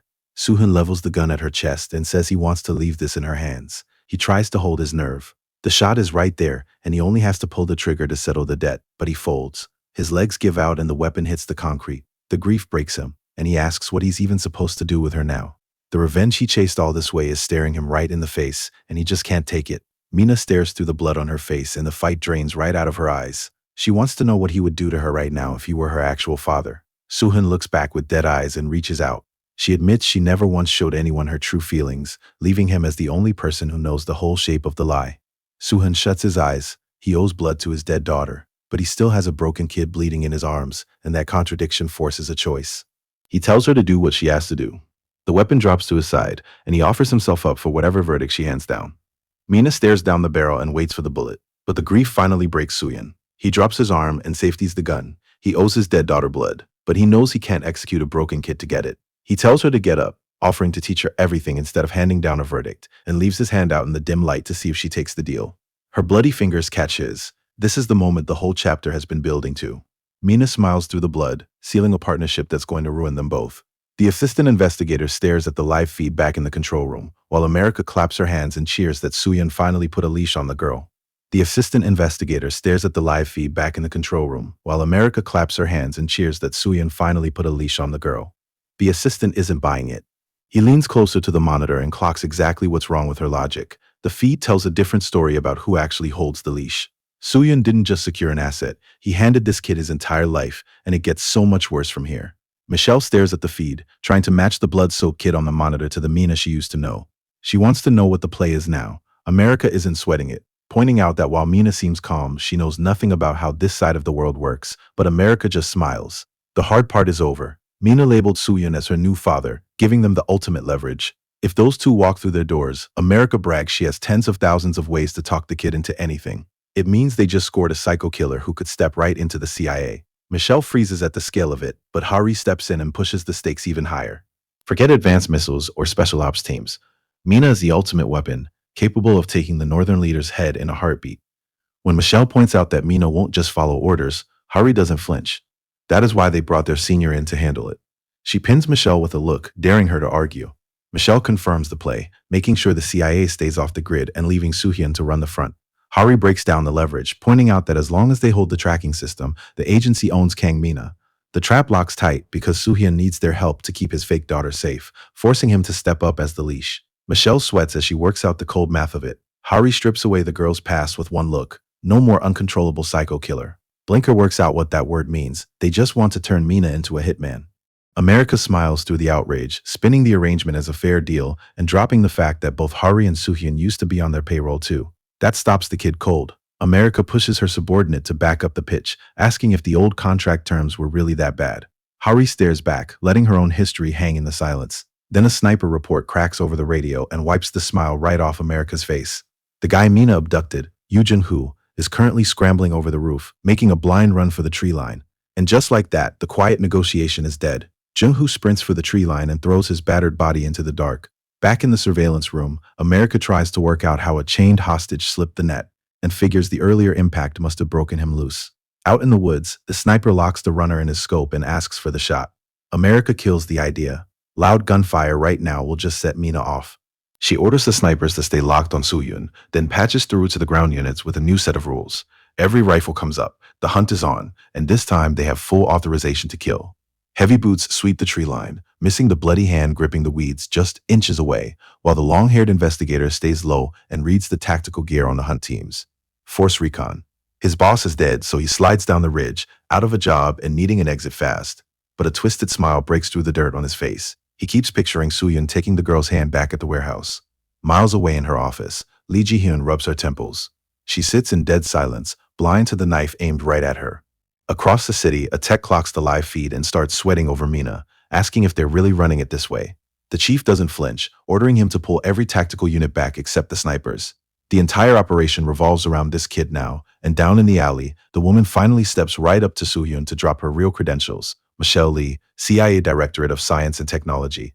Michelle plays off the cold reception, insisting they can take their time to get comfortable, but Soo-hyun isn't buying the friendly routine and gives Mina the one order they practiced.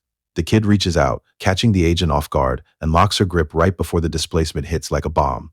By the time the flash clears, the target is gone, leaving the tactical squad spinning in circles while they scream for a trace. Whatever happens next is Michelle's problem, and her laugh as they drop through the night sky says the agent is locked in. Michelle hits the rooftop mattress laughing, riding the rush of the drop, and jokes that a CIA agent isn't much after all. Mina ignores the banter. She pins the agent down and shoves the baton in her face. The kid wants to know why this stranger claims to know her so well, pressing the steel right into Michelle's throat for an answer. Michelle swallows hard to buy a second. Then she plays her only card, asking what might happen to Chan-hee if she gets hurt. The name stops Mina cold, stripping the threat from her face as she asks if the boy is finally awake. Michelle gently pushes the baton away, taking control of the room right back. Michelle leans right into her space and pitches the gig. Join the CIA. Michelle just keeps talking, admitting she's been tracking those brilliant flashes of power until she finally got her target locked in. She reaches out, playing the mentor to a rough gem that just needs a little polish. Then she pulls out the real leverage, listing off the body count, the motives behind every kill, and the exact name of the person Mina loves. The trap snaps shut. Michelle doesn't flinch, and it throws the kid off balance. She asks what Mina expects her to do about it right as the spatial displacement triggers. They hit the ocean hard, and Michelle breaks the surface to gasp for air. She works out she's in the middle of the sea and screams Mina's name. She scans the dark waves, yells out that she's a good swimmer, and claims scare tactics won't work on her. The empty horizon doesn't answer. The shock hits her fast. A rope drops straight out of the dark sky, and Mina tells her she's got this whole setup wrong. Michelle grabs the line. She's actually dangling from a massive industrial crane, fighting for air while the kid looks down at her. Mina sits on the edge of the drop and lists off the leverage Michelle thought she had. Her mom, the old man, Chan-hee, a normal life. If she actually cared about any of that, she never would have started the body count in the first place. This is where the whole power dynamic flips. Mina steers the conversation somewhere more constructive, playing herself off as just an ordinary student who wants to punish bad people, but Michelle works out the catch. Mina is bottlenecked on intel, and she needs the CIA's network to hunt her targets. Michelle tries to lock the deal in, offering to take on some of the heavy lifting herself. Then it clicks, and Michelle loses her mind. Mina is pitching the exact same arrangement she just offered. Mina just smiles and drops her one condition for joining up. She wants a one-on-one sit-down. Michelle hits the floor hard, scrambling backward through the rows of a pitch-black classroom. Mina just watches from the desks above, calling the warm-up over. She wants to shake on a deal. Michelle spits back that no one cuts a deal with the CIA, and the kid doesn't flinch. She knows she can't force their hand. She just knows her own value, leaning in to remind Michelle that a talent like hers is too big to throw away. Soo-hyun watches them hug it out in the server room, but he isn't buying the routine. He wants to know if they really plan to play it this way. His associate takes the stairs and calls it like she sees it. The kid is a monster who has their senior blinded, and they can still walk away. But this is the moment everything turns. Blinker lets the silence stretch in the tech room. Out in the alley, Hari pushes to eliminate her before it's too late, only for the senior to shut the argument down cold. He admits she might be right about the kid playing them. But back inside, Blinker already knows she won, forcing Hari to fold. The senior stares into the dark, caught on a memory he can't shake. This is the part where everything turns. Back in a quiet bedroom, Soo-hyun wakes up to Ji-young calling his name, and she says she wants to confess something. He figures she found another guy, but she just laughs it off and drops the real truth. She never ran away with him for love. Soo-hyun freezes. He wants to know what she means, so she lays out the whole revenge plot, getting out from under her mother's grip and making the old woman suffer. That's exactly why he caught her eye. He was just the house's guard dog. She spells out the whole sick joke for him. The idea of the precious heir getting knocked up by the hired muscle is a thrill she can't get enough of. She pulls him into a hug and admits he performed even better than she hoped. He was the perfect blunt instrument to crush her mother, and the plan worked flawlessly. She leans in close and feeds him the exact lie he wants to hear. Then she drops a hollow love confession and seals the trap with a kiss. But this is just the prelude. Across town, Mina is drenched in blood and screaming for the one guy who might listen, but the senior just stares down at her and weighs his options. Blinker drops into the senior's arms, soaked in blood and finally smiling. But the relief dies the second they hit the command center, because America brings up the real problem. Yoo Jeong-hoo slipped the net. She lays out the math. He knows Blinker's identity. He's seen the body count, and he's still holding a massive grudge against Soo-hyun.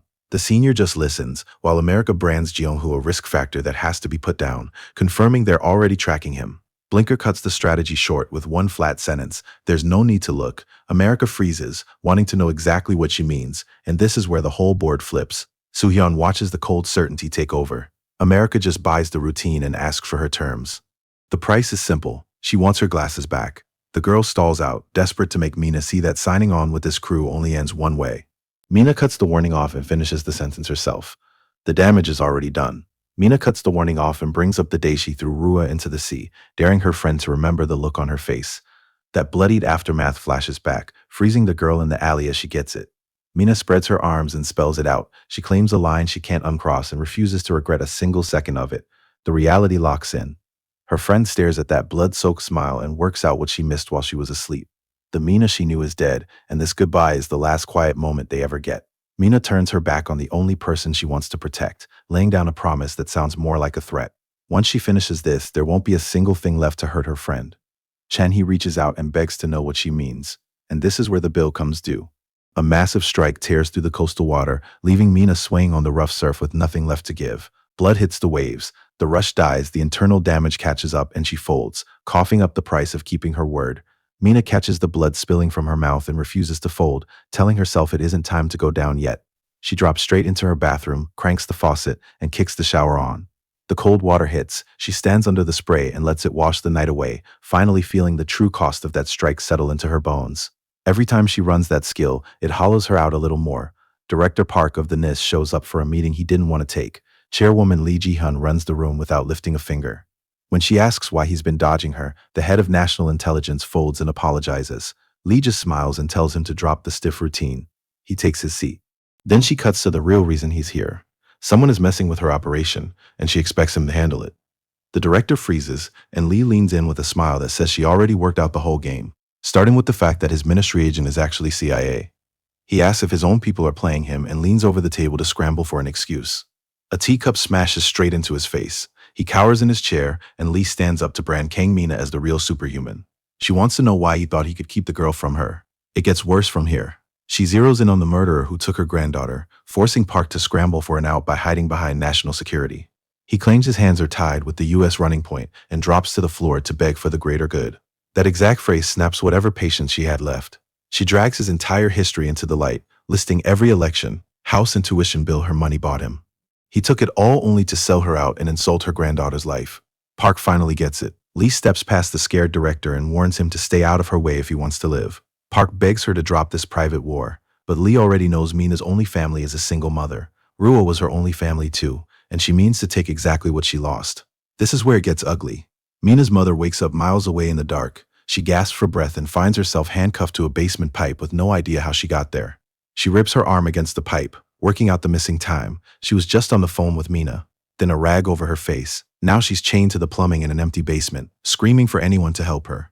A man steps through the heavy steel door, playing fake concerned about whether they hurt her during the grab, and when she wants to know who he is, he shuts the question down fast. His name is the least of her problems. He digs into his bag, bringing up Mina's love for her mother, and pulls out a wired block. She misses the point, but the panic hits hard when he pins her against the pipes, strapping the rig around her neck while she demands to know what he's done to her kid. She throws a desperate threat, but he just smiles and flips the script. He tells her she's got it backward. She's wearing this bomb because she's afraid he might get hurt by Kang Mina. The mother freezes, having no idea what her daughter actually is. He answers a call to confirm the rig is live, ignoring the mother fighting her cuffs in the background. She takes one look at the captive and says she expected the mother of a murderer to look a little more special. The label floors the woman. The man cuts back in to negotiate, wanting a solid guarantee on his terms. Give him that, and he promises to kill Soo-hyun and Kang Mina himself. Across town, America takes the green light and gets ready to run the play, because the real violence starts now. America wraps up the call and waves off her associates' questions. She pivots straight to Mina with the classic setup, good news or bad news. Mina figures nothing tops her mom getting snatched. She's wrong, because Jung-hoo just sold her out to Il-hai. He leaked every detail of her power, the fact that she abandoned Rua, and even the guard wolf's betrayal. The room drops into silence until Mina swallows the hit and asks for the good news. She guesses a trick to get her mom back, but America smiles and promises it's better than that, setting up a play nobody in this room sees coming. America drops the name of their new client, and it floors the room. The associate asks if she's making it up, but America doesn't flinch. She points straight at Mina and tells her to take the deal. Mina locks up. The scarred detective steps in to break the freeze, laying it out plain that she has nowhere else to run. He pitches the mission as a lifeline, a single play that could secure her mother's release and drop a permanent shield over her friend Shan-hee. That single name changes the math. Mina folds and takes the deal. The associate isn't buying the good guy routine, but Mina's only focus is the blind spot. She still has no idea where her mother is being held. The detective tells her to contact Yu Jung-hoo directly. She hesitates until he reminds her the traitor left a number. He leans over the table and lays out the strategy. Work out exactly what the opposition wants, and she'll know what to do. She takes the order, fully locked in, while the associate watches from the back of the room. The associate tracks her straight up to the roof, where Mina stands right on the edge of the drop, and asks why she got dragged up here. The woman tells her to focus on her kidnapped mother instead. Mina answers with a quiet smile that forces the older woman to ask if she even cares. The kid is a menace. When the older woman tries to reach her, Mina just flashes that dead-eyed smile and asks if she isn't to her liking. Diplomacy dies the second she pulls a blade, lunging straight for the kill before hitting empty air as Mina vanishes upward. The associate wants to know if this is her final answer, but the kid just looks down from the ledge and calls the whole attempt novel. The older woman glares right back, branding her a psycho she knows all too well. It gets worse from here. The associate isn't buying the act, telling Mina she sees right through to the backstabber underneath. Mina just drops in close and flips the accusation around, claiming she clocked the older woman the second they met as exactly the same kind of broken. The associate calls bullshit on the spot. Mina keeps digging anyway, laying out the woman's total inability to care about anyone else. He is the only person who actually fills that emptiness, and the sudden silence proves Mina hit the exact nerve she aimed for. The associate slams Mina against the wall, pressing the blade right against her throat.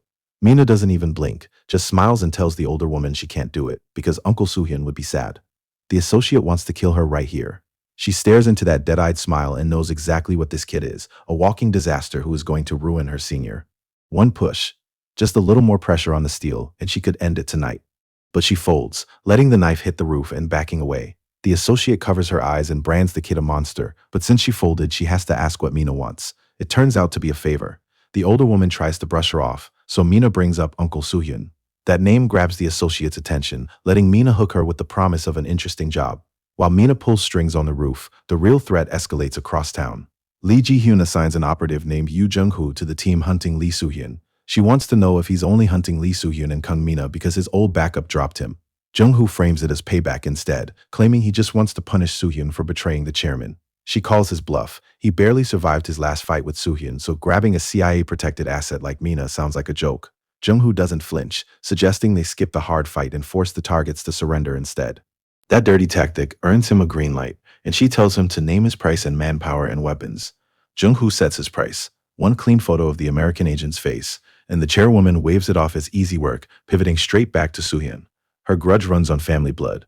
The guy killed her daughter and abandoned her granddaughter, and she wants him dragged back alive just to watch him get ripped apart piece by piece. She snaps at the bait, but Jung-hoo just smiles. He doesn't need to win a straight fight when he can just aim Kang Mina at the problem. This is where the board flips, and panic hits her the second she hears the voice on the other end. Down in the basement, her mother doesn't ask for rescue. She orders Mina to stay in the house, right up until Jung-hoo cuts her off. Jung-hoo just smiles, noting that he expected the call sooner. This is how he aims the weapon. Her superior presses her, wanting to know if she was late because of a secret meeting with Lee Soo-hyun. Mina ignores him, screaming into the phone for the man on the other end to let her mother go while Jung-hoo just plays dumb. He taps a heavy iron pipe in the basement, looking down at the woman strapped to a rigged explosive to mock Mina about needing proper balance.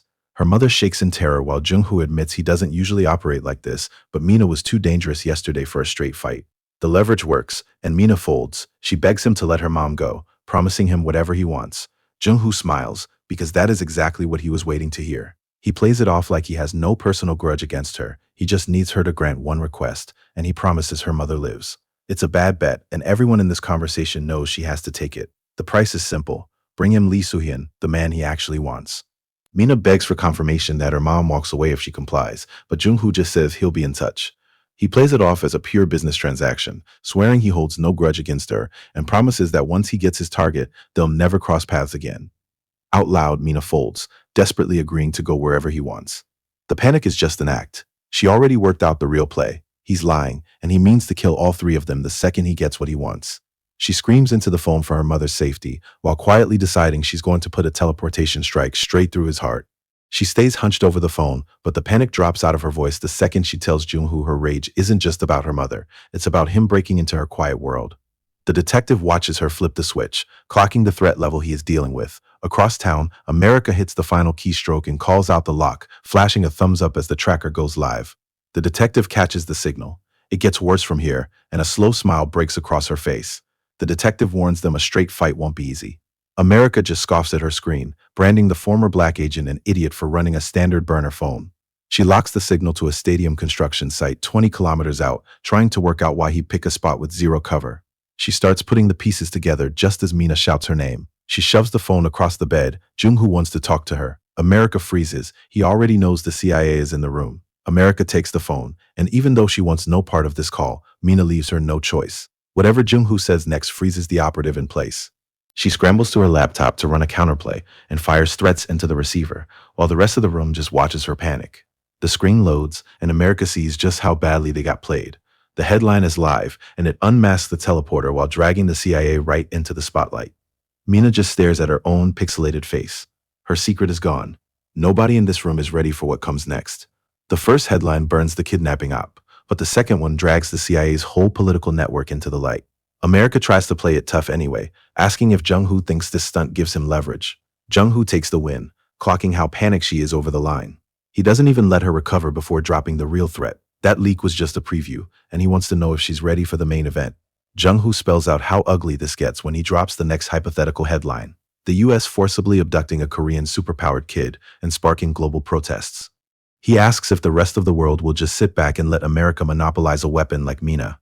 The threat works. America folds and wants to know his price. He lays out his terms with a smile, telling her the CIA must guarantee his safety. He needs protection from Kang Mina. It is a demand that lands heavy while the girl is standing right over America's shoulder.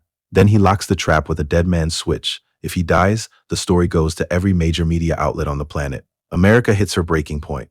Mina hijacks the call and asks if the CIA can keep him safe, a question that blindsides Jung-hoo right before she smiles and calls out his location. She looks down at the empty court. Panic hits, and he screams at the receiver while America locks up at the sound of the name. The line drops, and he shouts into the dead phone as his leverage burns down.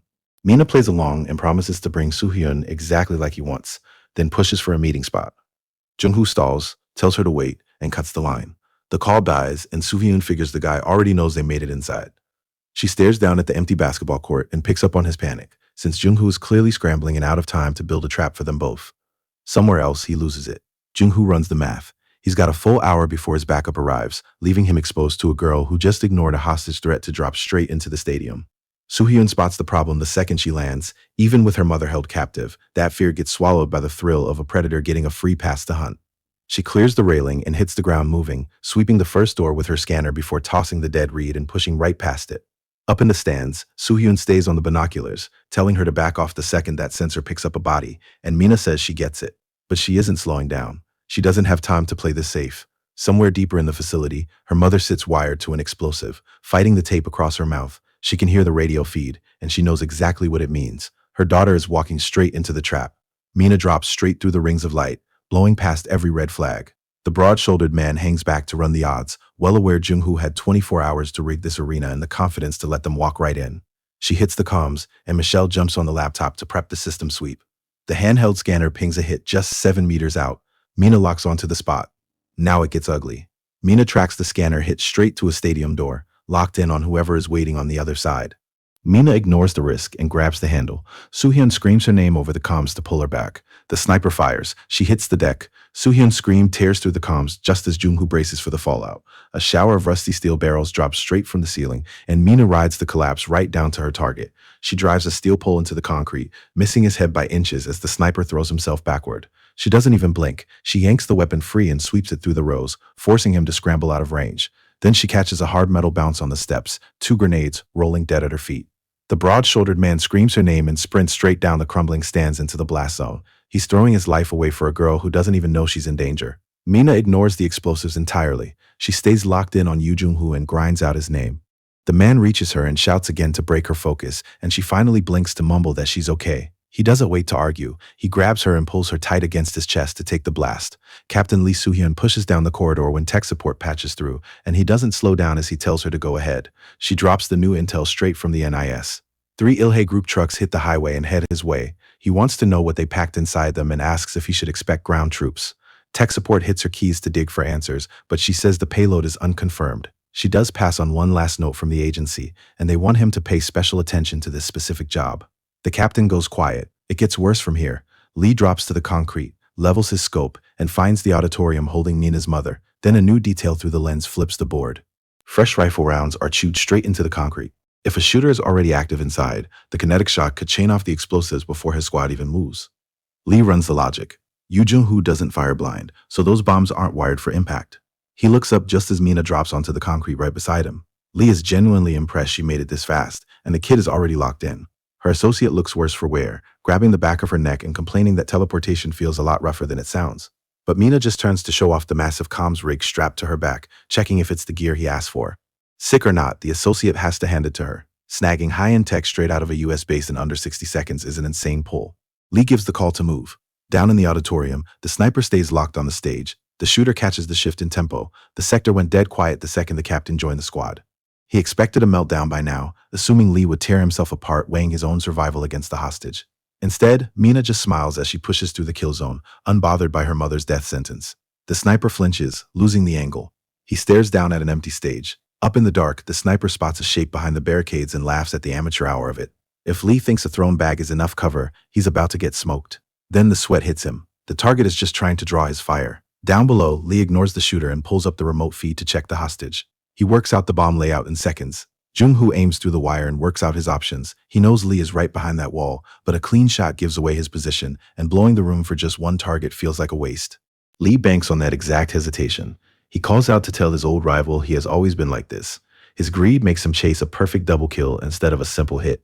If he dropped the massive setups, he could have just sat tight and taken a point-blank shot at the back of the head. That single flaw ruins the whole run, and Lee tells him he is finished. A baton clatters across the concrete, but Jung-hoo isn't buying the distraction, and he locks his scope right on Mina to let her know he's been waiting for this exact play. He opens fire.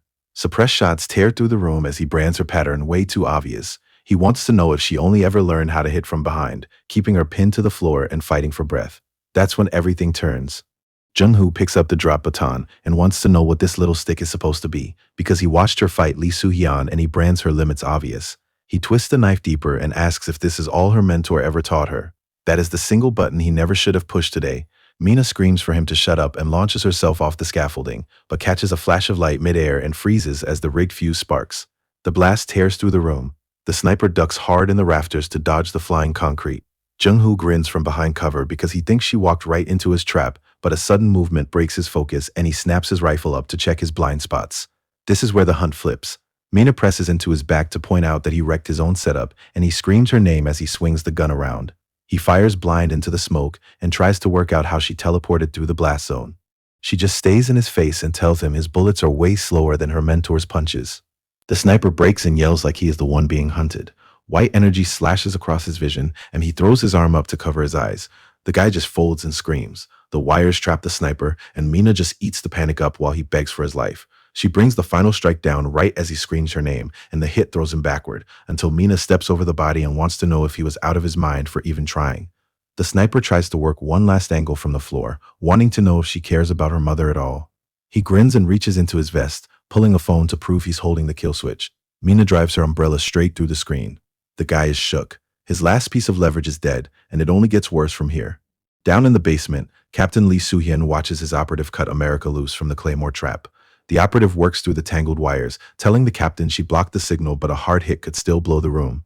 He tries one last bluff, telling Mina to kill him because her life ends the second his does. He thinks his identity is the real leverage here, but Mina crouches next to him with a smile, telling him this is actually a new beginning. The sniper locks up, as she drops the real reason she doesn't care. It sounds fun. Mina leans into the pin and tells him this is exactly what she wanted. Jung-hoo chokes on his own blood, washed and waiting for the end while she treats the whole thing like a joke. She figures her face is about to hit Times Square anyway, and the CIA won't be able to gatekeep her once the world gets a look. She tells him to pass on all the juicy details, then crushes his windpipe before he can pull another breath. A mile down the road, the backup team pushes their rig toward the scene. The passenger tries to work out why Jung-hoo's comms just went dead, and then a body slams onto the glass. The driver locks up. It gets worse from here. Jung-hoo spends his last seconds screaming through a crushed windpipe. Back at the rig, the passenger clocks the drop too late and shouts a frantic warning, throwing his arms up for the hit. Mina closes the distance before they can even brace. She drops into frame, hanging upside down over the shattered windshield with a warm smile, and tells them she's been waiting. The passenger screams as a steel beam punches straight through the cab. The rig detonates in a huge fireball. Mina lands light on her feet in the wreckage. Mina stands in the raining sparks, unfazed by the body count, figuring the CIA can deal with the cleanup because she needs to get to her mother right now. And that's exactly where things turn. Back at the apartment, her mother groans through a nightmare and bolts upright in a cold sweat. The quiet doesn't hold. Mina bursts into the room, breaks down the second she sees her mom is safe, and throws herself onto the bed. Her mom just holds her, horrified by the bandages and the blood. Mina tries to ground herself, calling it a really long day, but the older woman wants to know what happened. She begs to hear that the crazy things the kidnapper told her were all just a lie. Captain Lee steps into the doorway before Mina has to answer, and he plays himself off as a detective to lay the whole thing out. He sells a clean cover story. The man was just a remnant from a past gang out for revenge against him. He targeted them both. It's a neat explanation, but her mom still isn't buying it. The mom skips past the clean explanation, wanting to know why the kidnappers branded Mina a murderer. Captain Lee doesn't flinch. He feeds her the next lie, claiming the chairwoman lost her mind and pinned Lee Rua's death on Mina. The mom buys it, horrified that anyone could make that kind of mistake. Lee says it's time they go meet the person who actually killed the kid and settled the score for good. It gets worse from here. Across the city, Chairman Lee Ji-yeon laughs off the lost asset. She waves off the idiot who died for nothing and tells her secretary to run the next play. It's going to get messy, but she orders him to blow the story up and leak it to the press. She wants to brand the girl an uncontrollable psycho killer, with the CIA pulling her strings. With elections hitting Korea and the US, a global spotlight makes the kid impossible to lock down. She wants every resource the group has thrown at the girl to force her to her knees for one final lesson in manners. The group won't get the chance. Mina hovers right outside the penthouse glass, asking if she wants to start that lesson right now. The glass shatters inward as Mina drops straight into the middle of the penthouse. Ji-yeon locks up, forced to realize the kid was never running from them at all, and she even gives the CIA full credit for handing over the exact room number. Mina crouches on the furniture with a rope noose dangling from her fingers, waiting on a single answer. Why did the chairwoman put a hit out on her mother? Ji-yeon folds and screams for security. The Il-hai group owns the Seoul skyline, but the men sitting in the dark agree Chairwoman Lee Ji-yeon is a liability. A suit taps the desk and suggests they cut her loose. An older official spells out the cover story. The chairwoman's grief over her dead granddaughter broke her mind, and despite the best medical care, she didn't make it. Her own people just signed her death warrant, but the golden seal on the contract tells her who signed her death warrant: the president of South Korea. Mina watches her sweat and points out that the chairwoman must have played a lot of people to earn this kind of bounty. She asks if Ji-hoon shouldn't go join her dead granddaughter, and the old woman finally snaps. She screams Mina's name. Heavy footsteps hit the floor as her bodyguards rush in to shut this down. 4 suits fan out and draw their weapons, but Mina just sighs.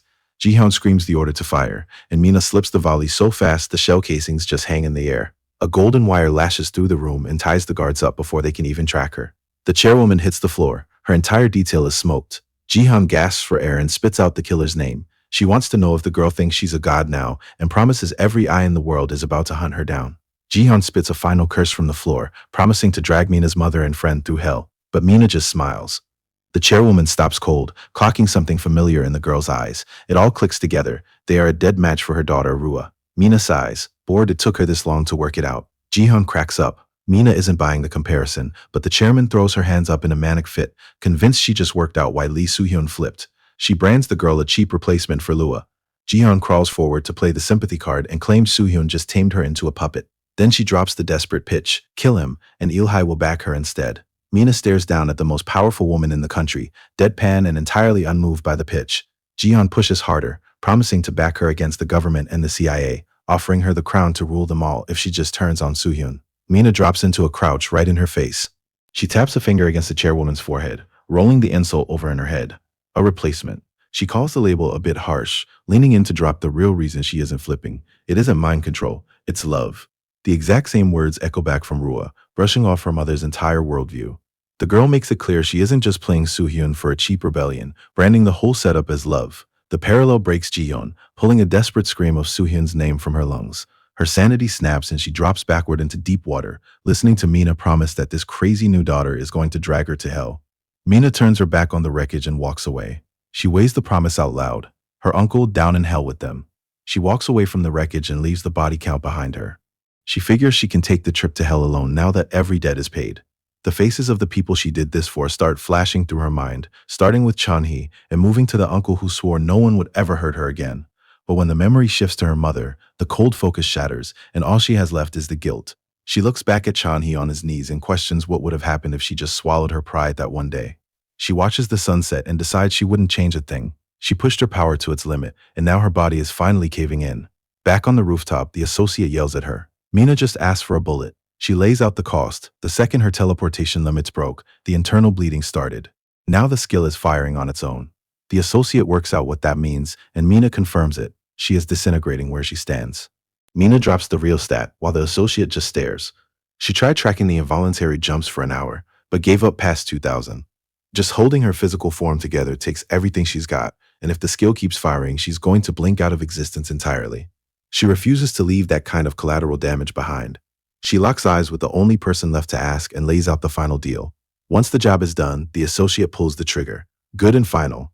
The body count demands a price, anchoring her to a quiet memory on the beach where she accepts she has to pay for killing her uncle's daughter, right before her mother's voice cuts through the surf to ask if she's been waiting long. The memory drops her right back onto the sand.